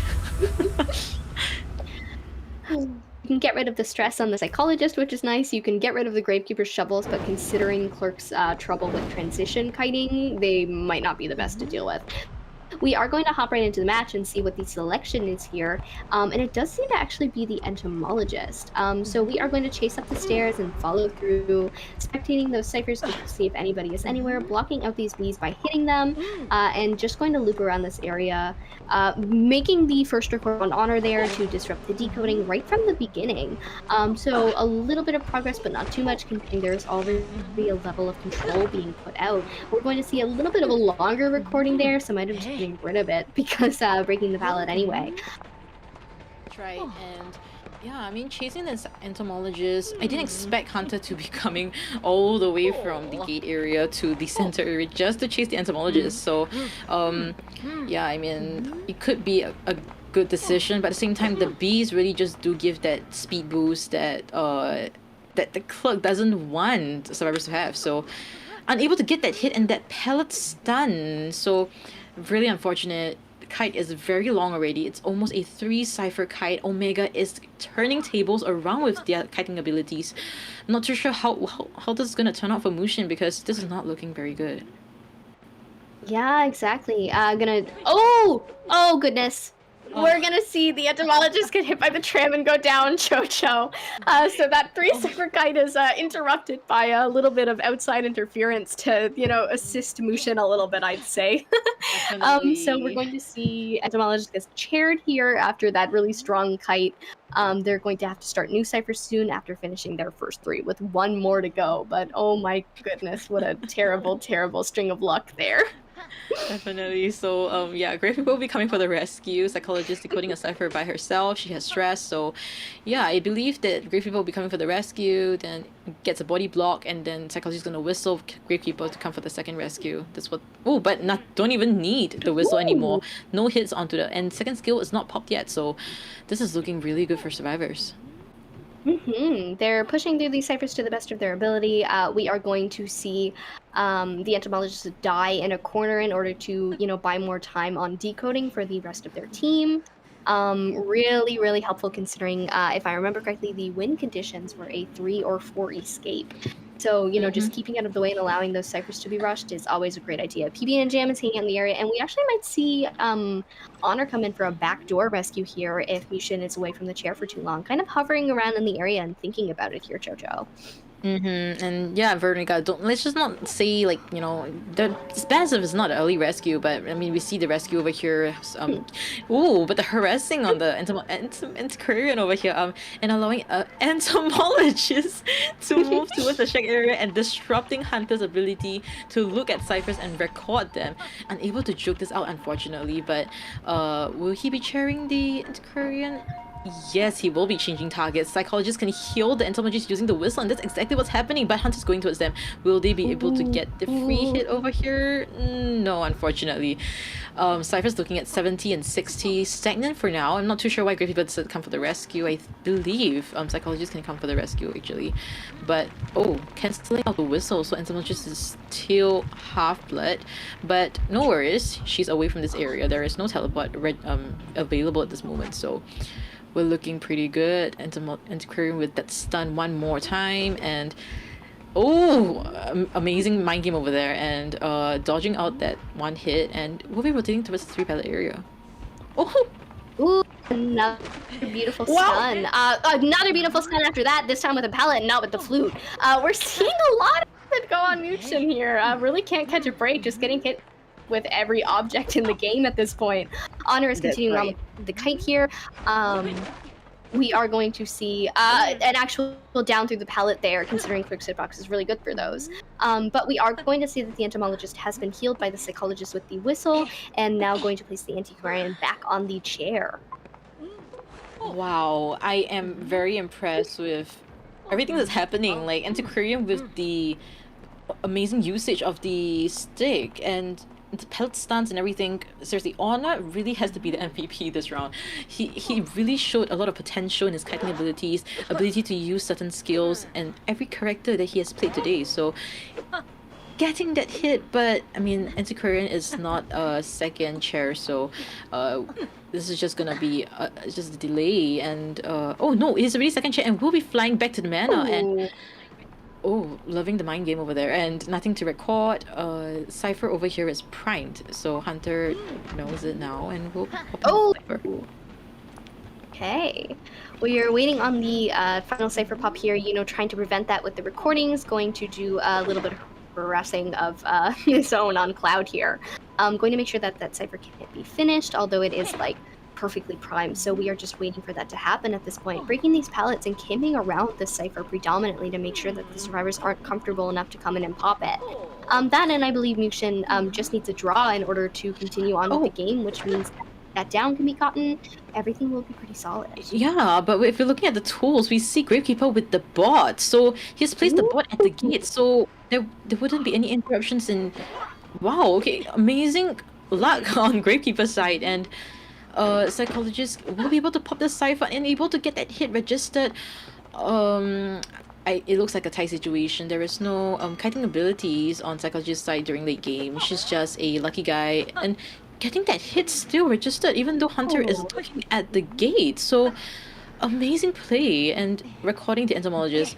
Let's not be greedy. Getting that one escape is something that Omega needs to focus on. So Omega, let's not be greedy. Let's open the gate and let's just leave. Change it to teleport, I believe. So might go over and teleport over to the entomologist right now, but currently chasing on foot. Oh no! Teleporting to the opposite gate, but able to get out of time. So we do actually see the draw in the end, Chocho, which means that we will continue into another round. Wow. Go on the Hunter side. Wow. Almost. It was looking like a winning game, and it just turned into a tie. So it still gives chance for FZN to potentially turn this game around, but there's only one chance left. So BO3 second half, survivor side of FZN has to get a 4 escape. Nothing more, nothing less, 4 escape. And if they don't fulfill this criteria, there won't be any BO4s, additional matches to be played, and then Omega is just gonna straight away be one of the teams that will be qualifying for the NEEU global stage for COA 6. Wow, and with the place they've been doing, not even shocked, the survivors, they were so insane. Honor's Antiquarian was just so wonderful to watch. Honor really is so strong on the survivor side. A lot of the plays that you see, they tend to involve Honor in some manner. Really good kites, really strong with a lot of versatile survivors in order to support the team and prolong their own life. So just really wonderful to see there with the flute stuns and all of the pallet stuns on poor Mushin there. Oh, that tram hit really did change everything. They were in such a good position and then just knocked right out, and that kite was ended prematurely. Yeah, that's right. So, okay, so this is probably gonna put pressure a lot on FCN survivors. But for Nico's side, I wouldn't say there is zero pressure because he still has one goal, which is to get a one elimination. So.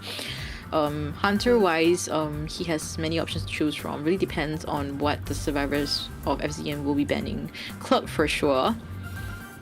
Clerk for sure will be banned. Followed by I think the Dream Witch? Was it Dream Witch? Yeah, I think the Dream Witch as well as Clerk should be banned. Yeah. And then he's gonna be left with Sculptor. Wow, okay, this is gonna be really difficult. I can't think of a team comp that FCN survivors can pick to get a 4 escape. Like Coordinator, for sure, I feel. Coordinator, Mercenary, because it allows the exchange of items and prolonging that kite. I think Prospector might be a pick. Forward, but I think what Nico will ban would be Harasses. All the Harasses. Yeah, really good idea to get rid of them. Yeah. No point in banning the mechanic as well. No need at all. Suddenly, choices seems to be very limited for the survivor side when it comes to a need to 4 escape. Wow. Pressure is really on. It is, especially in a later round with more bans. It's like you're working with less and you need to do more. So you're really put in this sticky little situation here. We're going to go over the match stats now. We are going to see a Agramont with the 117-second kite, almost 2 minutes, Cloud with 74, 66 on Honor, who used all that time to do a beautiful pallet strike and a lot of good flute stuns. PB and Jam 96.9, so at 100 there, and utilized that really well. Ended up decoding did end up decoding the gate with the bot there, which was a really, really smart move. Very helpful, especially against the folk in that situation. Yushin really going through and managing to pull that draw, which was very impressive considering the circumstances, but definitely smart enough to wait around that final flicker and then get the hit on the psychologist as soon as possible. Especially with, spectating the gate, that was so impressive because you have to be so aware of your surroundings and what the survivors are doing and to be able to pull that off.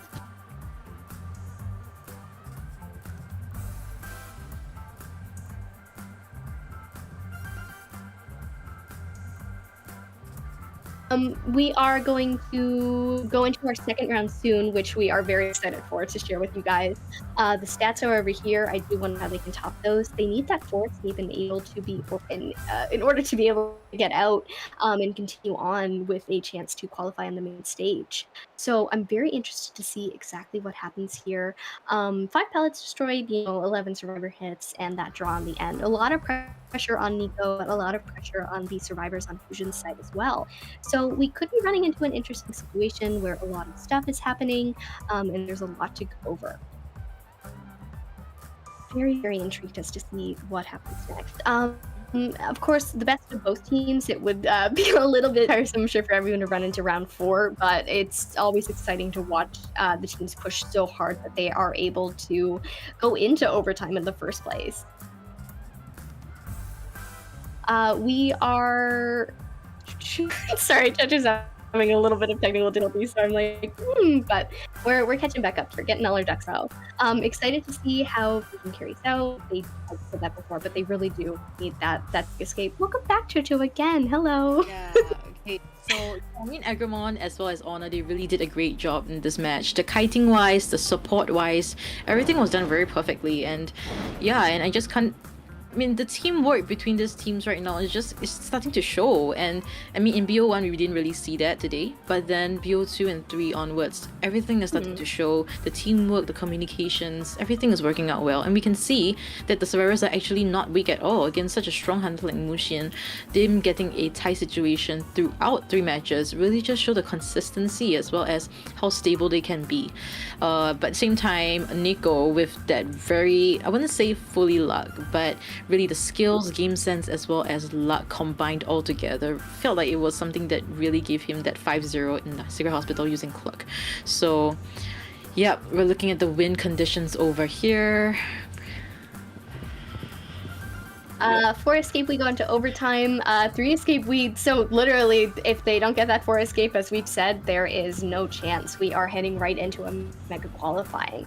This is really an all or nothing situation on their side. If they're unable to pull it, they are, unable to continue on in the game and possibly get to the main stage of COA 6, which, again, we have 2 representatives this time. So, if one of us gets out in the first round, we'll have the other one to watch as well, which is very exciting. We've never had that before. We always just watch before you in the first round, and then once they're gone, they're gone. There's no more NAU on the table. Yeah. I mean, I think right now with the second edition for the NEU, second slot, I think it just opens up to more fresh bloods into the COA, I mean, we've always been seeing before you. I mean, having one more is just gonna bring in more flavors, more strategies, younger players as well. So it just opens up rooms for possible situations. And I mean, we've also seen situations where these players do play very well, and then China teams actually do caught sight of them and then, recruit them into their team and form a team, even though they are not China mainland players. So it's very interesting, and I'm hoping to see. I mean, if Omega really does win against FCN, it's just gonna be shocking for many individuals and teams of NEU as well as SEA regions. Yeah, we have C next week, which will be very exciting. Hopefully we'll have matches as exciting as these last few ones have been, with Nico particularly on the hunting side. Just so many interesting plays, and we are going to see more soon. Hopefully Sculptor, as predicted, based on the other 2 potentially being banned. Unless they want to take a chance again on the Dream Witch or the Clerk, but if I were them, I really wouldn't, especially in a 4 escape situation. The Clerk, considering her ability to get 4 kills, and the one that she just did in the prior match, definitely don't want to deal with that again. So I think we'll be dealing with the Sculptor for sure. Yeah, but I mean, you were mentioning that as well. I think if really FZN is really just betting everything on the line, there is a possibility, I feel, that they might just let the Dreamwitch out, because Dreamwitch is a legit all for nothing kind of hunter. If you're having the higher grounds on Cerberus side, there is a high possibility that you might get a 4 escape. But it's just very risky. I mean, everything takes risk. Even when Nico picked Clerk at Secret Hospital, there was a risk. But everything worked out, right? And we always talk about the impossibles. So, team comm-wise, coordinator, mercenary, I'm hoping for a prospector, maybe a female dancer, something support heavy. I don't think this can be a single kite kind of thing anymore. It requires the whole team to come together and push. If not, yeah, this is just gonna be game over for FCN. Yeah, for sure. The Dream Witch, definitely all or nothing, considering looking back on the first round there, they might be able to pull something interesting if they're feeling a little bit more confident and they're able to work out their teamwork a little bit more. So we may end up going to overtime if they are able to sort of defeat that Dream Wedge. If they can get that 4 escape, they're good, but as soon as the survivor is sent back to the manor, they're all done for. If an endgame kite doesn't go well, even if they have 4 survivors up, then it's the same difficult situation. Very interested to see what they do, who they ban, who they'll pick, especially with Nico being able to ban characters that they've shown comfort with so far, and whichever ones that Nico is brave enough to face off against. We're really in a sticky situation here. They need that all or nothing, and they are out of some really, really strong characters in order to achieve it. Yeah, and I was seeing on the live chat that there's many actually FZN fans. So yeah, I think right now what FZN and Omega team really needs right now is really encouragement. Just, cheer on for your team, cheer on for your favorite players. And yeah, I think the support that you guys are giving, they will definitely receive it from one way or another. Right now, FZN has the biggest pressure on the Survivor side for escape. Mushin did his best in the circumstances that he was in just now. So I think this will be probably the most intense match, I feel, because this will be literally all or nothing. Sometimes you're so close yet so far from some things, and and we just happen to bypass certain things in life sometimes. So it feels exactly the same. That's the kind of knot that we're all feeling, especially the members of FZN. So just you can shout out to your favorite member, cheer them on, and just hopefully the rest of you who are not cheering on, enjoy the matches, and hopefully you learn something from these hunters as well as survivors, the way they play, and the skills they bring. And it's just amazing to see all these teams come together, formed and just compete against each other to see who really is the stronger team. So right now, moving on to the BPs. Yeah, we are looking at the band picks here. We start off with Mercenary, Seer, and Priestess band on Nico's side. So really taking out those strong characters that could assist with this for escape here that they really desperately need. And we're going to see the bands of the Hunters soon. They're hesitating a little bit on those. You need to take your time and make sure that you're picking the right one. They truly might be considering that Dream Witch really heavily at this point. Do you want to deal with her? Do you want to deal with the all or nothing potential? Or do you want to, go for the Sculptor instead, who you haven't had to deal with yet? So we are actually going to see the Dream Witch's band there, and I believe I cannot get the second one. Yeah, I was looking at it. There we go. Oh, she's so far. I see her now. I was like, is that Alex boy? Me too. I was like, Nico's never played Axe Boy. What is this? Where is this coming from? We have a foreign hunter that I don't know about. Okay. This is the real secret weapon. But that forward right away on the Survivor side after our little mishap. So we might be seeing a Sculptor today after all, which will be, really riveting to see. They haven't taken their chances with that yet. Don't want to deal with the Dream Witch again, and definitely not the Clerk. We are going to actually be able to see a female dancer on the side of Fusion here, which is great. Yep. And she's always really good to watch. Do you remember seeing a really good one in their initial match? And we're seeing the Psychologist band as well as Acrobat. I think it's so hard. I mean, normally if we're just gonna pick a normal team comp, I would just say like Patient. Because I mean, interchangeably, if you ban Acrobat, it would be Patient. If you ban Patient, it would be Acrobat. So at the same time, it's very hard to think in the shoes of them very personally, because they need to win. But picking the first officer, a slow decoder alongside with the forward, I'm not too sure whether this is the best option for FCN at this point in time. Yeah, they might be going for sort of a sort of Three Musketeers situation where they all want to support each other really well. Slow decoding on the side of these rescues, but going to be able to bring in extra support with the actual rescuing that way. Going to see the Entomologist be banned, which means there is no beast support available, which can be really crucial in these matches. Oh my gosh, I was thinking of something. So there's this thing last time, it's very old meta, this thing called, in Chinese called 四猛男, which means like 4 brave men. So basically in the team comp, right, it's like 4 very hard to kill people, like Wildling, Mercenary, First Officer, and Forward. Hard to kill, hard to chase, hard to anything, but you can rescue. But no, we're not seeing quite that. I thought they were going to the direction, but clearly not. Picking the Patient as their last option, and Nico right now making the decision on what he will be picking. So I'm thinking most likely 80% sure it's like Sculptor, but I don't mind if he proves me wrong. Yeah, maybe we will see that secret exploit after all that we had no idea about and we suspected for 5 seconds. But knowing Nico, maybe that comfortable sculptor, yeah, maybe something else entirely. But at this point, I think that's what we're gonna see. I don't think Nico has a comfortable Bloody Queen in character pool, but that could be an option, considering the ability to get a really solid draw. Ever Sleeping, maybe not the best map for her, but a viable pick enough if you just want to swing for that draw, and she's a comfortable enough hunter. But looking at the situation, whose ability with the sculptor, I would not be surprised at all if that's who we saw come out last.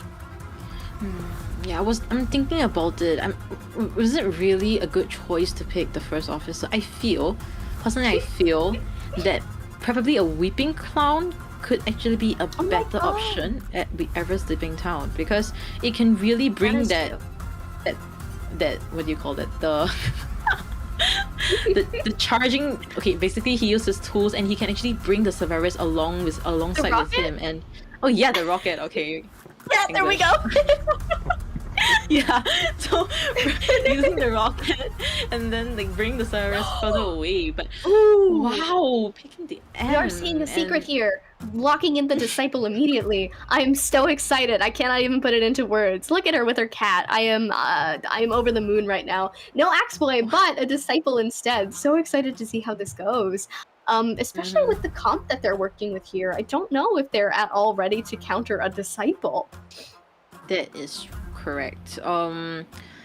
Looking at this, right? I mean, we know that Disciple and is a tieable hunter, but when you're just aiming for a tie, there is a possibility that there is just a one elimination, and I think Nico is just aiming for that, like literally, like he's just gonna focus on one person. Whoever I meet, I'm just gonna chase, and I will cheer this person, and I will keep cheering this person, and I'll keep chasing the same person. I will kill this person and everybody else can escape, but I will run this person down. I will not let him escape. So I believe that is Nico's mindset right now. But looking at the spawn location right now, we see the first officer spawning at Jack. The center, we have the dancer, surprisingly. I mean, probably putting the dance boxes, music boxes, and the forward at the near gate area, and the patient outside graveyard. Hunter spawning right at the geisha. So best option is to chase. Honestly, I feel like first officer can be a potential chase. I don't see why not. But female dancer, so very excited about him. They're chanting. All I'm seeing is Jose over and over again for the first officer. But I mean, chasing the yeah, okay, so chasing the female dancer, I mean, it could be possible as well. I don't think the boxes will definitely affect, especially when the hunter hasn't opened his second skill. The jumping, I mean, you only can get to jump once. So, and there is no, the first skill where you can actually make the cats come together in this intersection. So, it might be kind of difficult to chase the female dancer, but not entirely impossible. We'll see how this goes about. And yeah, the persona that they bring is very important, because I don't think they were expecting an end to be picked at VO3 when Hunter needs just a 1 kill. Yeah, absolutely. We're going to load right into the match here. We are going to see the white truffle skin, which I'm excited about. So we are going to start right off with this disciple here on the side of Nico, who is going to, you know, begin and look around for that first optimal chase. Fusion survivors seem to be rotating in order to prevent that first chase from happening in the first place. A lot of firsts there. Going to loop back here and then throw out the cats for the first time to see if any survivors can be caught a hold of. And we are going to see Psyche be the first survivor seen here. Oh, but the first officer, bro, being baited down, and then first officer could have waited a little bit more instead of being impatient dropping down. But Hunter has no interest in chasing the first officer and will be heading towards the center area just to chase the female dancer. Nico very hot-headed in wanting to choose which survivor he wants to chase. May not be very ideal because ciphers are being decoded really quickly. Really only need that one kill, but when you don't go too quick and get that one kill fast enough, it can create a tricky situation. You know, it's all or nothing for them. So Fusion is definitely totally waiting to, you know, push as hard as they can. You know, wait for the tension around all of that. Getting the first hit here in so many slow boxes, so going to have a really long hit recovery, but gonna get rid of these boxes hopefully soon. Yeah, just, you know, it's good to get them out of the way because they are such a nuisance. And now the female dancer will have a little bit less to work with. That's right, and female dancer has absolutely nothing to work with. I mean, she has no tools at all. So, but Hunter knows the almost like the direction where dancer is heading towards. So that's sometimes can really rely on game sense. Honestly, if this was any other Hunter, I feel that Hunter would have lost dancer completely because there was no blood trace anymore. But chasing this dancer down, will be putting another cat. Will he be able to get this hit before he enters the pallet? We'll be seeing about that. And yeah, I believe this hit will register, and the ciphers right now is 3.5.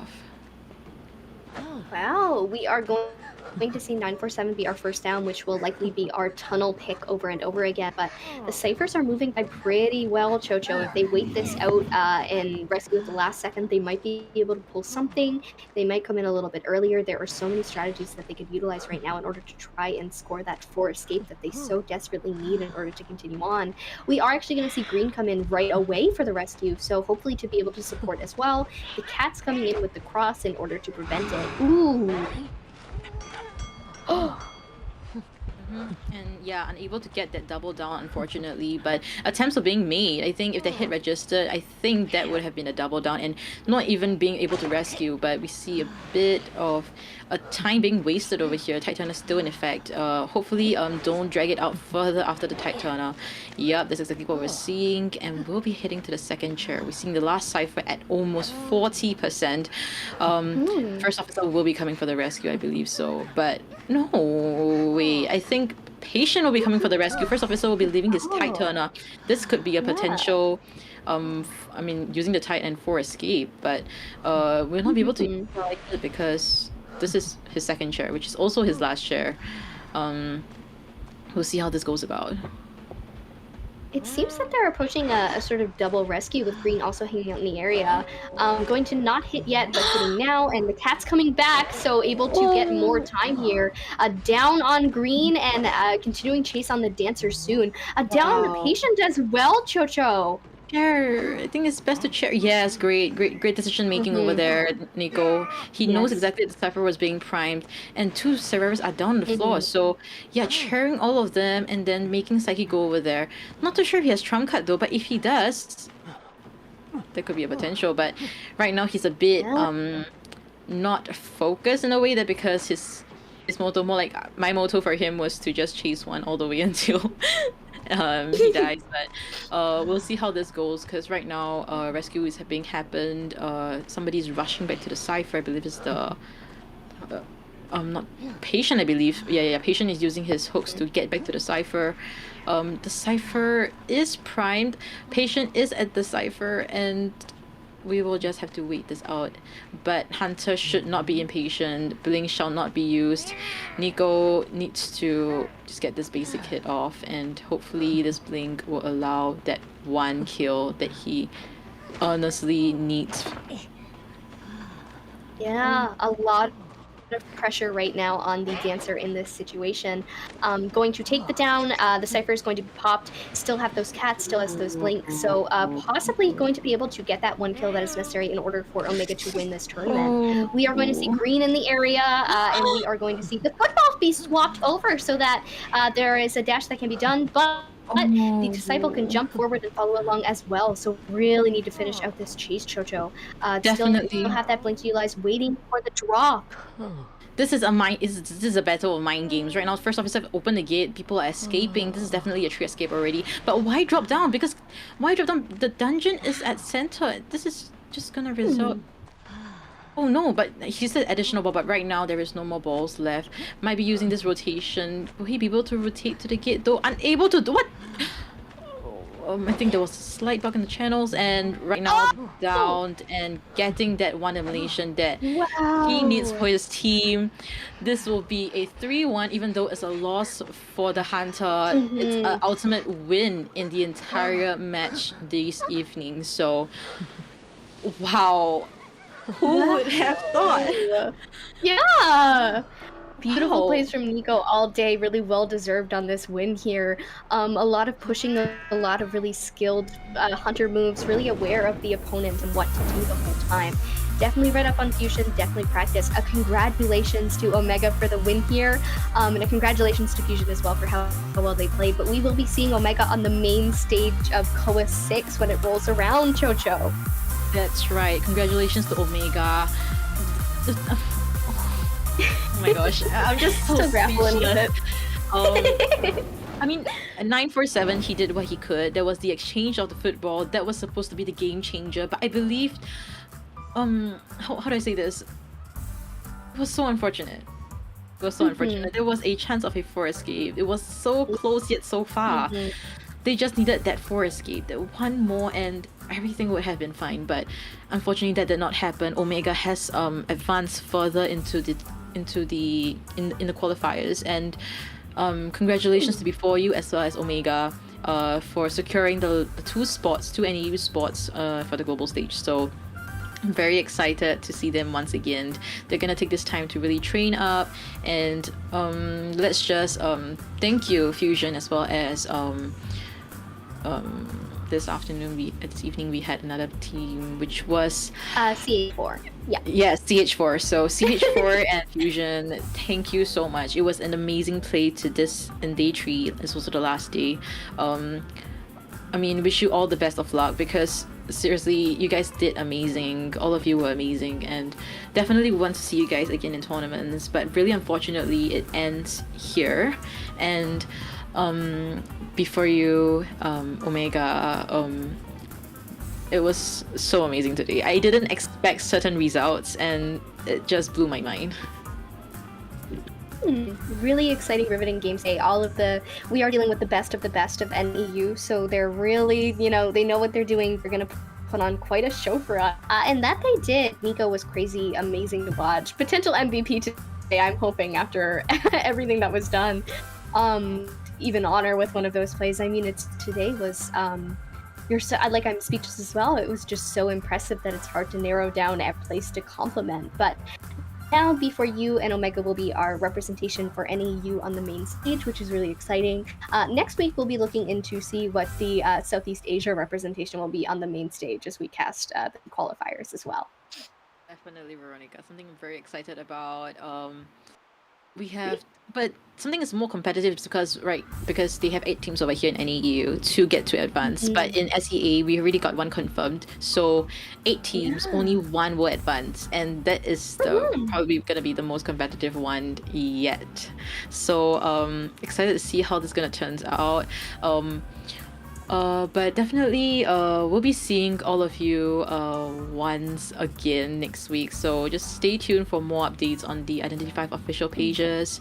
And yeah, hope you guys had as much fun as we had this evening for Veronica and this morning for me. So yeah, the difference in time zone is crazy, but we all did it. Yeah, and hope you guys had fun. Right now it's about 11 p.m. in the NEU regions around there. So yeah, after this, do rest well, drink lots of water. Yeah, and just, we'll see you guys all again very soon. But right now we'll be seeing the statistics of the last match, 3-1. So very long kites we can see, Veronica. 146 on the side of 947, who ended up being the target for most of that match, which means that had to carry a lot with that dancer. We saw some wonderful support on the side of the other survivors who did their best in order to keep the dancer alive, but unfortunately there was that pull at the end where the double rescue at the chair actually ended up going entirely in the disciples' favor. Nico was able to play that. The dancer decided to leave the cipher instead of popping it at that point, and was unable to continue on and had to transition away. Ended up getting downed in the end after that little drop, but a beautiful kite, a lot of contained time, good decoding progress from the rest of the team. they all worked together to the best of their ability to try and make that 4 escape happen, and they really were so close. Definitely, the teams. You can just see how much they've trained together day and night. Yeah, and just, I mean, efforts do pay off at times, but unfortunately this time it just ends here for now. And let's just not lose hope. I mean, especially FCN as well as CH4, very strong potential people. Like CH4, we have Ling as a hunter, very strong survivor side as well. FZN, definitely there has been very unfortunate things that happened today, this evening, and yeah, many fans might have been quite shocked with the results, but right, so just just stay tight with your team. They'll definitely do a great comeback. Just unfortunately this time around it didn't really work out in their favor, but yeah, it was a great match ultimately, for sure. There's always next year. You got a whole year to prepare, so I'm sure you'll come back to NAU qualifiers as strong as ever, if not better than you were before. The meta will change, your team might change a little bit, and you will be ready and raring to go. Omega and B4U, of course, get to train for the main stage, which is going to be really fascinating to see. We'll see them a few months down the line in the biggest little event that we have. And I'm very glad to be represented by them at this point, considering how well they performed today. Hopefully they're able to hold their own against teams from other regions, as well as they did each other. Really beautiful plays from them. Congratulations to all of the teams involved today for, not only making it all the way to this sort of winning point to the qualifiers, but, making it to the final rounds in your brackets and getting to the brackets in the first place. Because you have to do a lot of in-game playing to do that, which can be a little bit time consuming. Yeah, the amount of effort, and yeah, for America it paid off. It's 14-11, a very close match compared to the first match that we had this evening. So so close yet so far, always say that, but congratulations ultimately to Omega. They fully deserved what they had today, and also MVP Nico for sure. Like, that 5-0 turned the match totally around, something that FZN couldn't recover from, and I'm just so impressed with whatever just happened. Seeing a lot of love in chat for the winners, and also a lot of love for us, so thank you so much for your time and for being here with us, and appreciate being here as well. It's been really great hosting for you. Our MVP overall ends up being Nico, as we predicted in the clerk match, considering how wild that was in the best way possible. So we are going to see all of this year almost full deduction, like really close. A whole Terra Shock, 13.3 on hit survivors, almost always at least a draw, and the remaining ciphers at 0. Really impressive work from Nico today. Really well earned. Yeah, I mean, his end game potential, it really did show today. I think there's no doubt that he's shown potential, and I think if he can really grow on this potential, he might even reach the greater heights and show better performance in the global stage. So very excited to see how that's going to work out. Yeah. A lot of pressure, especially being put on as the hunter. It's always nice to see hunters get MVP. Survivors as well, because it means that they kind of not outshone their teammates, but they supported them so well that they were able to be the best of the bunch. But when it comes to a hunter getting MVP, I'm always extra happy because there's so much stress in being the one in the 1v4. I'm sure most people can resonate with playing hunter rank being a lot worse than playing survivor rank, because at least if you lose a little bit, you're not put in a position where you're the only person who's at fault for any of that. Yeah, like it could be a collaborative effort. I mean, mistake, together, if it's for survivors. Yeah. But hunters, if you make mistake, dude, it's all on you. And yeah, it's times where you gotta self-blame yourself and everything. So yeah, but Nico did amazing, and honestly very surprised and very proud of whatever that just happened this evening actually. So wow. Really exciting to be here today. We're about to wrap things up in a few moments, but again, congratulations to everybody involved.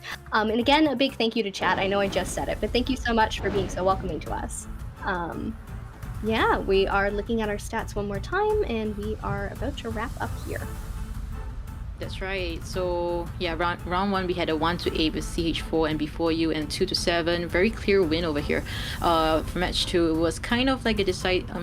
It was testing the waters in BO1, 4-4, and then the turning tables around with the 7-2, 5-0 from the clock, and then 3-5. Just needed that one kill on end side, and that completely worked out. So, congratulations, and yeah, and like I mean, everybody that has been following us, I mean, watching through the day 1 to day 3 qualifiers, I mean, it has been a long, long 3 days. So rest well. I know things have happened, and yes, we see the qualified ones before you and Omega, and what can I say? I mean, top 8 teams, and then it got all the way to only top 2 that will only be moving on from this bracket. So yeah, thank you all of you for tuning in. It has been a long day as well. I mean, it has been 45 hours, I believe. So yeah, wherever you are, wherever you are, rest well. And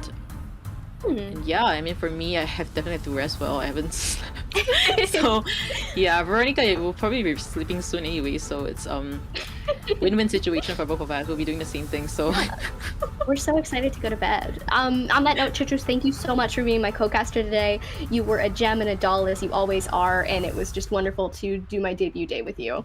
Hopefully we can get to do it again, but lots of fun. Chocho is an amazing analyst. I'm glad that everyone enjoyed her, as you should. She is so very good at what she does, and she's just a peach. Oh my gosh.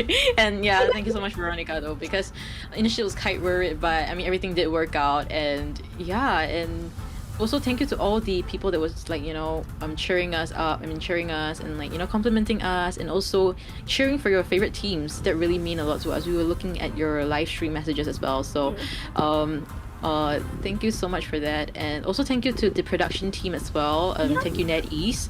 Yeah, all of them. Yeah, they did a very good job trying to get everything together, getting all the rehearsals done. So yeah, I'm very honored to be representing Call of the Abyss 6 as a caster for the NAU region as well. Yeah, super excited to do Southeast Asia next week too. I believe all of the timesheets will be out for that soon if they are not already, and we are super excited to see you there as well. Hopefully you're able to tune in and show the same amount of love and support that you showed the NAU teams. As of now, though, we are totally off for the day. Thank you for having us. Thank you for watching. I'm Veronica. This was Chocho, and we will see you next week.